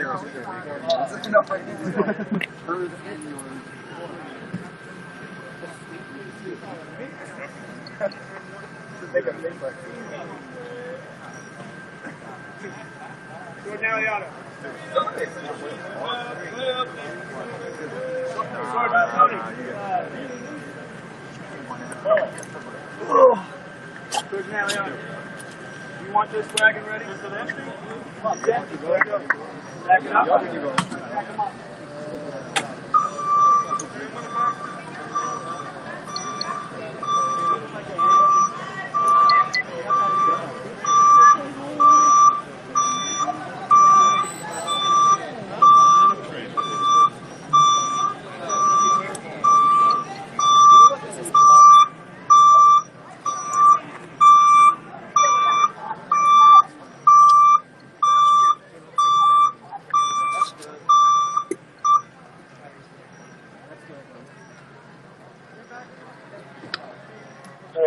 So they're using certain chambers. Certain chambers that right out of the one.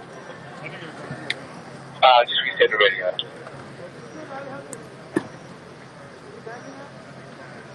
You probably can stick. Not for sure, thank you.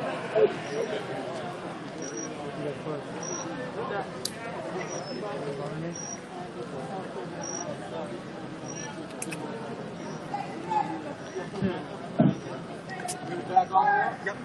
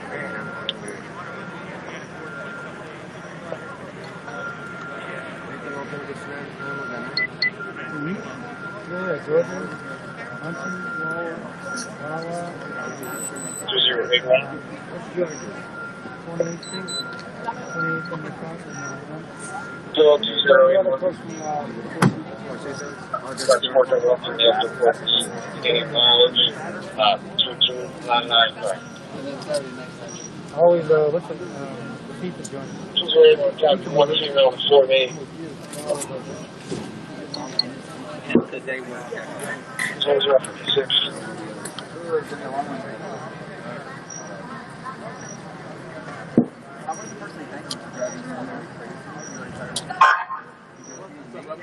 Wire 12. Wire 12.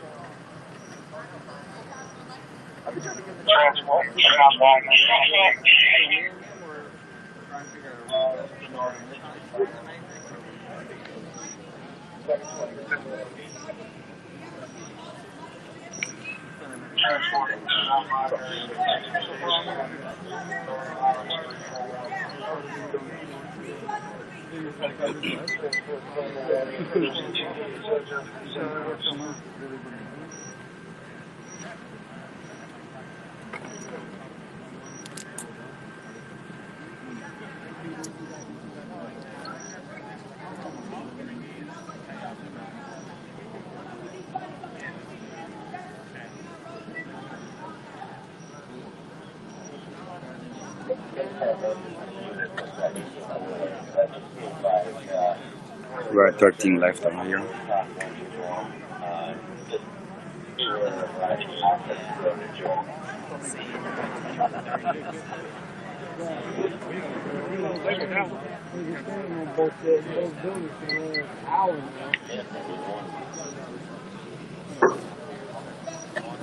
So that was one of the medics that was out here. That was just going to the van. Oh, sorry, I'm tired.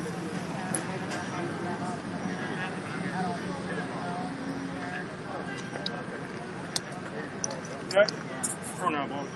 I think there's a lot of people.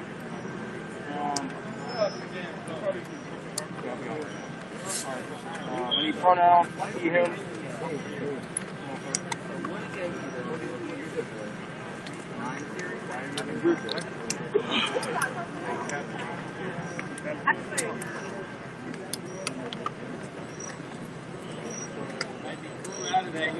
It's like wearing diarrhea.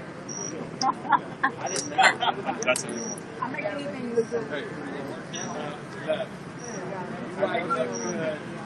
Like I said, they used to be a lot of cats.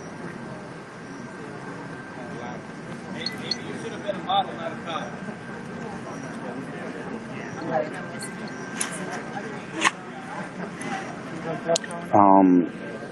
They have literally no informed, at least I have not here, and the times I asked, did not get an answer about why people is being detained.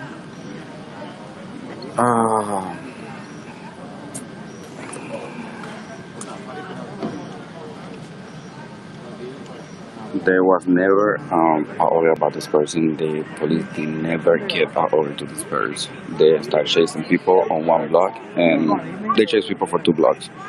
And when they go to the front, everybody just go get over here.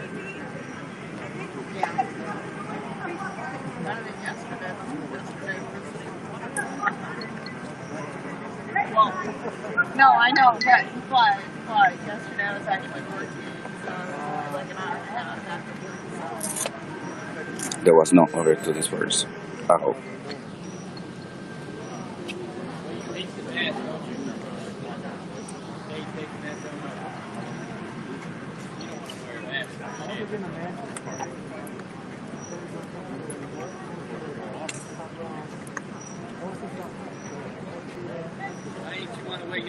I'm gonna have to work on it.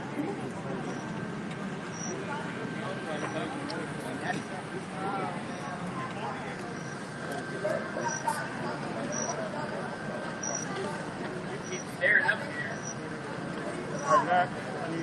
Pronoun, he, him. You don't want no smoke gun. Hey,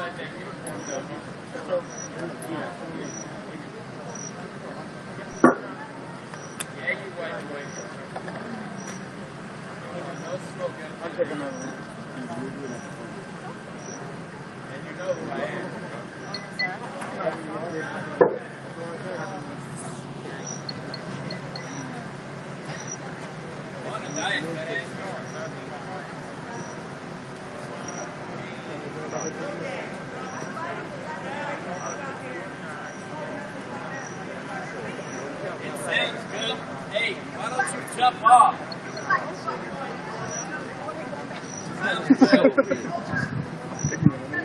Hey, old time, my name is Dirty Knuckles. I don't know what is gonna happen, to be honest. My name is Dirty Knuckles. Why don't you look me up? Yeah. That's amazing. Go ahead, look me up. And then, you know, if you actually have a pair of balls, why don't you go ahead and send me a message? Dirty Knuckles. Go ahead, look me up. Oh my God. Hey, bro. Are you fucking networking? You got beer? I love you, Dirty Knuckles. You got beer? Yeah, I love y'all too, yeah. Daddy, Dirty Knuckles. Don't just stare at me. Give me a head nod or something.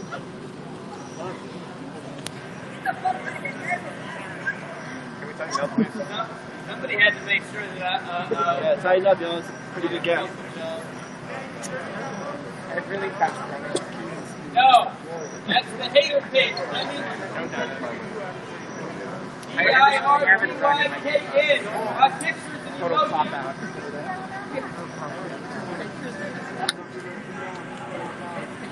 I have almost 6,000 followers, dummy. Take these pops down with your 6,000 followers. Spell it with a Z, not an S. There is 9 people left, including me.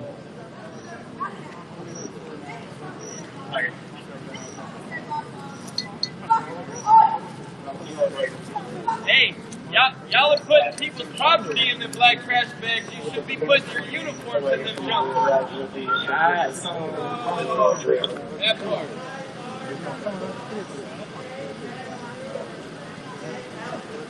Yep. And that, ladies and gentlemen, on top of the roof is Dirty Knuckles of DC. Thank you. And then after you're done doing that, Google my name. Dirty Knuckles. Spell it with a Z. I'm dead ass serious. You see fuck Trump all over DC?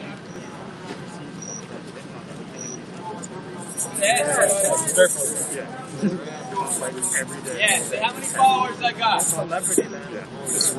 I would say about 30 people arrested. So he's actually there.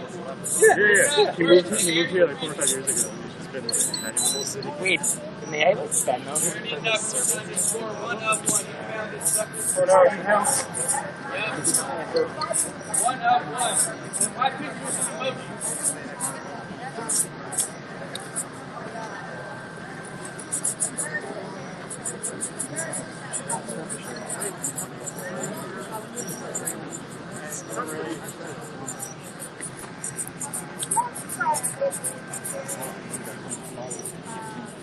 We are 8 people left over here inside the circle.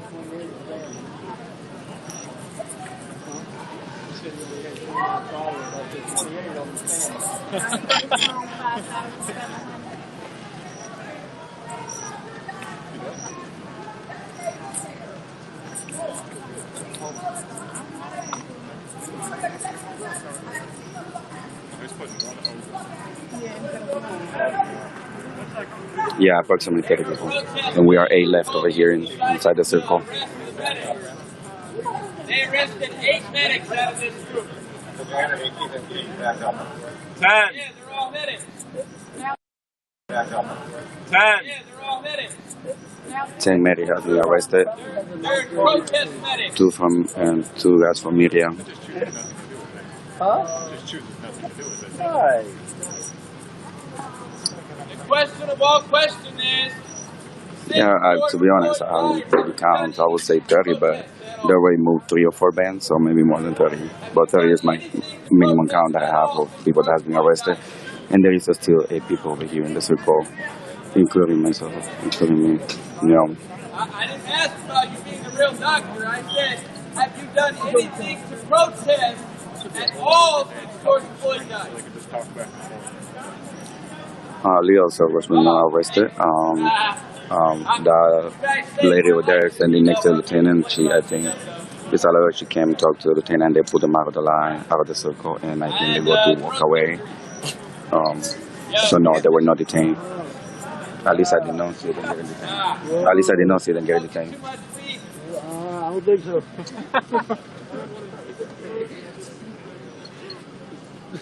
I still think you're suspect. Maybe you should jump off that roof.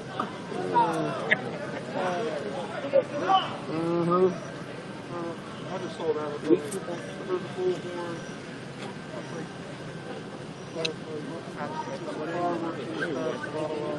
Hey, if you're a part of the gentrification, you're a part of the problem, though. Yeah, that's why I saw him on the scene. I don't know where she went. Yeah. The female here. There's a laser. Yes, wait. There's like a laser and like some batteries. Yeah, we went that. And then I didn't go through that camp. That came from this whole fucking thing's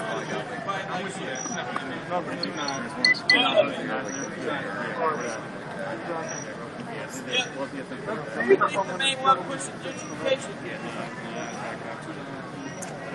Yeah, 30 medics has been arrested and 2 guys from press.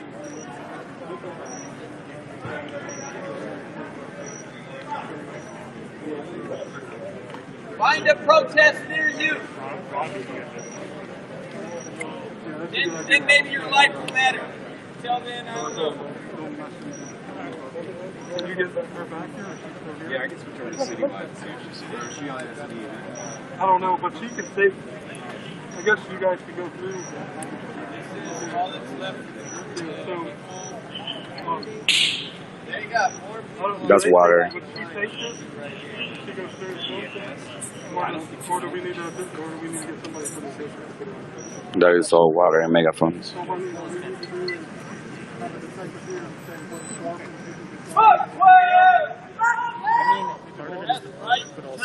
Yeah, I'm sure the government sent DAs, so they're gonna try to prosecute. They're gonna prosecute everybody. Probably. I don't know, to be honest. Like I said, I have not been able to get an answer for any of the MPDs. And I'm not even talking to them anymore. I'm just tired. I have a massive headache. And I'm thirsty and I'm hungry. Man. Be honest. That's the only reason why you guys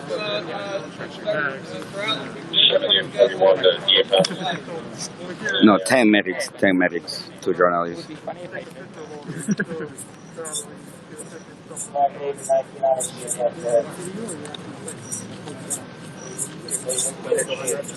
In the wagon there is only water and media stuff.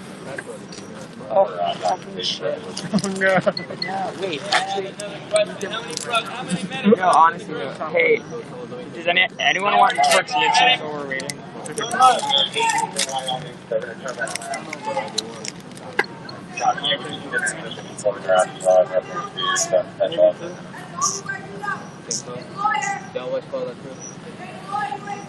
Sorry. There's no medics left down there? Yes, 10 medics were arrested. What?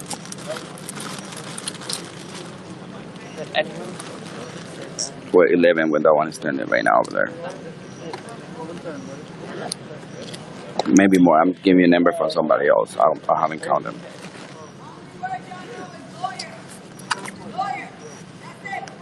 Thank you. This way, sir, please. Yeah. Good time.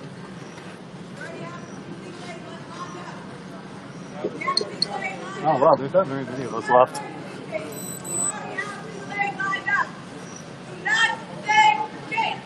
Start right there. Yep. Start 67. Y'all still all got all these police down here. Lawyer! Lawyer! Hey, you won't say shit.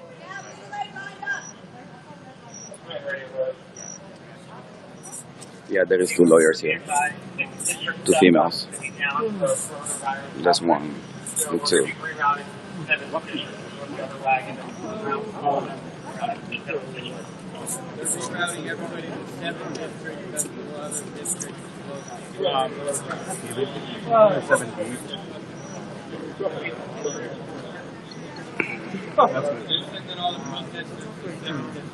That's all the way. You can tell the people will take that.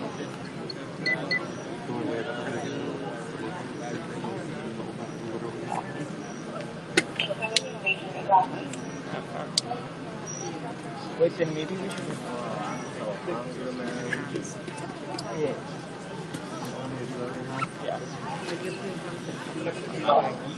No, they have no big comments about why people is being detained, arrested. Same shit.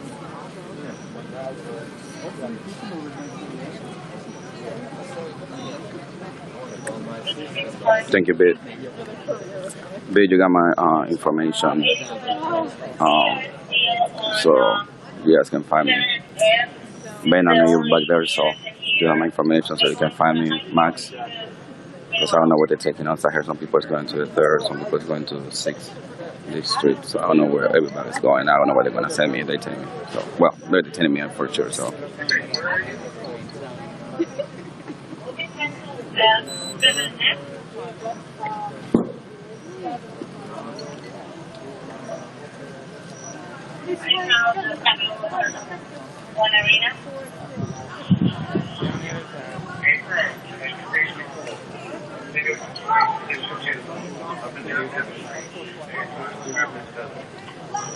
So there is only 1, 2, 3, and 4 people left with me in the circle at the moment.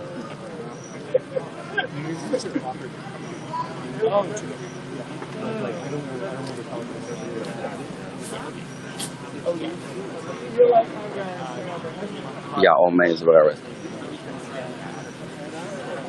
That was good. Yes. Good.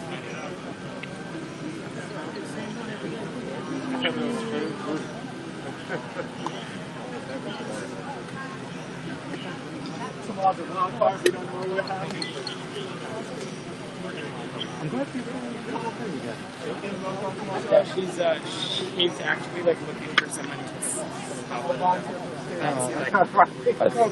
I'm not sure, but I think 11 with that one standing over there is the last medic that was in the circle. Now we are only.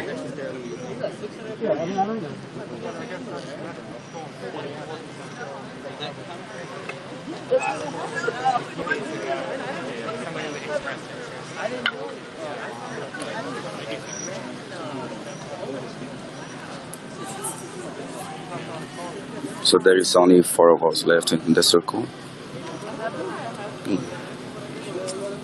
Maybe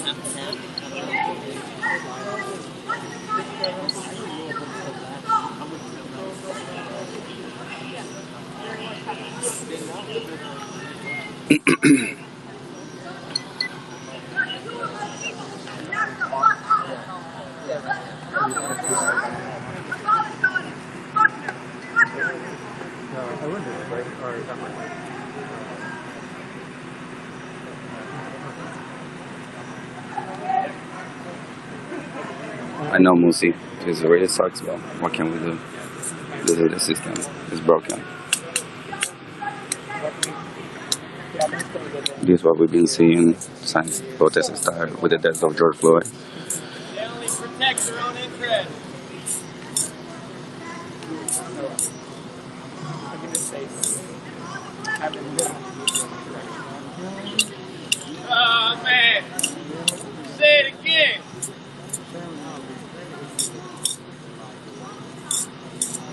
Oh man, is it?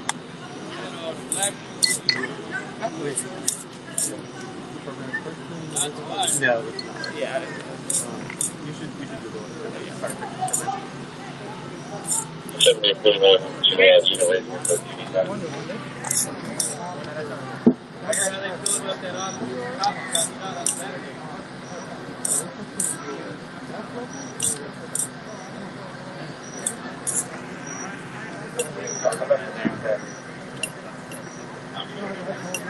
the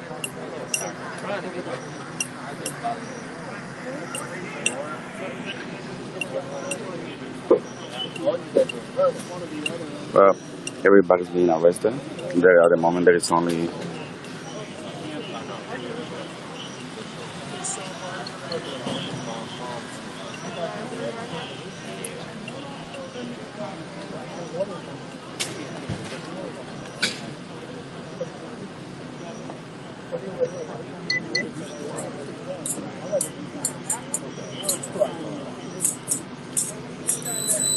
three of us left. These two guys right here and myself.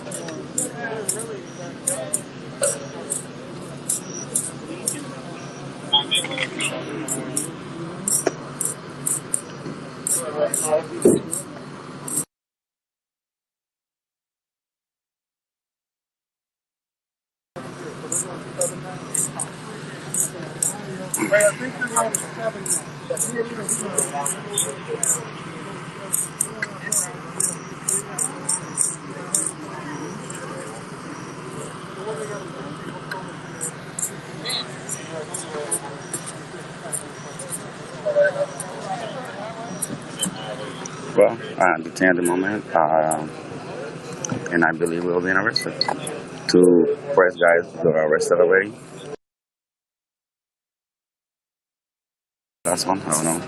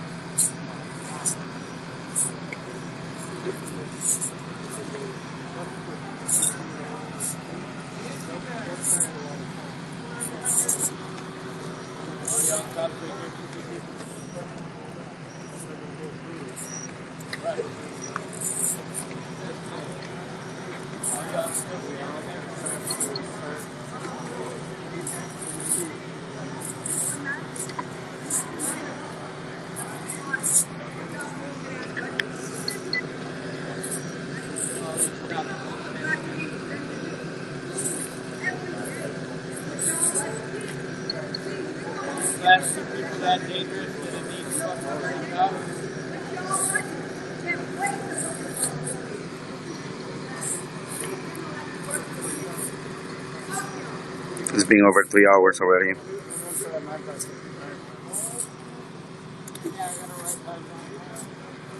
We've been here, Carol, since 10:15 p.m. It's 1:20.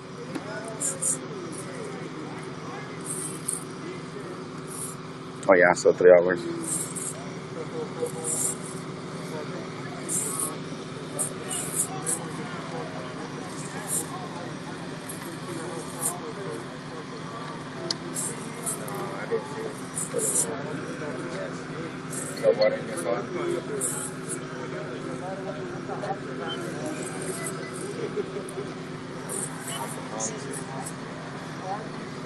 There is only him left and myself, of course.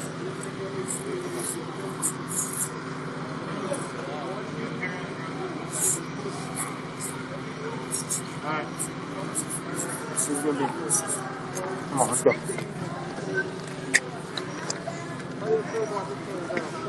Why am I being detained? Yeah? Why am I being detained?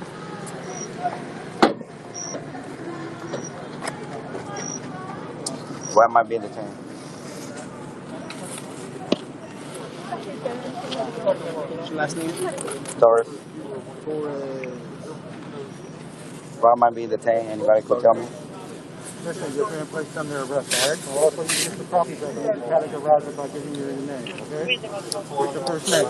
Sergio. Is anybody gonna tell me why I'm being arrested? Destruction of property and affairs. Sorry? I think it's destruction of property and affairs. You think it's destruction? You're going to empty all the pockets, any jewelry, anything, put everything in your bag, and bag goes in here. It will be leveled with your information, okay? So that you can get it back later. You want to put that in your bag? Oh, yeah.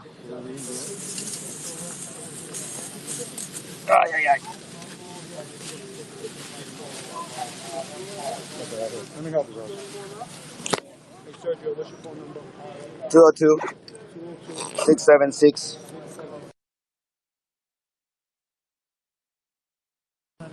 Yeah, I will. That's gonna be a last item I put in my backpack. Do I need to put my watch in there too? Oh, please. What's your address? 381836 TH Avenue, of course.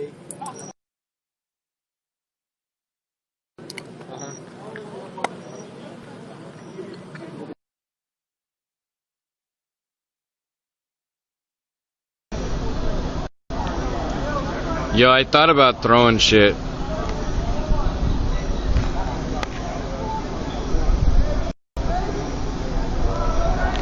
Oh yeah.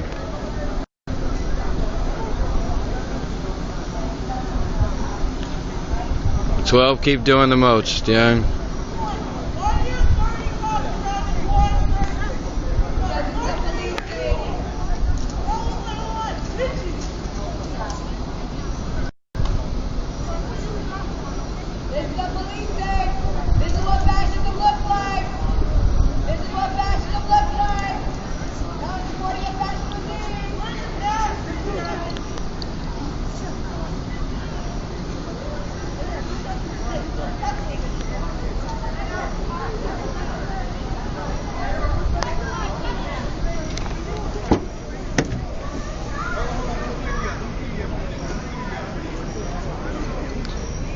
Oh, stay in a circle.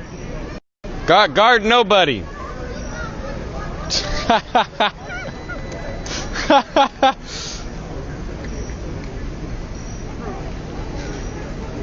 At least look like you're doing something.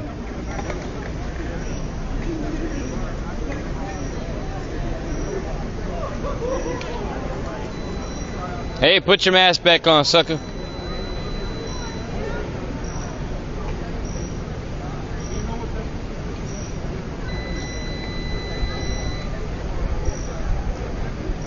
That's right. Put that shit back on.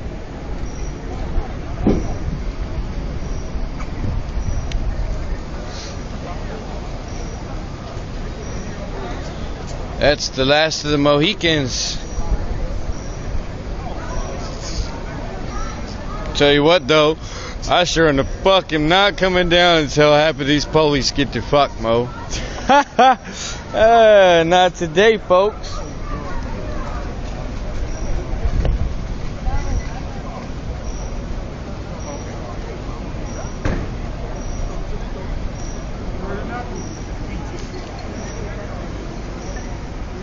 As long as you know.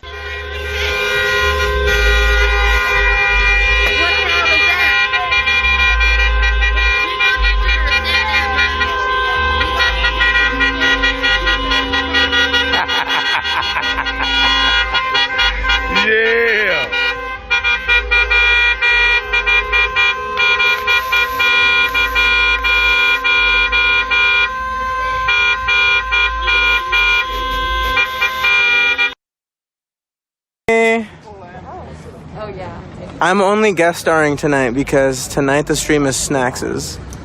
It's just because. Boop, Tracy. Here you go. I need something to do. Oh, yeah. Let me finish my coconut water.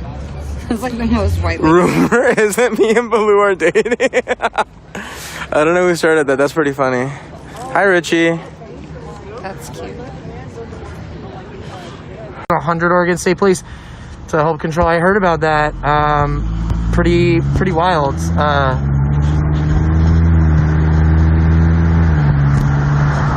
It makes me think a lot about what could be happening and what the future holds. So.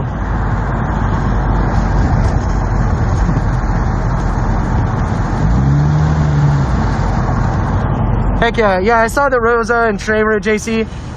It seems like there's probably going to be a march that gets back to that at some point. So here we are in China, just passing Chinatown, and yep. So Portland looks pretty normal, you know. Yeah, we were here. We'll play some off IV. They were liking it actually. We could play a little bit in the background. Yeah, I don't know. You know, I feel like over and over again I've seen. them have the opportunity to protect us and have the opportunity to de-escalate things, but then they don't.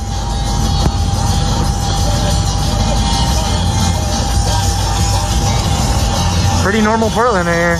A lot of construction.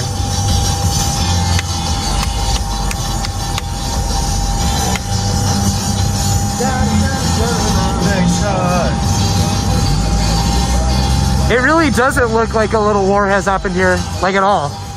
If you've ever experienced war, that's definitely not what Portland looks like right now. All the buildings are operating. Here we are like 4 blocks away and everything looks totally normal.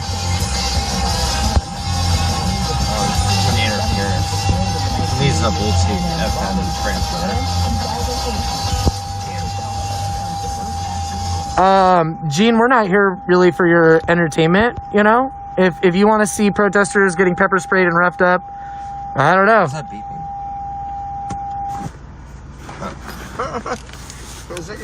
Yeah, you're beeping again, dude. That was my car. I'm like, why is my car doing that? It's not always action, you know? Activism is like 90% boring and 10% really, really, really fun. So just keep that in mind. It's like, that's just always a thing. That Little Big Burger is open. All the businesses are open. Nothing's even closed or boarded up. So just keep in mind that it's like, and I really appreciate y'all's concern. I have security with me here tonight. So I have security and squad and a ride, and I couldn't feel safer. I'm with my best friend. So, yeah, actually this is the safest I've felt in a really long time. But I also really appreciate your concern. Security with bad brakes. That's alright. I'm like the Flintstones. You don't stick my feet right to the floor. It's embarrassing. Well, I mean, I don't know what you mean by destroyed it. It's like, I don't know what you mean necessarily by destroyed. Like, when you look around at the buildings, everything is normal. So I wonder what it is you mean by the city is destroyed. No, none of the windows are boarded. We're here. Look, all the windows are open. I'm showing you right now. This is my live stream. This is not edited. All of the windows are not boarded up. And we're just in the Pearl District. We're like 4 blocks away. So there's one tiny little area where there's boarded up windows and stuff, but here we are 4 blocks away and everything looks just fine. That's it right here. I feel like I hear things.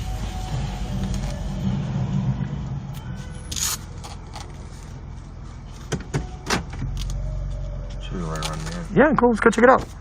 Cool. Yeah, there's not even trash on the ground. Like, there's a lot of houseless people, but it's Portland. They've been gentrifying everything and destroying, you know, who's really been destroying the city is the property management companies and building companies who have been gentrifying for so long now that we have this, There's a one-way, bud. like, epidemic of houseless people.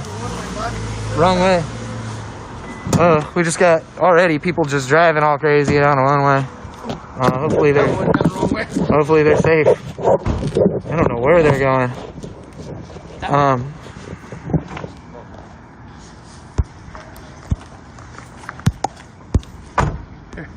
I know, I got it. Okay, cool. All right. Okay, thank you. So now we're over here at Noise in the Hood. A little bit just of a different coverage. Some other stuff going on. So yeah, we're out here. This is Johnson. 10th and Johnson.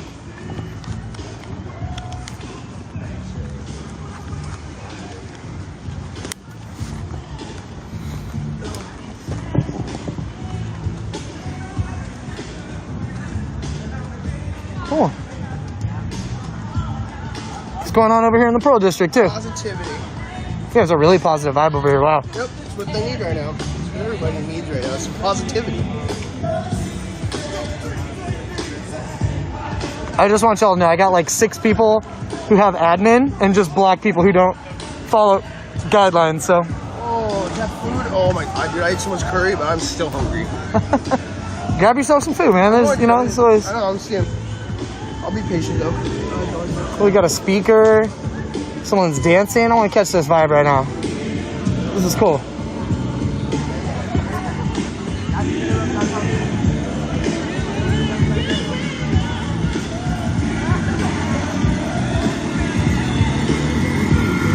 Pretty dark here in the park. I'm in a tree. Alright. I feel like Snack Van is here.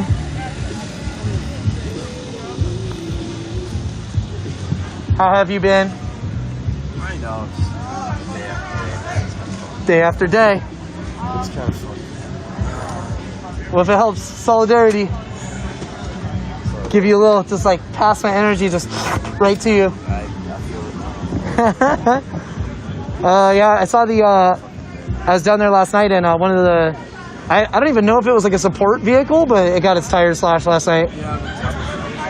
So they're still doing the same. I was medic. Right there. Yeah, were you?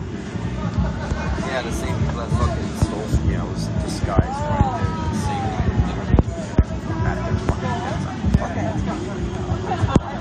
there. Literally just disguised. People are trying to kill me straight up as medic. Yeah, I have seen a lot of that. I'm just like coming down to like, what the fuck am I doing? Well, I love you, and what you're doing is so important. You're like a bastion of safety, and honestly, like the way you hold it down is so inspiring to so many people. You know what I mean? People like where I've sat in a circle, and like y'all come up, what y'all do, and we're just like so inspired. We're like, no, fuck that. If they can keep going, we have to keep going. And it's been like, that has come up in so many random ass little circles I've been in. So, you know, if that means anything, like, hell yeah, like, you know, fuck that. Like that determination, that shit's fucking, we see that shit and it rallies us, you know?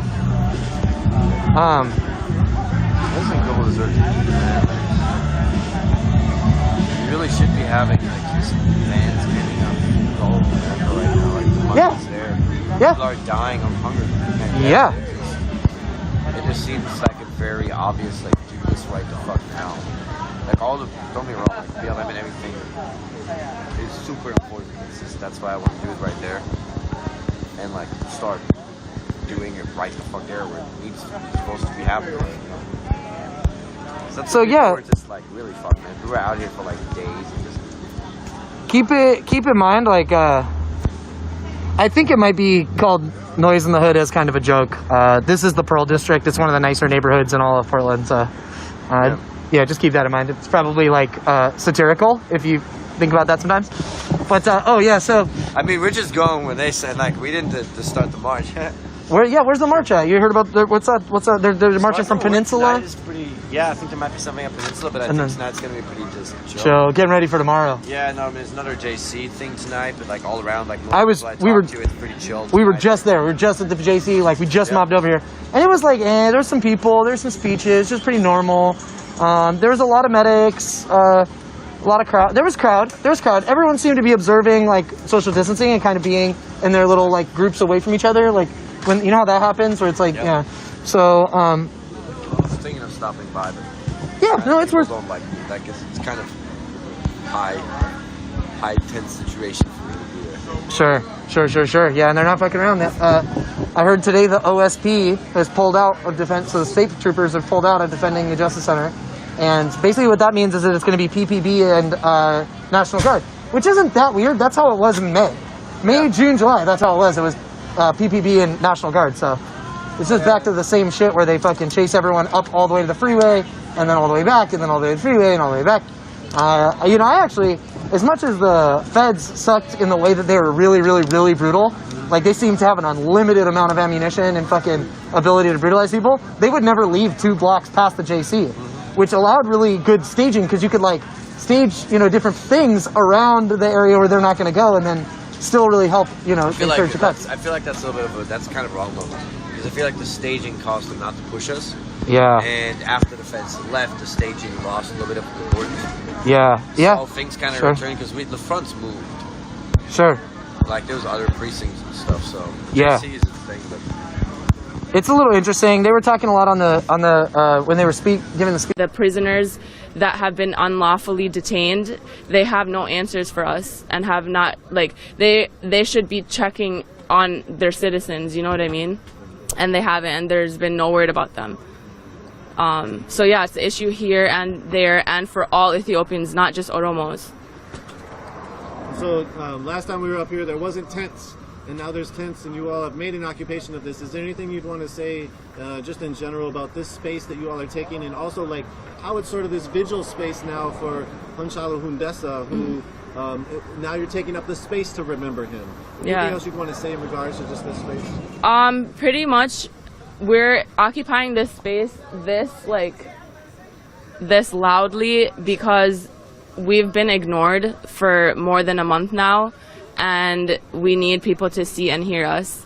So yeah, we've set up a memorial for Hachalu, and we're just using this space for like everybody in the community to come and like pay respects, and like elders have been coming by and giving us like messages of encouragement. We've had like ex-Oromo freedom fighters come and give us speeches, men and women, which is really cool.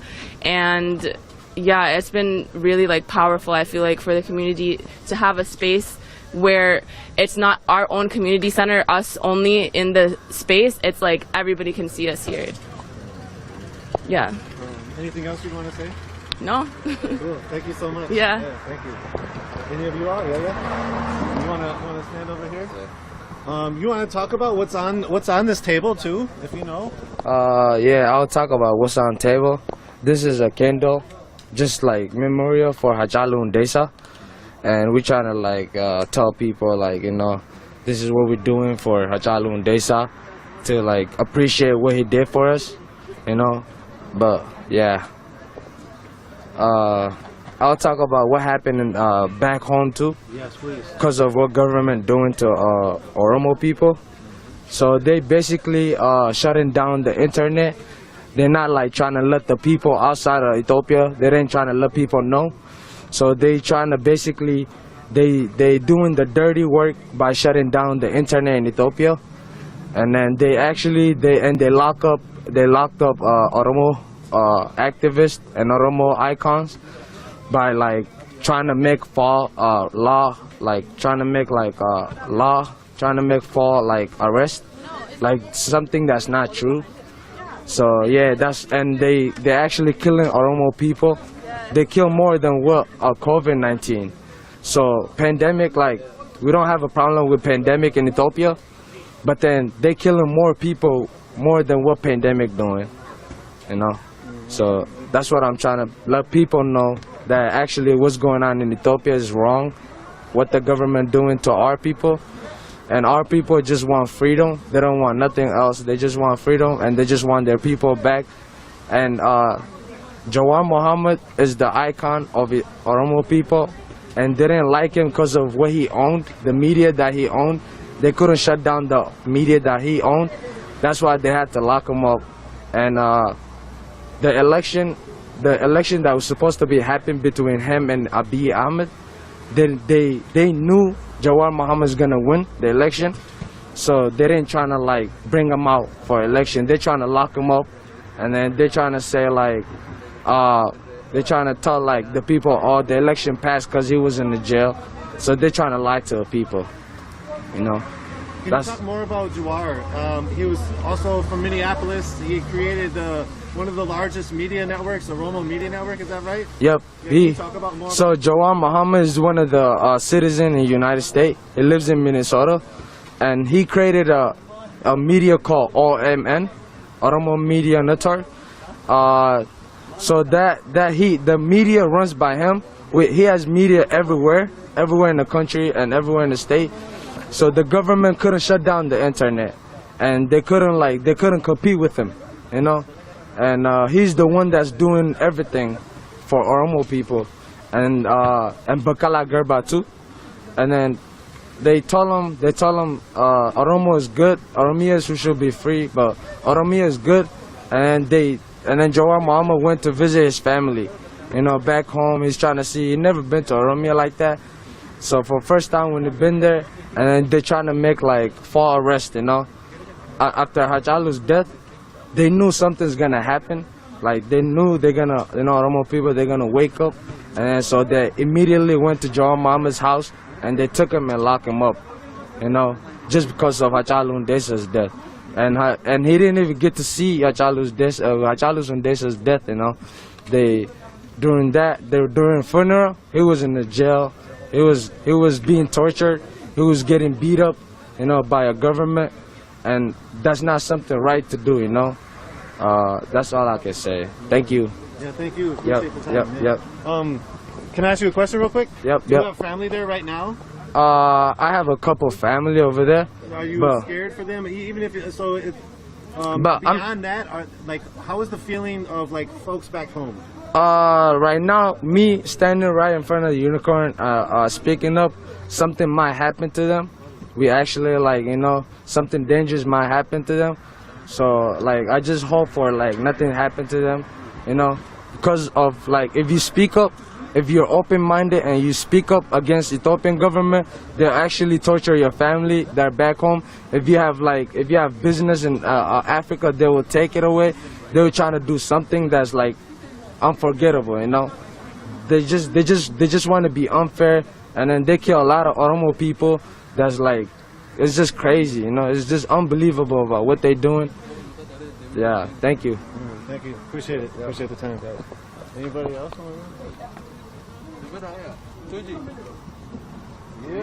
Yeah, I want to film it. Okay. You want to stand over here with the flag? Yeah. So you can talk about basically what brings you out here, and then I have some questions for you. Okay. My name is Tuji Abdullah. I'm a resident in Minnesota. First, I want to say thanks to you guys for coming here and trying to make our voice to be heard. We have been here for about a week right now. We've been sleeping here, trying to get some answers from this Ethiopian embassy here, and the reason is these people, our people back home, the Oromo people, the Ethiopian government is committing genocide against Oromo people. He's killing us one by one and trying to commit genocide. If we see the reason the outer world is not hearing about Oromo people is the Ethiopian government, when they start killing, they shut it down, the internet and everything, so that people can record and post it. So this is the government that Oromo people are dealing with. At this time, we have this pandemic, coronavirus, going on all over the world. But at the same time, Ethiopian government is arresting the Oromo people. Like, if you see the prison that they're arresting Oromo people in, is like there are over 50 plus people in a small room, which is a risk to their life. Our leaders are being arrested. Our singers are being arrested. Our leaders are being killed. A child is being killed. This is what we want the world to hear. As Oromo, we will fight until we get answer. We are a peaceful people. We don't, as Oromo people, they don't have no army, but we protest as a peaceful people. There's been a lot of protests around here from the Oromo community, and this one for 7-8 days now. Can you just talk about how this feels to come out here, and also what do you hope from this? Hopefully, my hope from this is like what we want from Ethiopian government is one and one, to stop killing Oromo people. We want our voice to be heard. These people, they took our land, our everything. To be honest, for being here, I don't mind being here more than a week, because our brothers, our mothers, our sisters are being killed, are being slaughtered back home. So this is nothing to me, you know. We are trying to protest the American government to hear us, the United Nations to hear us, to stop funding the Ethiopian government, because Ethiopian government is using that money to buy guns or some other stuff and killing Oromo people. We as Oromo community, as a citizen of America, we pay taxes here. That tax we pay here is the money is being sent to Ethiopia. They're helping Ethiopian government. We want justice as a peaceful people. So we will stay here no matter how long it is until we get answer, until we get justice, until we get what we came for here. And then up here, there's the building management took away some of the Vigil stuff from up here, from my understanding. Is that right? Yeah. Can you talk about like how have you all been treated up here doing this occupation? To be honest, the building, the property owner has talked to us. He has been nice to us, and he's been putting some pressure on the embassy, because what we have is something we're fighting for something that's true, which is our life here. So we explained to him why we're here, and he was so nice. He said, you guys can stay here as long as you want until your voice is being heard. So do you have, if people were at home watching this, what would you want to say to them? And what is your feelings about even being so far away and knowing that so much upheaval is happening in Oromo? Being far away from my back home is like, here in this country, I'm really feeling a pain more than those who are in there, and that pain comes from why I'm not there with them, fighting for freedom with those people. You know, I don't really care if I die protesting for peace, you know.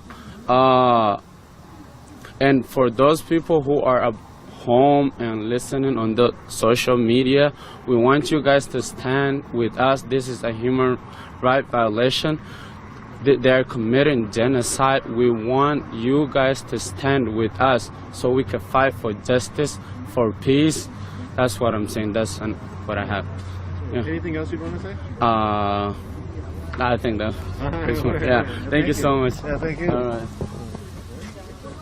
You got some questions though? Yes, I got some questions. Can you bring us back with some history? Can you bring us back with some history? Can you give us like some knowledge, the audience, as to where the Oromo struggle recently has been? It hasn't been a recent thing. This has been going on for a long time. Oromo people have been struggling. We are the majority here in Ethiopia, and no matter what we have done, our people have always been trying to disperse. No matter what they try to do, they try to erase us. But the one thing that Oromo people the Ethiopian government can never do is erase us. They've done a lot of things ever since we've been there, and all they've done ever is try to erase us, but we're still here. No matter what, they try to kill our voices, and we're still here to this day. We're still going to move forward. Hey, we're privileged to be here in America, and that's the reason why we stand for our people. We're here to talk about it and try to give the voice to the voiceless. I mean, Achalu was one of our voices, and they took him away from us. And what they're doing right now is they arrested one of our political leaders. Jawar, first of all, he went to the U of M. He's been a voice for the voiceless ever since he was here. He's always been standing for the right thing.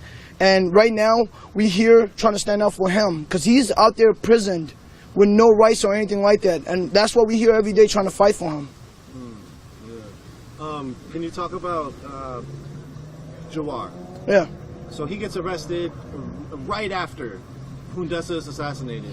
Can you talk about sort of like how that transpired? It seemed like a targeted thing where they went after multiple opposition leaders. Can you talk about that? Yeah, and this was what's been happening for a long time though. Jawar's not the first. Jawar came back home believing that, hey, there's going to be a change. We believed in the prime minister, thinking that he was going to be the change for us. So what the Ethiopian government has done really well is putting somebody that's one of us on top of that ladder, and we believe them. And like, okay, this is one of us. He's not going to switch up on us. But the thing about it is they get up there, and that's the one thing they do. They turn against our own people. And that's the one thing we're trying to stop right now. The one person that has not done that is, no matter how much views, how many people follow him, how many people trust in him, is Jawar. Jawar, no matter what, has always stand up for us and has never changed his, belief and stand up for the voiceless. And that's why we stand with Jawar at all time. So we're all here, and this is the Ethiopian consulate in Minnesota. We're hearing that, Minnesota spends, a lot, Oromo diaspora is big here. Can you just talk about that, and then talk about how these protests have, as we just heard, gone to the governor's residence, gone to politicians saying stop funding Ethiopia because what Ethiopia is doing with the weapons? Can you just bring that all back? No, the reason why we out here is to show the people back home that they're not alone. No matter what we are, hey, we everywhere. No matter how they think they could silence the people back home by shutting off the internet and all that. But the thing is, they could never silence us. The reason why we here every day is and protesting for them, it's just the people that back home that we are there with them in the march and everything else. We will fight for them. If they don't have a voice, we'll be their voice here in America. America has been funding Ethiopia for a long time, and that's the one thing that we're trying to stop. Hey, we all here in America paying taxes and everything else like everybody else. How are we going to get victimized by the American government? We're the same people, no matter what. Ethiopian people, hey, like I say, Ethiopian people in America, for me, is all lives matter movement. They try to play the victim, and they try to make American government believe that they are the victim. But if you ask them, what are you standing for? What are you protesting for? They will never tell you why. We're telling them, hey, we hurt. We're getting hurt. Our people are dying every day. And they're going to tell you, oh, no, you're victimizing us. And they can't give you no proof of us victimizing them. And that's why we stand here every day. We will fight for our Kero, our people back home every day. And we won't stop for that. We want to show them that, hey, you're dying back home, but here we have the freedom to speak. Back home, they don't have the freedom to speak. You can't just be out here carrying an Oromo flag. You will get shot on the spot. But here, we could put a flag anywhere we want and nobody every day. Fight for them and show them that we're here with them step of the way.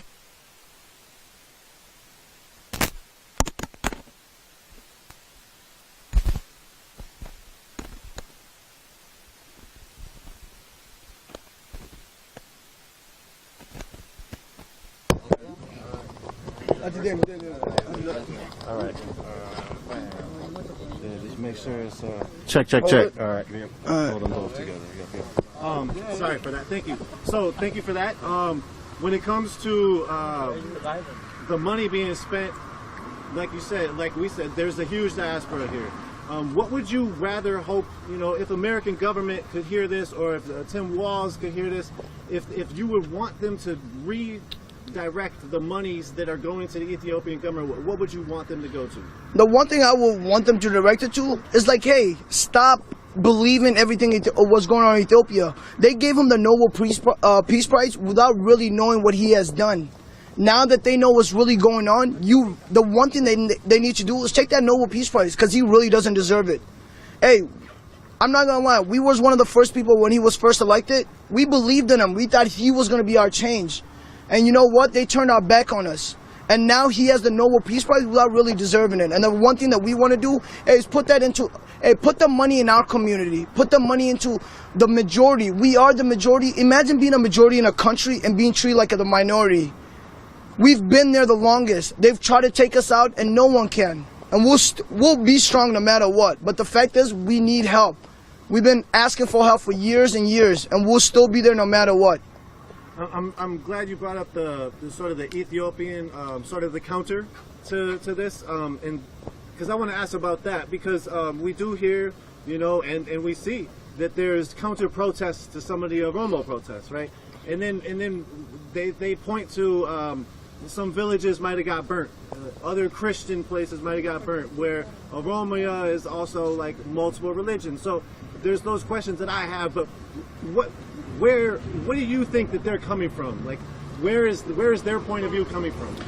So the one thing that I would bring that back to is the same thing as the Black Lives Matter movement. Hey, we've been here in Minnesota. You've seen what happened after George Floyd died, right? Hey, the only way people are able to hear, you could peaceful protest all you want, and no one will hear you because you're peacefully protesting. Unless you burn things down and get the attention from the media and everything else, nobody will be heard. And that's the same way we feel. Hey, Oromo people are not just burning anything down. We're trying to be heard. We've tried the peaceful protest. Black Lives Matter has tried the peaceful protest, and nothing has been changed from that. And this is exactly what we're doing. Hey, we're trying to just get our voices heard. If they're not hearing us, we will have to burn something down in order for them to hear us. Otherwise, they will never hear us. So now we have this new reinvigorated generation that seems like it's about its business. You all are out here, you're part of the diaspora, you're not even there, and you're out here repping for Oromo, Oromia. And so where does this go from here? Does this generation make some change? If not, can we expect more from the next generation? No, one thing I will tell you is our generation and the generation before us would not be the same. We will not stand for the people hurting us and standing there and getting hurt by everybody else. We're one of the one thing they say is in Oromo, like this is the way I could put it. They say the last generation, onne laftani. That means their heart is soft. That's one thing that we will not be. We will not stand and get beat and mistreated the way we are. We will stand up for our people. No matter what we are in this world, I promise you, we will stand up for our people, and that's a fact. Anything else you'd want to say? That'd be all for me. Yeah, I appreciate you. Yeah.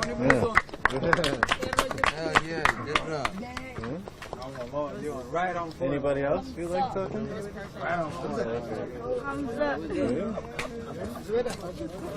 We're here live in Minneapolis or St. Paul. We're here outside of an occupation of the Ethiopian consulate, and we are speaking to some of the youth participating. And we have another youth that's going to speak in a moment.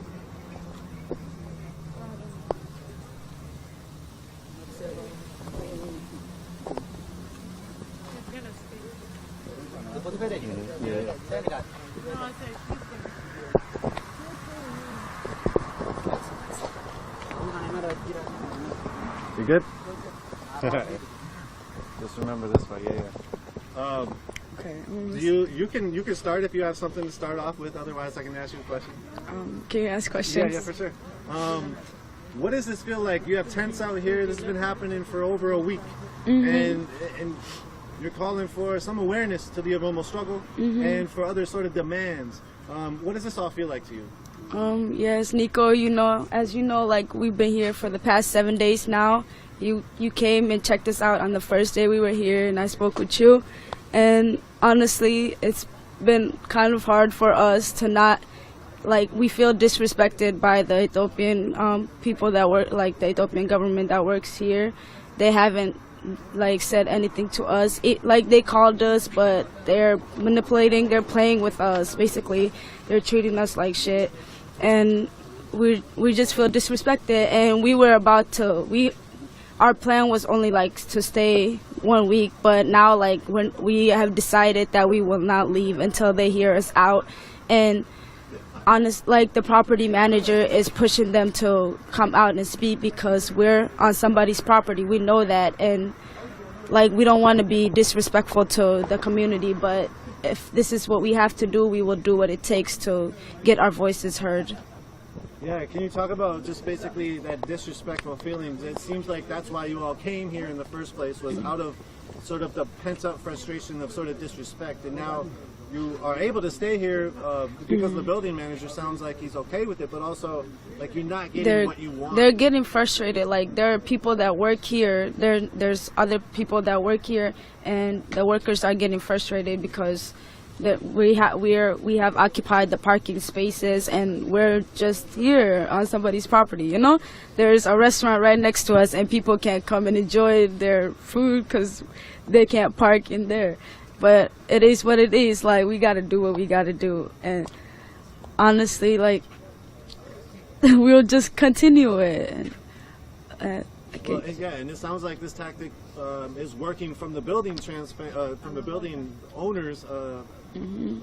Look at it because he's pressuring them now. Huh? Yes. So when it comes to just protests in general, there's a lot of organization around the Oromo community, and a lot of protests have been happening. Caravan yesterday. Yes, yesterday. Protests every weekend, it seems. Can you talk about these and like the organizing behind them? The young group of Oromo kids are the ones that are doing it. The Keros are the ones that are organizing this because we want to be the voice for the people back home. If the government here cannot do anything, the Ethiopian government here that has a relationship with the people back home. So our demands are very simple. We want them to put a statement out saying that they're against what's going on in Ethiopia, and if they're not, then if they're not saying anything, they're with them, and that's injustice to our people, and that they gotta go from this place, basically. Yes, there are a lot of protests happening. We're trying to be as peaceful as we can. We are not violent. We speak with the police ahead of time, but it gets out of control sometimes, and that's like Magarsa said, like the Black Lives Matter protests, they try to be peaceful. It doesn't work. Like, people don't hear your voice unless you're apparently you have to be violent to be heard. So it's not violent. Like, it's not as safe as we plan it to be. But if that's what we gotta do, we will do what it takes. Honestly, yeah. What are you hoping? It seems like because of it's youth, like you said, that are running these, organizing these protests. What are you hoping for the future when it comes to maybe 10 years from now? Yeah. For the my hope for the future is just for our people to be free and just have their basic human rights and just, you know, like, be free and just like, you don't have to live under a system, a government that doesn't like allow you to have your, you know, own democracy and just have your own land, live your own like peaceful life. So that's why we're here. That's my hope for the future, and that Oromo people get their freedom from the Ethiopian government. Yeah. How much time do you think you've spent out here in the last week? How much time have you spent out here? I swear, I've been here 7 days. Wow. Since last Thursday. I slept here. Slept here every day? Yes. Wow. So what does that feel like? Tiring. Like, there's days that we stay up the whole night because we take turns watching people that want to sleep that can't like stay up anymore. And we get up early in the morning because if people come to talk to us, we don't want them to just think that we're sleeping. We're trying to be as clean as we can so people don't think that we're messing up the property. So it's really tiring, but we're not stopping. Can you talk about some of the discussions and conversations you've had with passersby? So we just make awareness. Us being here is making a big awareness. People have stopped their car parked in the parking lot and just come up to us, like talking to us what is going on. We're like, oh, there's injustice happening in Ethiopia. You guys need stop funding the Ethiopian government. Just your tax money is going to the wrong place. Basically, just stand with us if you are against if you're against human rights violation. Just stand with us. They take pictures, like the youth here. We learn about our history. We talk to each other about our history. We tell each other like we read poems and everything. We sing in circles. We dance just to like have that vibe, our culture, bring it back, make our identity stronger, basically, and just enjoy this time together and remember why we're here for every time.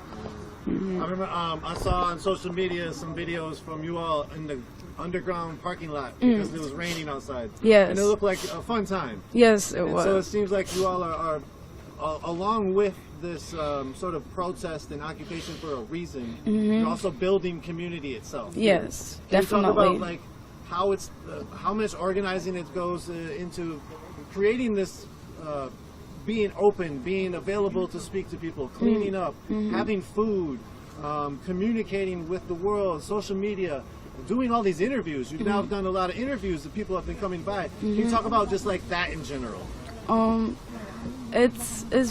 It's kind of frustrating, but like personally, I don't like speaking in front of like cameras and everything. But if I gotta do it for my people, I swear, I'm messing up a lot right now. But if I have to do it for a good cause, like which is I want the freedom for my people. My family is back in Ethiopia, and like there are days that I went with months without speaking to them because there was an internet shutdown by the government, and like they beat my brother-in-law. Like he was almost beat to death in the capital of Ethiopia because he was Oromo. Like that needs to stop.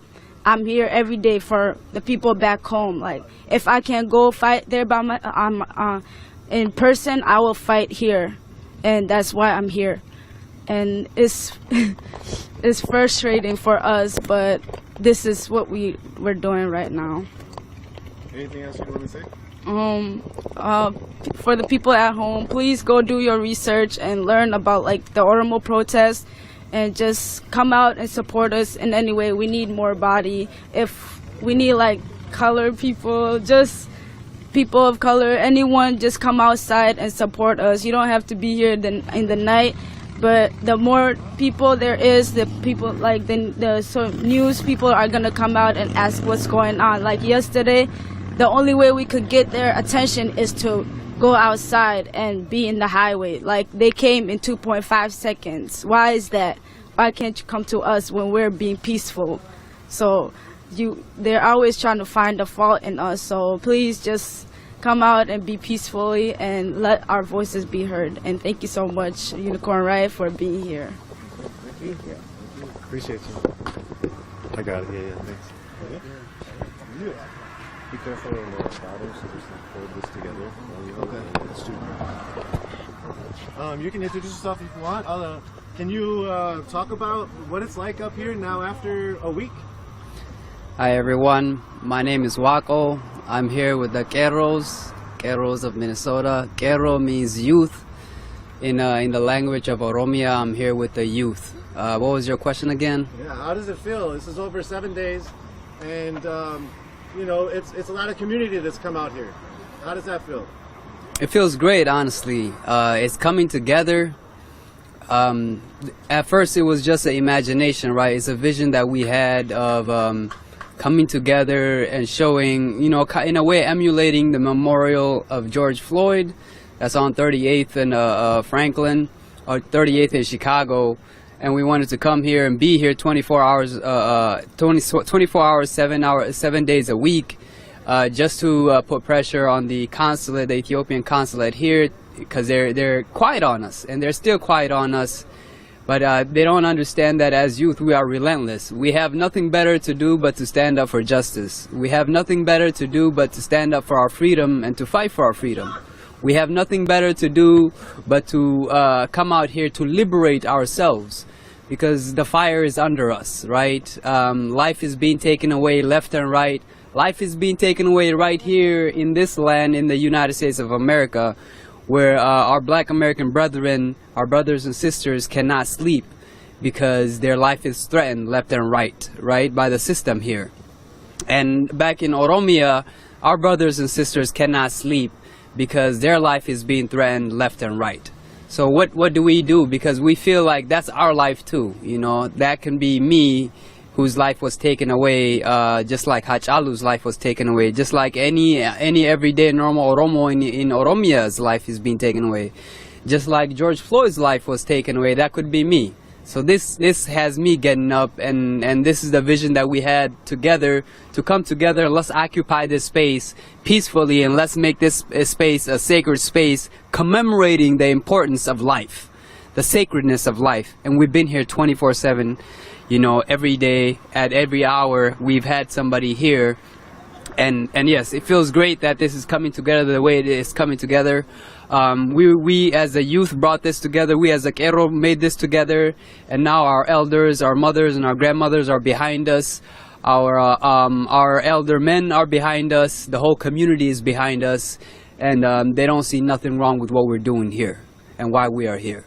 You know, the thing that's making more and more sense to me as an organizer, as a person that's taking a part in this, as one of the Keros, is that we can't always be cordial. We can't always be nice and respectful of people's property when we're trying to have our voices heard, and when we're trying to say, hey, life matters, Black life matters, you know. And if our voice doesn't get heard, we're just gonna be louder, you know. And you say, hey, this is private property, please get off this property.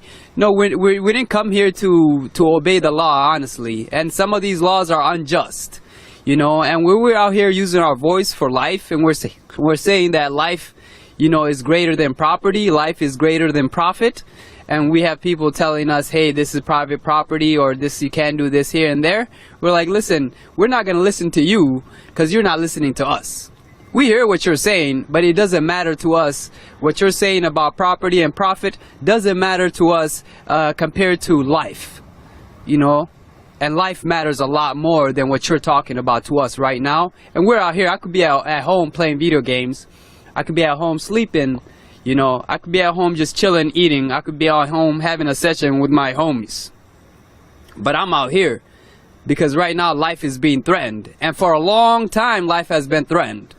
And the government, the systems, and I'll be very direct and very clear, the U.S. government, the federal government of Ethiopia have no respect for life.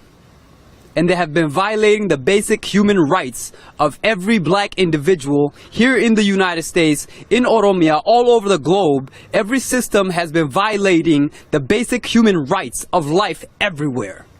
My basic rights for life was not given to me by a system, was not given to me by a government. By the nature of my birth, my life is sacred and should be protected at all times. So when it's violated, that's a problem. It's not a political issue, it's a humanitarian issue. So if one life is violated, then all lives are violated.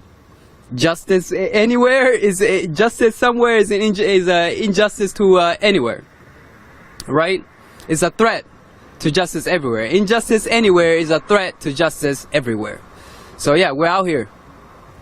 You spoke about some of the when we talked to you last week. You talked about some of the parallels between Black Lives Matter and the Oromo struggle, and you also talked about today.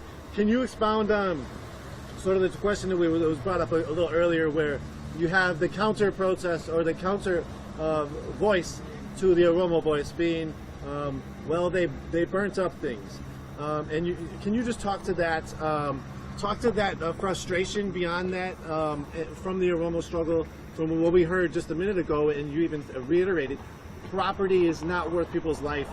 Can you talk about maybe how much lives have been lost, how much Oromo lives have been lost compared to the property?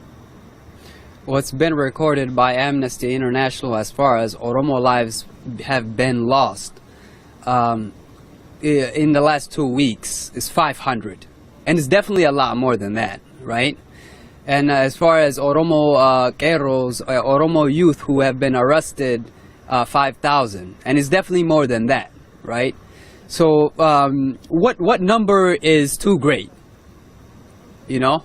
So if we look at history and we look at the histories and the genocides that have happened in history, let's unpack some of these things. The Rwandan genocide. It wasn't until hundreds of thousands of people were being killed until the Western world decided to give it some attention, right? Many of these genocides, the Rohingya genocide, wasn't actually ever given any attention by the Western countries, by the Western world. The genocide, the Bangladeshi genocide, wasn't given any acknowledgement whatsoever. These are ethnic cleansings that are happening. Right now, Oromos being killed means Oromos are being ethnically cleansed. I'm not exaggerating whatsoever. I'm just at it in the beginning of it. I'm using my voice right now. It's like, hey, they killed a life. It wasn't just the first one. Actually, there's been many hundreds that have been killed, and this is turning into a genocide. We better do something about it right now. So when I say that life over property, this is not just a statement. This is a truth. This is a universal truth that our governments have seemed to forgot about. And our governments have seemed to think that they are the highest authority when it comes to life. But in reality, these governments are propped up and set up by life, by individuals who have life. So we give it life at the end of the day, and we can take the life away from it too. So in Ethiopia right now, the counter-protest says all lives matter. The counter-protest says we are all Ethiopian. The counter-protest is trying to discredit our story as Oromos. Because as Oromos, what we're saying is, hey, the history of Ethiopia and how Ethiopia has been set up is a lie, is false. Coming from our perspective, we've been subjugated, we've been put down, we've been killed, we've been violated. Our language has been taken away from us. Our culture, our way of life, our religion, our spirituality, our form of governance, our land has been taken away from us. And we're saying, hey, we are not Ethiopian because the story of Ethiopia doesn't include us. And we still live here, and it still doesn't want to include us, and it just wants to subjugate and force us to a story that we was never a part of. You know, so we're out here telling the truth of the history of who we are, where we come from, our roots, and how Ethiopia was formed. Ethiopia is just a borders that was drawn after World War I. There's over 82 cultures in there. You know, over 88 languages spoken in there. So to draw a border around a certain area and call it Ethiopia and say all these people are not Ethiopian is a falsehood. That's not multinational. That creates problems because it doesn't acknowledge the individuality and the identity of these different cultures. You know, and these minority cultures end up getting violated because there's not a protection for them. Now, the honest truth in Ethiopia right now, Oromos are the largest ethnicity. And Oromo's lives have been taken away decades and centuries after centuries after centuries, right? But Oromos are not the only culture, the only ethnicity whose life has been violated, whose human rights has been violated for decades. The Afar, the Sidamo, the Somalis, the Waleta. These are different cultures whose lives have been taken away. But as Oromos, we're big enough to stand up, you know, and have been fighting for generations. Generations. I'm talking about, I'm a fourth generation right now, fifth generation Oromo fighting for my liberties and my freedom. I'm right here in the United States of America because of those same reasons. You know, I didn't just come here because I'm like, yo, I don't like my land. I'm just coming to come over here and chill out here. I had to leave there because my life was threatened. You know, I don't even know my own birthday. You know what I'm saying? So when I say again, life over property, the counter-protest saying all lives matter, the counter-protest saying we are all Ethiopian, let's all be one, this is a falsehood. You're still not listening to us. You still don't want to know what our story is. You just want to perpetuate a story that includes all of us, but doesn't include us actually. You know, that story includes us once you listen to us. You know, we're not here trying to break nothing down. We're trying to, we want to be heard. We want to be included, and we want a space for ourselves. This earth is huge and is very, very large, you know? So when you're talking about making decisions about policies, when you're talking about making a country, Ethiopia, and making a democracy, we better be included in this shit. Because we are a peaceful people. We have a history of being very peaceful. You know, and we are a freedom-loving people. So if we are a peaceful people, it doesn't mean we're pacifists. It doesn't mean that when you come and you subjugate your identities and your perspective upon us, that we're just going to take it and we're going to crawl up into a dark space. We get up. Because that's where our history is. Our history is getting up. You know, our liberty is violated, our freedom is being violated, our land is being taken away. We get up. Because we'd rather fight for what's ours than you just take it away from us, and now we live a life of slavery. You know, that's what we're about. That's not what we're about. We have pictures of Jawar Mohammed. Yeah. Can you talk about Jawar Mohammed as we look at some of these pictures? Yes. The importance of him, maybe his Minnesota ties, and sort of what's happened.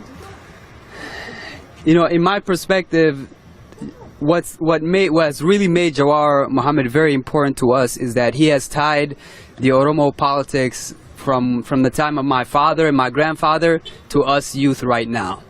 He has he modernized modernized Oromo politics and what's going on in Oromia for us right now. You know, and he also he showed us why it's important for us to be politically educated and also to stand up for what is right instead of saying, hey, instead of, you know, letting the politicians do it. Jawar Mohammed wasn't a politician whatsoever starting out. He was just a freedom-loving individual that got up to fight for the freedom of his people and ended up in a position of, hey, you know what? You love our people so much and you're fighting for our people so much, you should be the one that's leading our people. You know, and he loved it. He wanted to help our people so much that he forsook his citizenship here in the U.S. and moved back to Ethiopia, to Oromia, to help the people back there and get into a position of leadership since the elections are coming. You know, but Oromia, Ethiopia is not the same as the U.S. here, and the way politics works there is very, very different. And Abiy Ahmed knew that Jawar Mohammed was going to win by a landslide. And after Hachalu was killed, next thing you know, Jawar Mohammed and Bakale Garba, another political leader of ours, was jailed. Why do Jawar Mohammed and Bakale Garba need to go be imprisoned if Hachalu Hundessa was the one that's killed? Are they accusing Bakale Garba and Jawar Mohammed of killing Hachalu? What are they doing? The accusation is that you are inciting violence in the country. The accusation is that you are a terrorist. Just like Antifa, you know? Just like our youth here, you know, who rose up. You know, they rose up, there's an uprising, but they want to call them looters and rioters. You know, looting and rioting is like an opportunity situation, right? But these people didn't wake up and say, yo, I want to loot and riot. No, they rose up for the fact that George's life was taken away. George Floyd's life was taken away. They burned down the building because they weren't being listened to. You know, property, it'll be brought back up again. You know, so Jawar Mohammed literally, the fact that it was just salt on the wound. Hachalu Hundessa was killed. And then next, you know, Jawar Mohammed and Bakala Garba was taken arbitrarily and thrown into prison without any due process, without any charges whatsoever. How are we supposed to feel? You know? But we're here again. What's your hope for them? Obviously, people have hoped and demanded that they be freed. What's the update from there? Do you know? Like they've seen, like Jawar's had a court date or something, but he might, and then even the Seattle folks. If you can give us an update from his case and the Seattle case, if you know them, the two cats from Seattle that are locked up, but might have got out on some kind of probate. Yeah, the two individuals from Seattle are getting out. They're U.S. citizens. I don't know complete details about that, but their situation is changing from what it was before. Jawar and Bakale Garba, they have a court date. That's all we know for now. As far as whether it will be a fair process and whatnot, we don't trust it whatsoever. Because who has harmed us is the federal government of Ethiopia.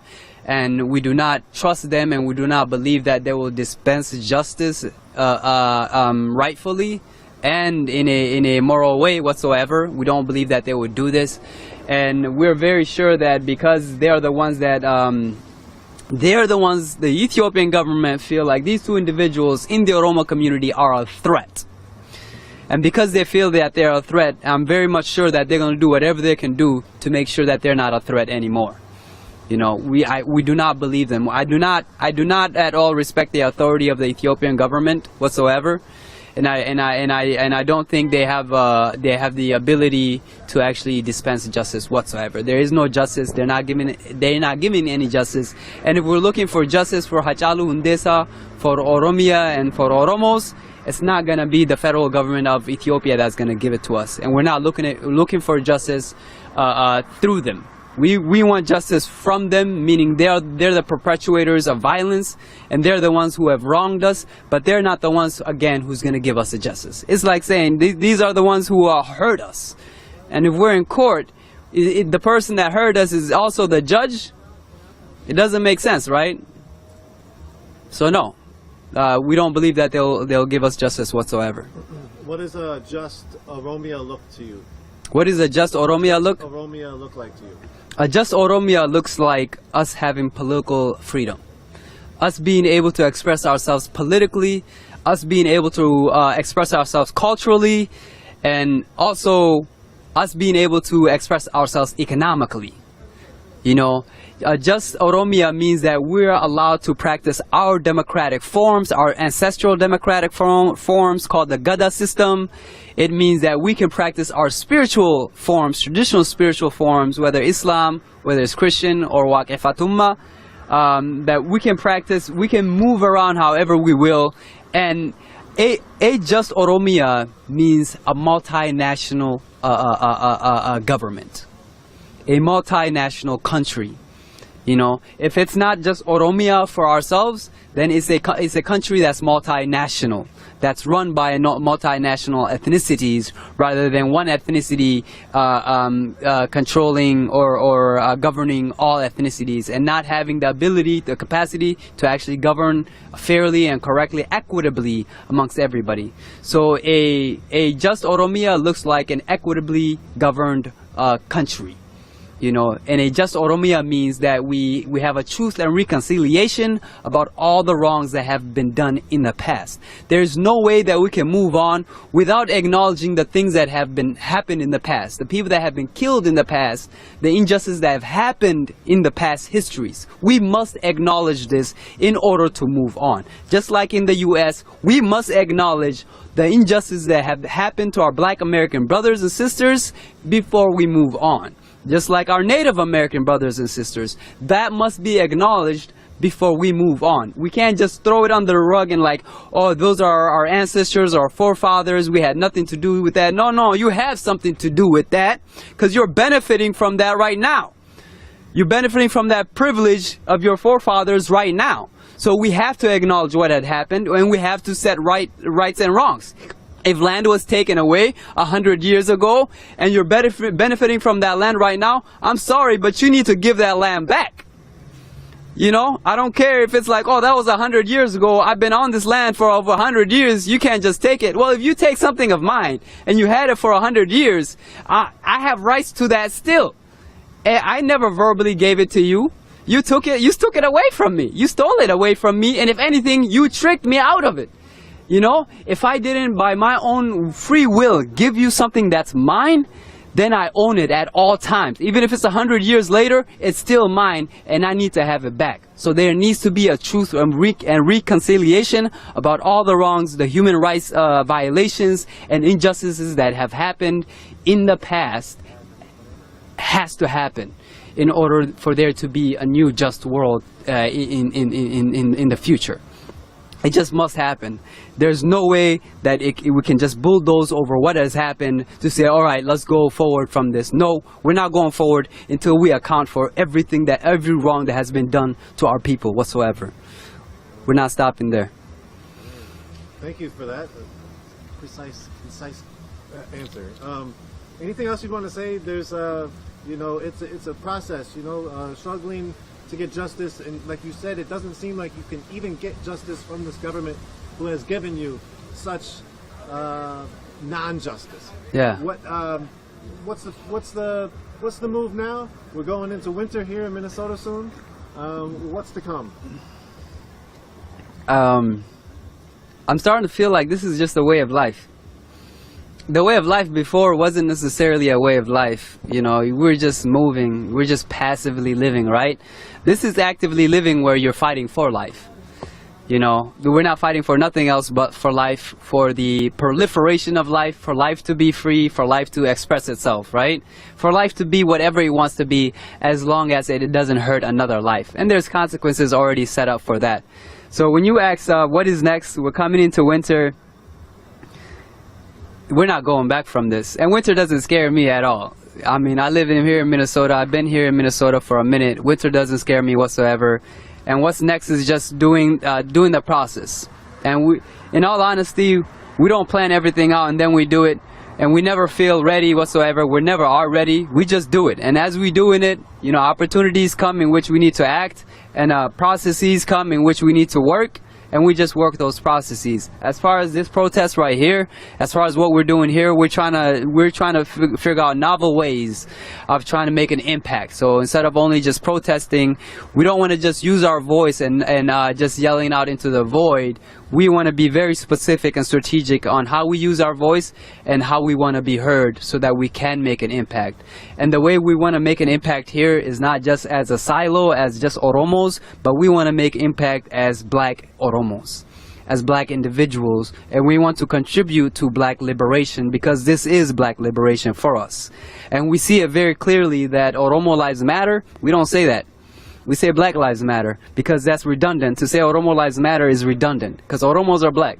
you know? So we just say Black Lives Matter. So what is next is really globalizing this movement, you know, Black Lives Matter movement, the Oromo liberation movement. This has already happened globally, you know? And the indigenous movements that's happening all over the world. Zimbabwe is coming up, you know what I mean? These movements need to be tied and connected together because they're all the same thing and they all come around the same ideology of life is sacred. It's not an ideology, it's just a right. It's just a truth, the truth that life is sacred. And that's why all these indigenous groups, Hong Kong is like the trailblazer, you know? All these groups come out, all these movements, they have the same thing, and that life is sacred. Black Lives Matter, life is important. And who is the aggressor, who's the perpetrator of against life, is these systems all over the world that just don't seem to understand that life is important. You know, they just don't seem to understand it because for so long, they've been made to believe, I don't know. But at the end of the day, I don't know how I feel like I can understand simply, my brothers here can understand simply that life is sacred. We don't have to explain to each other why Black Lives Matter and Oromo liberation is the same thing. They just get it. It makes sense to us, you know what I mean? So next steps here is to continue to globalize this movement and continue to intertwine and connect Black Lives Matter with Oromo liberation and just continue to evolve and just be only black liberation. And then as you see, the umbrella of that is human liberation. So anybody can stand with us because at the end of the day we're standing up for humanity, because life is humanity, right?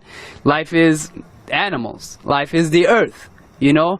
But if we got to stand up for ourselves as human beings before we stand up for other life forms too. So this is the next step, is to continue doing what we're doing. The next step is to continue being consistent in doing what we're doing. The next step is to continue getting up even when winter comes. Not getting the energy down, keeping the energy up here, having that same energy even throughout the winter. Because at the end of the day, the counter revolution or the counter protest or the system, what they want is for this to calm down so we can get back to normal. So they can get back to controlling us and making us consumers. But no longer do we want to be consumers. We want to produce. We want to produce life. We want to celebrate life. We want to live better. We just want to live better, you know. Please leave us alone. Please leave our black American brothers alone. Please leave the Oromos alone. You know? Actually, not please. Leave us alone. Just leave us alone. If you don't understand that life is sacred, just leave us alone. We're commanding this now. And here's another thing. We are not pacifists. We are not pacifists. We will not just stand and let you kill us. We know life is sacred and we're not afraid to defend life because life is sacred. We're not afraid to fight for freedom because freedom is sacred. Liberty is sacred. Liberation is sacred.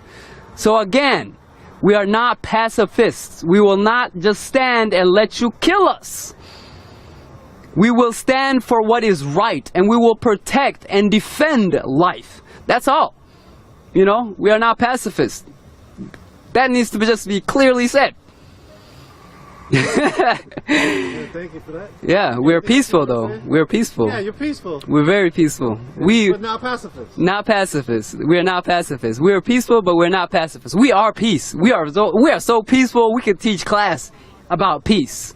You know, we don't even need to teach a class. We just walk and you see, man, that person right there, he's very peaceful the way he's walking. The government can learn a lot from us. The police can learn from us. You know, what do they call them? Peace officers? Hell no, get out of here with that. They don't do that. You know, the government needs to come learn from the people, the community, what peace is. They need to take a step back. They need to let us maintain the peace because the peace is for us at the end of the day. And we create the peace too, and we can maintain the peace too. The police don't know how to do that. We can do that for ourselves. You know, we're peaceful people. And we also can dispense justice too. This is what we're commanding. Before we can just come and say, hey, we want peace. Give us peace. But no, now we're saying, hey, we're here to bring peace. We're here to create peace. We are peaceful. And we're here protesting peacefully. We're not asking nobody for it. We're not demanding nobody. There's nobody we're asking for peace from. There's nobody that we're asking for justice from. We're just here commanding these things. But yeah. Thank you. Is there anything else you'd want to say?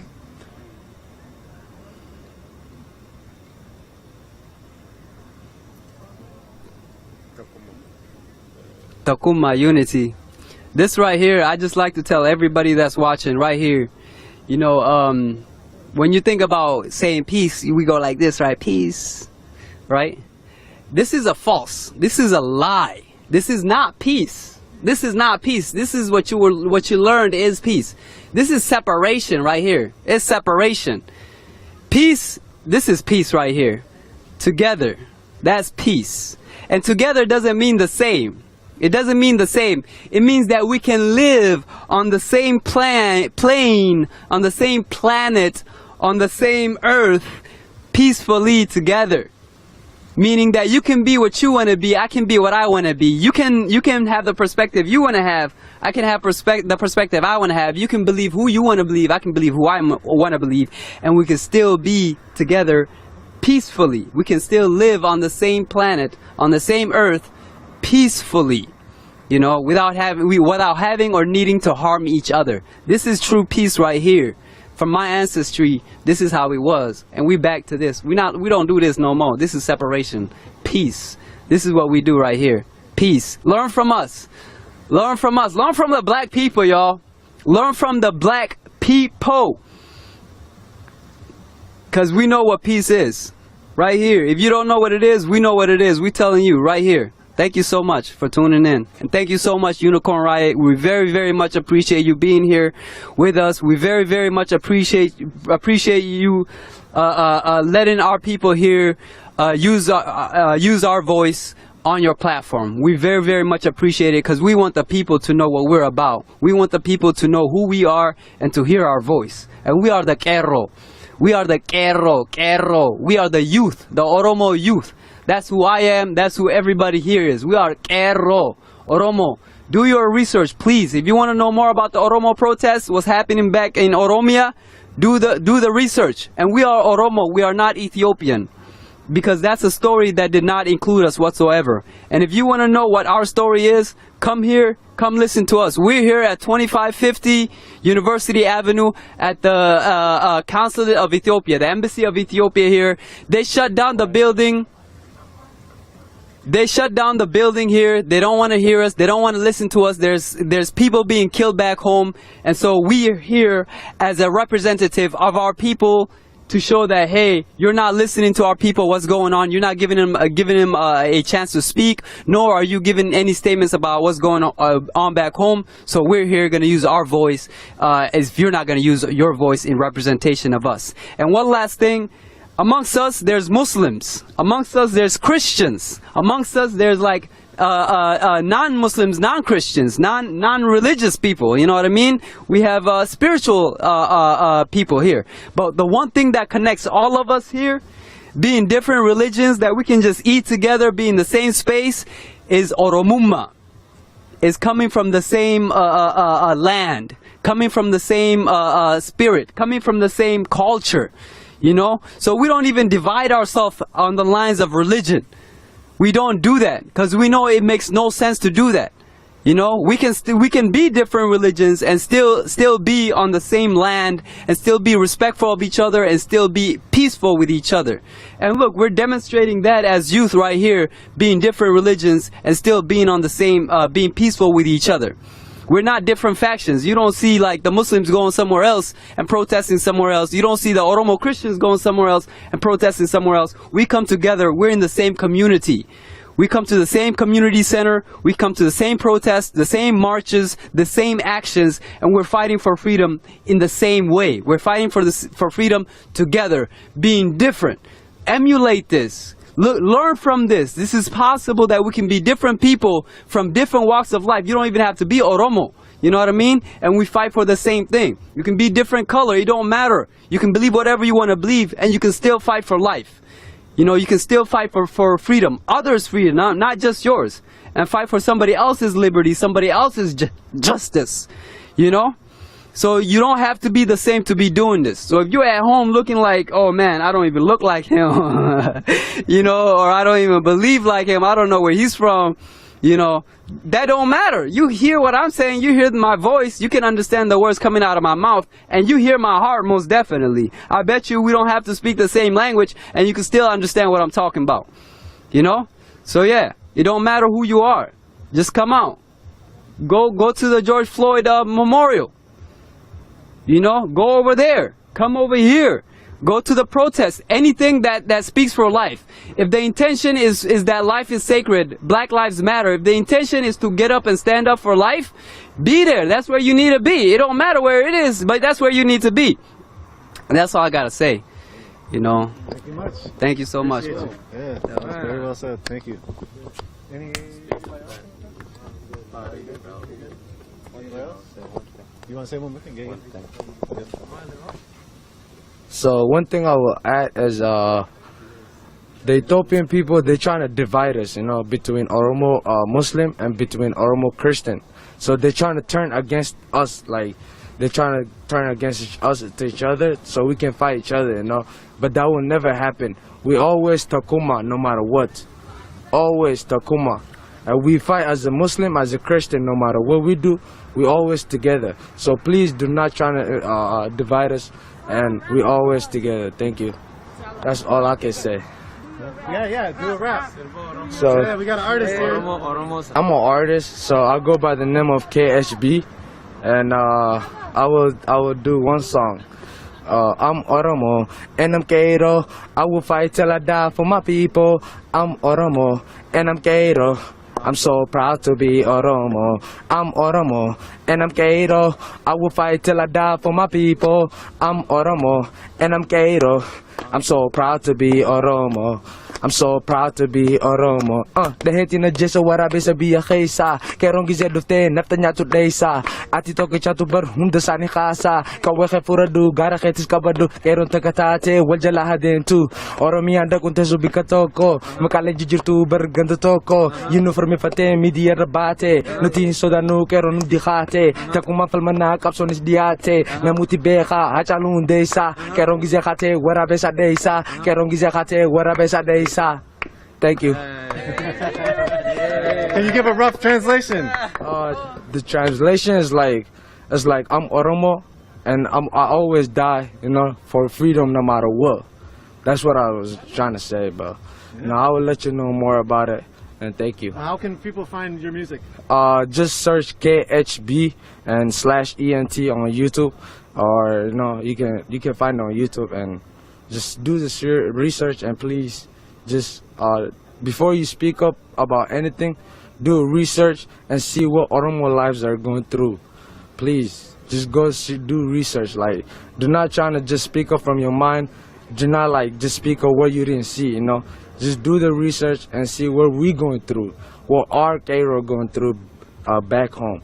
Please, that's all I can say. Thank you. Yeah, thank you. Yeah. Hey, Cairo. Anybody else want to say anything? You want to say anything and close out or anything? I can do a closing. Closing? Yeah, or yeah. What are you no, okay, no problem. Okay. All right. So yeah, basically, so this is like 2 in the morning, 1 something in the morning, and you all just this is your life. You're just rocking out here. Yeah, we'll be up all night. Okay. So what can people expect for this next week? There's an action tomorrow for starting at the Oromo Community Center. Can you talk about that and maybe the hunger strike that happened last week and just any updates? So there was a hunger strike held at the state capitol last week by Oromo Youth Association in solidarity with the political prisoners in Oromia. So people fasted with them for 3 days here to raise awareness. Tomorrow there's going to be a march for religious leaders starting from the OCM, like you said. I believe they're going to start meeting up at noon and head out around 2 p.m. Down University Avenue towards the state capitol. So if you want to join, if you are spiritual at all, or even if you're not, just in solidarity with the Oromo protest, you should come. Yeah. And then the rest of this week, pretty much like I said earlier in the update, like we're just waiting for a response from them. So we're here. Yeah. All right.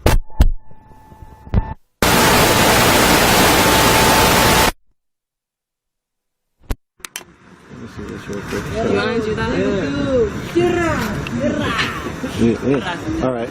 Go ahead. I'm gonna hold this. Okay. I just want to say thank you for coming and like giving us more exposure to what's going on here. And I think Gigi wants to do a chant.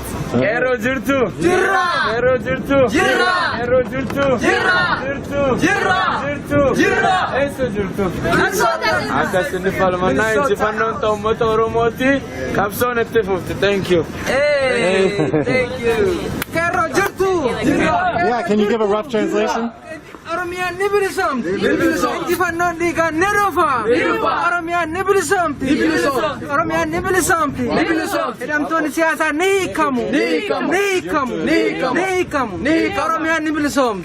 Oromia nibilism. Nagabula. Thank you. So Jirtu means where you at.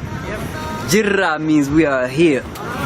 So that's a Oromo saying. It's been here for a minute. It basically means, hey, show up, be present, be full, be here 100, you know? So when we say Jirtu, we ask each other, where you at? And when we say Jirra, we mean, yo, I'm right here. I'm right here. I'm here. Somebody calling me? I'm here. All of me is right here. So that's what we on. We right here 100%. We present. Just know that. Thank you. All right, I'll do an outro over here. Thank you, Nico. For sure, for sure. So again, thank you all for joining. We're here live. There's a large group over there, large group over here. We're here live in St. Paul, Minnesota, outside the Ethiopian embassy, where folks have taken up space to bring awareness to the Oromo struggle, to call for the releasing of political prisoners, and to also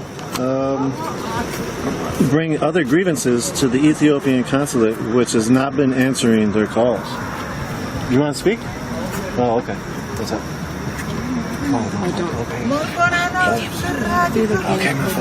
Set up too. Okay, yeah. Sorry about that. It's the elders? Are the elders speaking? Oh, okay. Oh, gotcha. So yeah, we'll show everybody the grounds real quick. They got the Hachalo Hundessa music going on. It's being projected out here. Hey,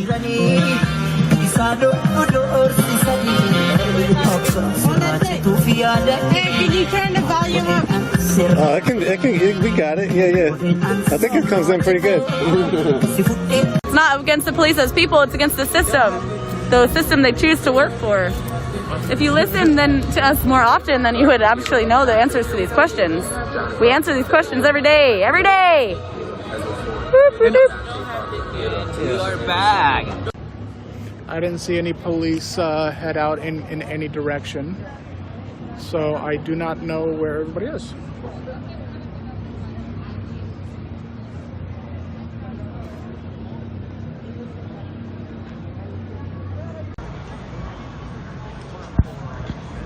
I disagree. I don't think thinking human beings is good is flawed. Human beings have been conditioned through trauma to have a lot of the behaviors we have. And I don't think there's nothing that I just don't believe you can cite any legitimate information that says that you can show human beings by nature are bad or need policing.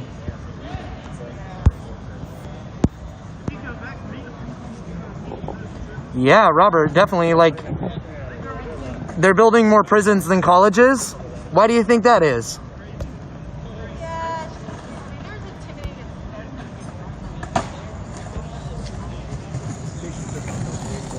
Yes, Sarita, I'm convinced.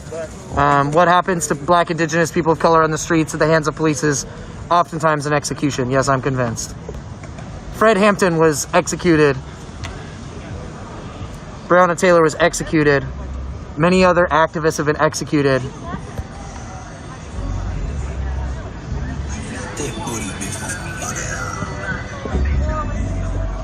Amy Lynn Dela Cruz, please read the pinned statement at the bottom about spamming presidential candidates. Hey, what's up, buddy? What's up, bud? How you doing? Oh, doing good. Good. I drove down here this time, so when we want to leave, we don't have to walk all the way home. Cool. Yeah. Right on. That or shake it straight. You know, I don't know, yeah. I don't see it happening. It looks pretty mellow. I feel like a lot of people are probably saving their energy for tomorrow. Yeah, and that's what I figured. If we end up heading in early tonight, you know, it'll be nice just to be able to just take a ride home rather than walking. So Michelle, in Yemen, in Beirut, like that's our problem too. You know, let's say something about it. Let's put up some signs because these injustices are happening all over the world, and it's not. We shouldn't act like they're not connected. They are connected, and we shouldn't act like things are just gonna go back to normal. They're not gonna go back to normal. You know, like these things are issues. These are issues that need attention. You know, that need some time to basically it's like, hey, there's a problem here, can you please give it some attention, you know? And if there's no attention being given and we still see like our country here in our society still going as if, you know, everything is normal and like business as usual, then it sounds like capitalism needs to be stopping in its tracks, you know what I'm saying? Because capitalism is not listening, you know? And so like, there has to be a change, man. There just really has to be a change, and it just feels a lot harder to be hopeless than to be hopeful. It feels a lot harder to be victimized and to feel like, let's just, I guess, you know, this is what we got, you know? It feels worse to feel that way rather than to feel like you can do something about it. Because to feel like you can do something about it feels like you can get to something better quicker. But when you feel like, oh, there's nothing you can do about it, it just feels like, well, then you're gonna be stuck in these, you know, dirty, mucky waters for a long ass time, for a couple of decades until you die. What is life if you don't get to live it the way you want to live it? If you don't get to live it freely, at least, you know, the pursuit of happiness, the Declaration of Independence, right? What is that if we can't actually pursue happiness and pursue life the way we want to pursue life? Where all these obstacles are put in front of us as black people, you know? So no, we don't want to live like this anymore, and we're not going to listen to anybody that's telling us, you know, wait, your turn. Nope, there is no more waiting. We're just going to go ahead and create something different, something new, something better for ourselves, because we want to live better. We don't want this anymore, you know. And I'm just a youth right now, you know. I could just worry about myself as an individual. Let me just make my money, buy my little piece of land somewhere so nobody can bother me, and raise me some kids, and have a home and a life. I could do that, but I can't even run away from my own I can't run away from the problems. I can't run away from being black. I can't run away from the police potentially killing me because they don't know who I am, or their own like preconceived notions of me, their own biases of me.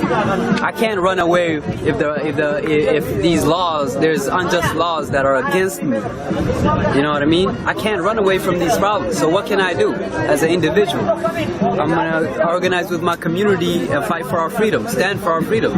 There's nothing else to do. That's why I'm saying this is a way of life, you know, because like I as an individual can go and protest and tomorrow come back, I still have the same problems, you know, and I have friends who can go to sleep peacefully because that's the privilege that they have, you know.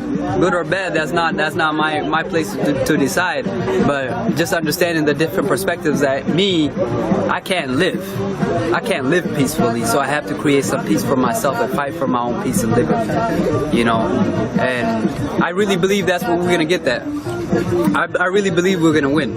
I really believe we're gonna change as a society. I really believe we're gonna change as a community, as a world, as a humanity, we're gonna come together and decide to create something better. I really believe that's gonna happen, because the other option is not viable. It's not life affirming. It's not life giving. So yeah. We out here still. It's 2 a.m. in the morning. I got work tomorrow. What time? What time? I got work tomorrow at 9 a.m. 9 a.m. to 5. I still work. I go take care of my work so I can take care of my bills, but that's like secondary. But this right here, this is important too, so I come out here and do this too. Yeah. So yeah, thank you so much for being out here with us. Thank you for allowing us to be. Yep. Yeah. I got my sister out here. For sure. I think I got this thing fixed. Check. Yep. Let's see. Just be aware that the bottom part. This way, okay. Well, I'm just saying because this bottom part. Okay, so how should I hold it? I can hold for her? I can hold it. Yeah, you can hold it too. Like this? No, just, yeah. Hold this, so basically hold this and this together. I'm going to hold it together. Alright, let me hold that. I tell people, we're dealing with a little equipment, so thank you all for your patience. So I just wanted to say a few things about the Ethiopian embassy. We've been out here for a week. It's a whole week we've been out here, and we haven't received anything from them. And that tells you a lot. I mean, from what I'm seeing, it's like they're in support of what's going on, the human rights violations taking place in Ethiopia, the mass arrest, the killings of children and pregnant women. It's like they're in support of this. Like, it's not making any sense to anybody. We're out here for a week. We haven't had anybody reach out. They're calling on unknown caller ID, and that's sick. You know, that's very disturbing. This is humans' life we're talking about. I wanted to say that. And another thing I want to say is mention about the Ethiopian government. These people, they will talk all day, but they will not listen to the people. That's what they're known for. They will never listen to the people. But that's all I really wanted to say. And if anybody who works for this Ethiopian embassy, think of what you're doing, you know. There's a large Oromo community out here. This Ethiopian embassy was only open because of the Oromo people here. We are the largest ethnic group from Ethiopia here. So this office is only open because of us.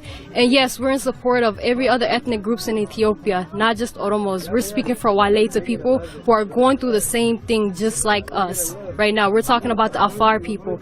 We're talking about the Sidama people. You know, it's not just us. We're here for all humans. But that's all I wanted to say. Can I ask you a question real quick? Yes.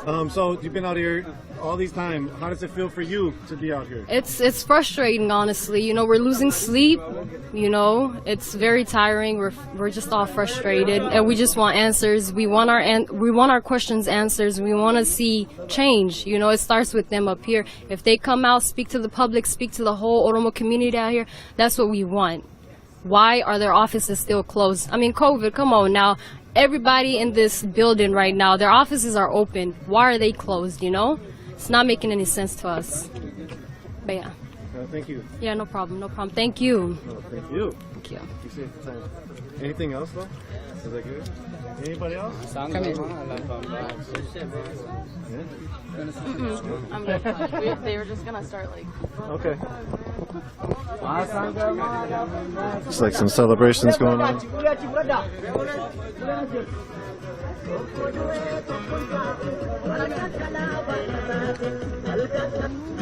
Get a line.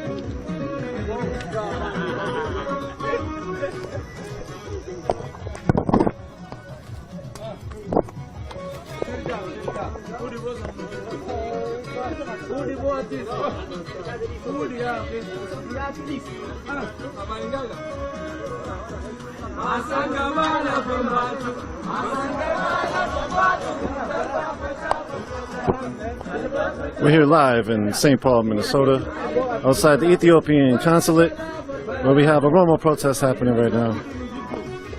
It's been an occupation for over a week.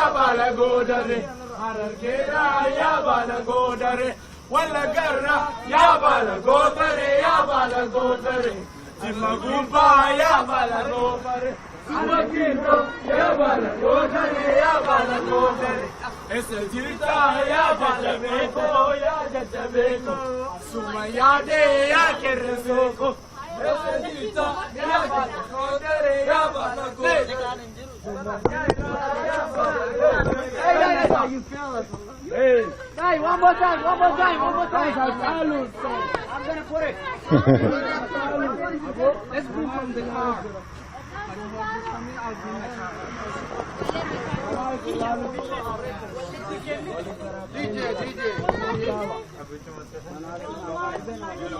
We're live again here at outside the Court International Building, where the Ethiopian consulate is on 2550 University Avenue in St. Paul, Minnesota. The building is right here. The Ethiopian consulate is up on the 3rd floor. And folks have been outside the Ethiopian consulate for over a week. You see, freedom is the oxygen of the soul.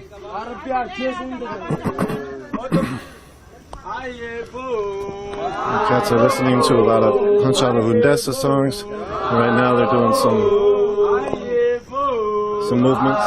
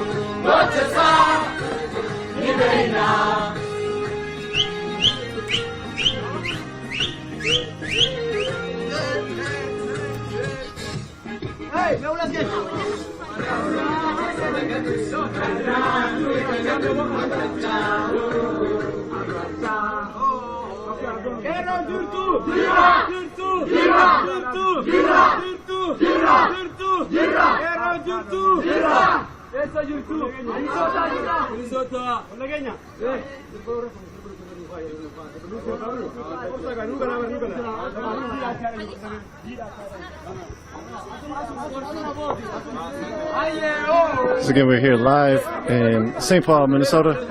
Thank you all for joining. This is Nico from Unicorn Riot. Thank you for Chris and Dan on the back end. We realize it's a little bit late.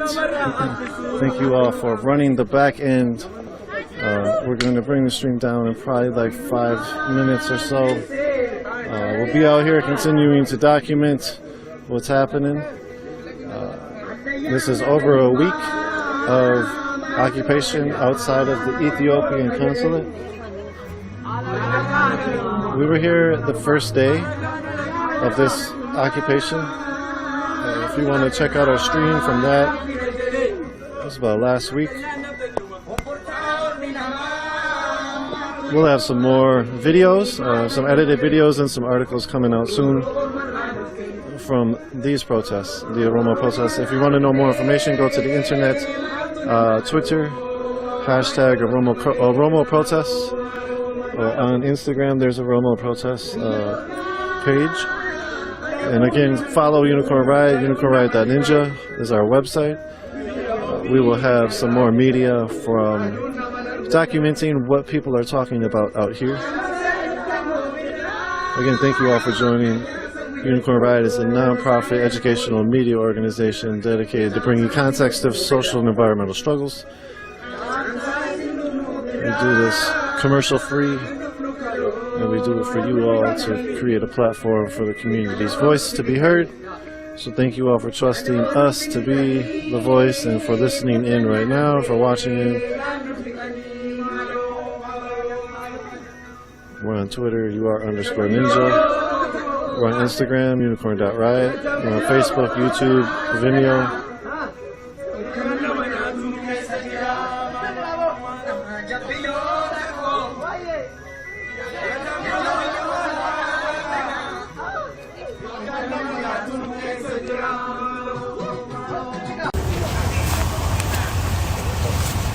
They scared to leave IHOP on some weirdo shit.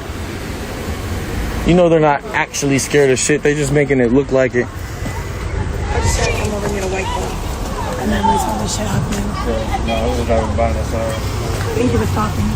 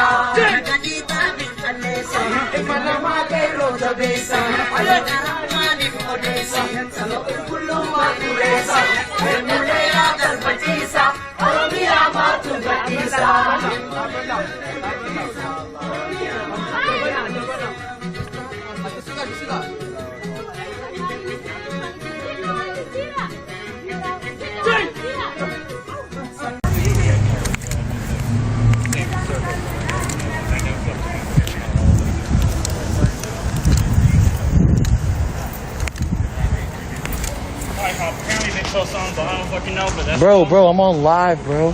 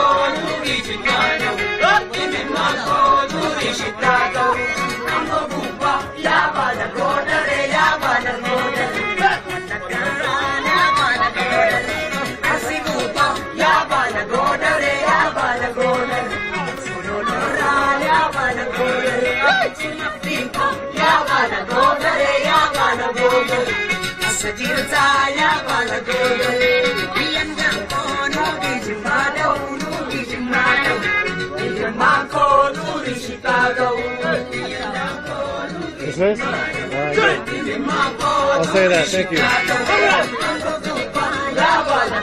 Do you know the name of the song?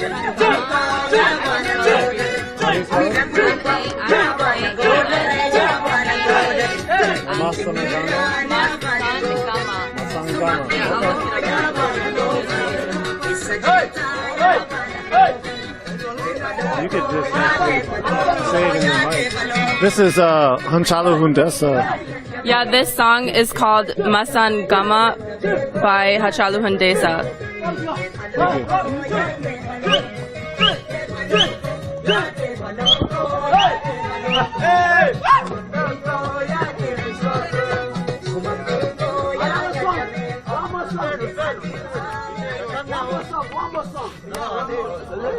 One more song, man. Hero Jurtu. Jirra. Hero Jurtu. Jirra. Hero Jurtu. Jirra. Jurtu. Jirra. Jurtu. Jirra. Oromo living something. Oromo living something. Kita de Panam. Kita de Panam. Kita de Panam. Kalau mata kena kimi. Hero naralle morle animal matimi. Animal matimi. Jurtani. Jurtu. Jirra. Jurtu. Jirra. Jurtu. Jirra. Aye bo. Aye bo. Aye bo. Aye bo. Singambala bufate, natanyandar saburate. Singambala bufate, natanyandar saburate. Singambala bufate, natanyandar saburate. Singambala bufate, natanyandar saburate. Singambala bufate, abiyindar saburate. Singambala bufate, abiyindar saburate. Singambala bufate, Singambala bufate, Singambala bufate, abiyindar saburate. darsa gurate naftanya darsa gurate naftanya darsa gurate naftanya darsa gurate gille gille naftanya shmagille gille gille naftanya shmagille gille gille naftanya shmagille gille gille naftanya shmagille gille gille abiyin shmagille gille gille abiyin shmagille gille gille abiyin shmagille gille gille abiyin shmagille gille gille naftanya shmagille gille gille naftanya shmagille gille gille naftanya shmagille yole abandu fe asole yole abandu fe asole yole abandu fe asole yole abandu fe asole yole lenti bosana asole yole lenti bosana asole yole wabonkodu fe asole yole wabonkodu fe asole yole abandu fe asole yole abandu fe asole enushen danga oromo kutu irajate morma shekutu enushen danga oromo kutu irajate morma shekutu enushen danga oromo litu irajate morma shekutu enushen danga oromo kutu irajate morma shekutu enushen morma shekutu morma shekutu Gorade kalatu enushen atete chunjatu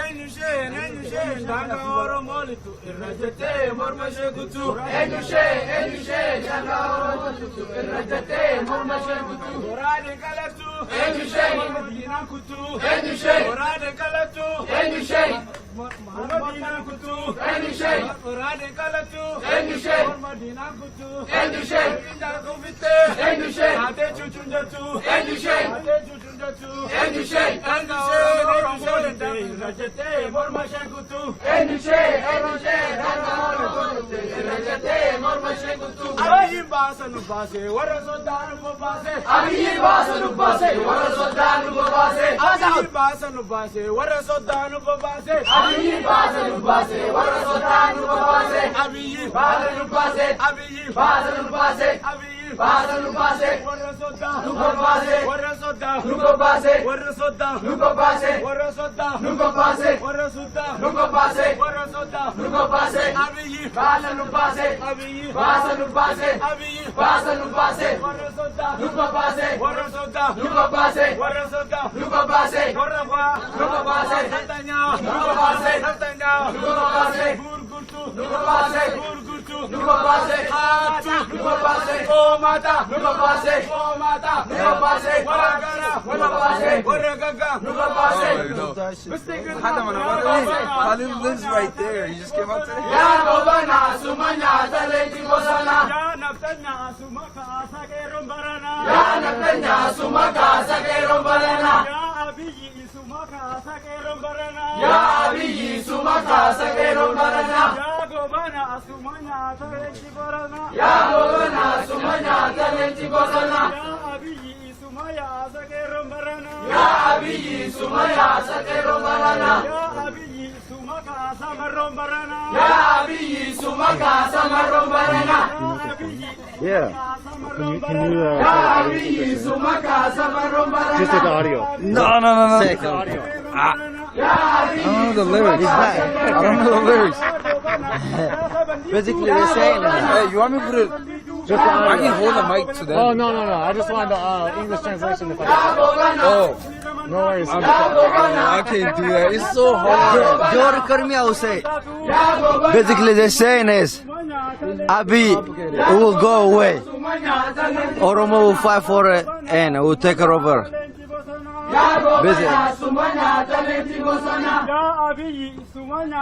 Abiy is the president of Ethiopia. Ero means the youngest people will take her over, no matter what you do. Thank you. And they will take her over you. So you not last forever, you know. Literally, what they're saying is, regardless what you do, the Kero will be still a resistant group against you, and we will still resist regardless of your oppression against Oromo people. We got the Kero. Kero means the youth. Oromo people still fight for Oromo. They're still fighting for injustice, regardless what you're gonna do. You can in prisons, regardless whatever, we still will fight. We are 50 million people deep. Is either you arrest all of us or kill all of us. That's what they basically mean. Thank you. No problem. Appreciate it.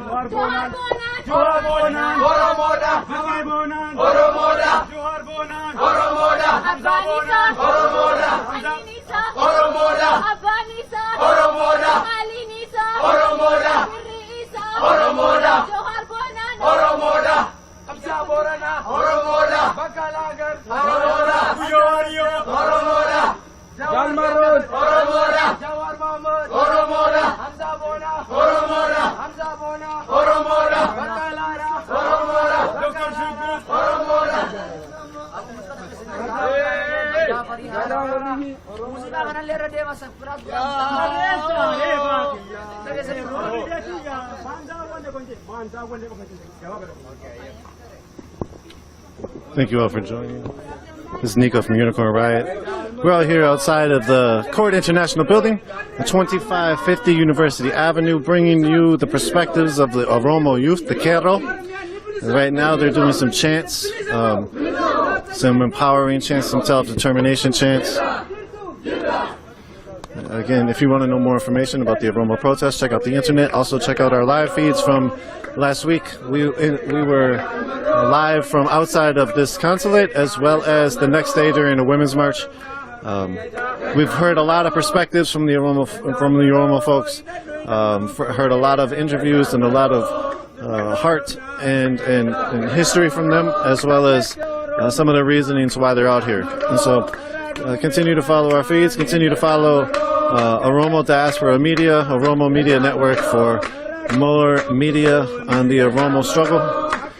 Thank you all for joining again. This is Nico from Unicorn Riot. We're going to bring the stream down. Thank you, Dan and Chris. Thank you, Chris, for the front end, for the beginning of the back end, and for Dan for running the back end now. We're going to take the stream down whenever you can, Dan. We'll continue to be out here. We will bring a fuller picture with an article and a video encapsulating some of the protests that we've been documenting.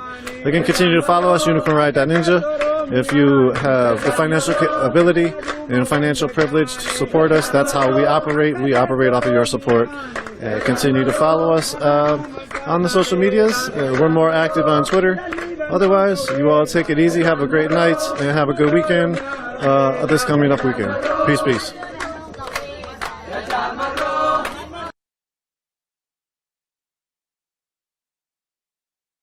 Here to make the right decisions, and I've said before, I don't support a lot of the Antifa crap and the fires and everything. You know, when I first started streaming, it wasn't to glorify that. It wasn't even to like be a part of one side of the movement. I just was wanting to show what was going on, and I wanted to be there to help people out and make sure people felt like they were safe and vice versa. So, you know, I've put fires out myself. I've spoke out against it many times. I just, you know, and I mean, I understand making fires, and I understand doing that in like other states, like where it needs to happen at, like the huge states, but like Oregon, I don't see it all the time, like especially in some of the times that happens. I just don't really see the need for it, because it just usually escalates violence and makes people get hurt when people don't need to get hurt, when we're trying to prove a different point. I don't know, I don't get it all the time, but people do what people do, and people are gonna do what they want to do. So I just care about people. I want people to be safe. I want people to feel like they have the right to be out here. I want people from both sides to feel like they have the opportunity to speak and be heard. Like I don't know.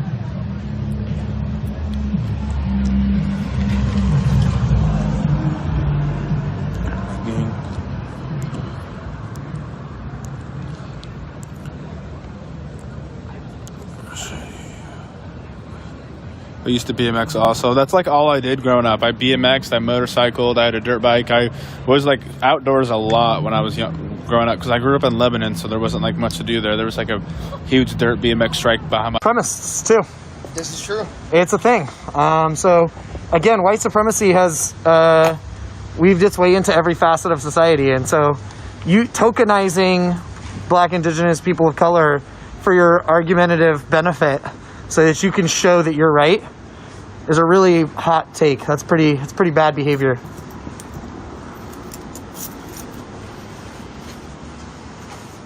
Oh. Hey, look, I just found this. That looks kind of cool. Oh, I can't see because you're in the light now. Oh, sorry, buddy. You good, you good? Oh, that's really cool. Saturday. Dr. Martin Luther King Junior Elementary School. That's fun. You're funny. I couldn't see it.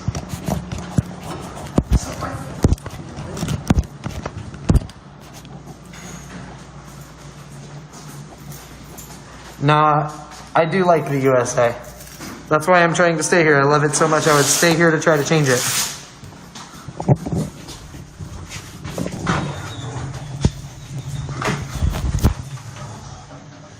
Also, yes, there's a ban on international travel. Yep.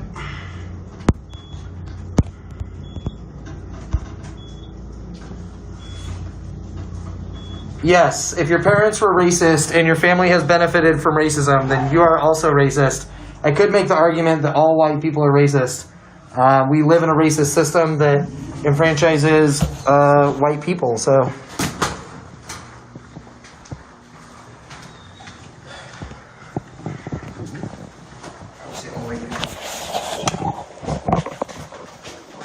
I remember having that conversation with you. Yeah, I know, I remember. I'm not going to hijack here. I know. Because then we'll get into it for about 2 hours.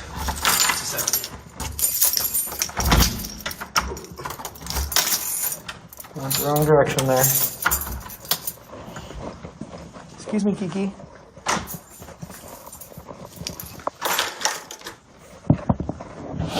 Oh, you turn the light on right there. The one on the other side. I mean, like I said, I get it. I get it, but like at the same time, a lot of the times when it happens, it just like gets people hurt, and it's like not really the point. We're not like out here trying to get people hurt. I'm hella behind on comments. Here, I'm gonna pull up comments on my, because it's vertical right now, so I can't see shit. It's like one comment at a time. And Good evening and welcome to Tucker Carlson Tonight. For more than a month, mobs of violent police officers have roamed this country, terrorizing citizens and destroying things. No one has stopped them from doing that, so they've continued and they've become stronger. The police department wants the power to destroy anyone who wants peaceful protests. It's an impediment to their power. This mob was clearly intent on violence. They said so. Whoa, what the But tear off the masks, turn down the volume, and you see it very clearly. The mob is not fearsome, it's pathetic. These are pampered children, and they are cowards. They have no skills. All they can do is destroy. It makes them feel alive. What world are we living in? That doesn't happen. They're such liars. This was definitely a hate crime. Who will stand up for this country? And the answer we're learning is Americans. Antifa, Black Lives Matter. Well, it's up to them. Small groups of citizens are beginning to come forward to defend their laws, defend their history and their culture. Is that the best you got? If I were in that march and these racist lunatics were waving guns at me, I'd like to think I'd rush them and beat their brains in. And I wouldn't apologize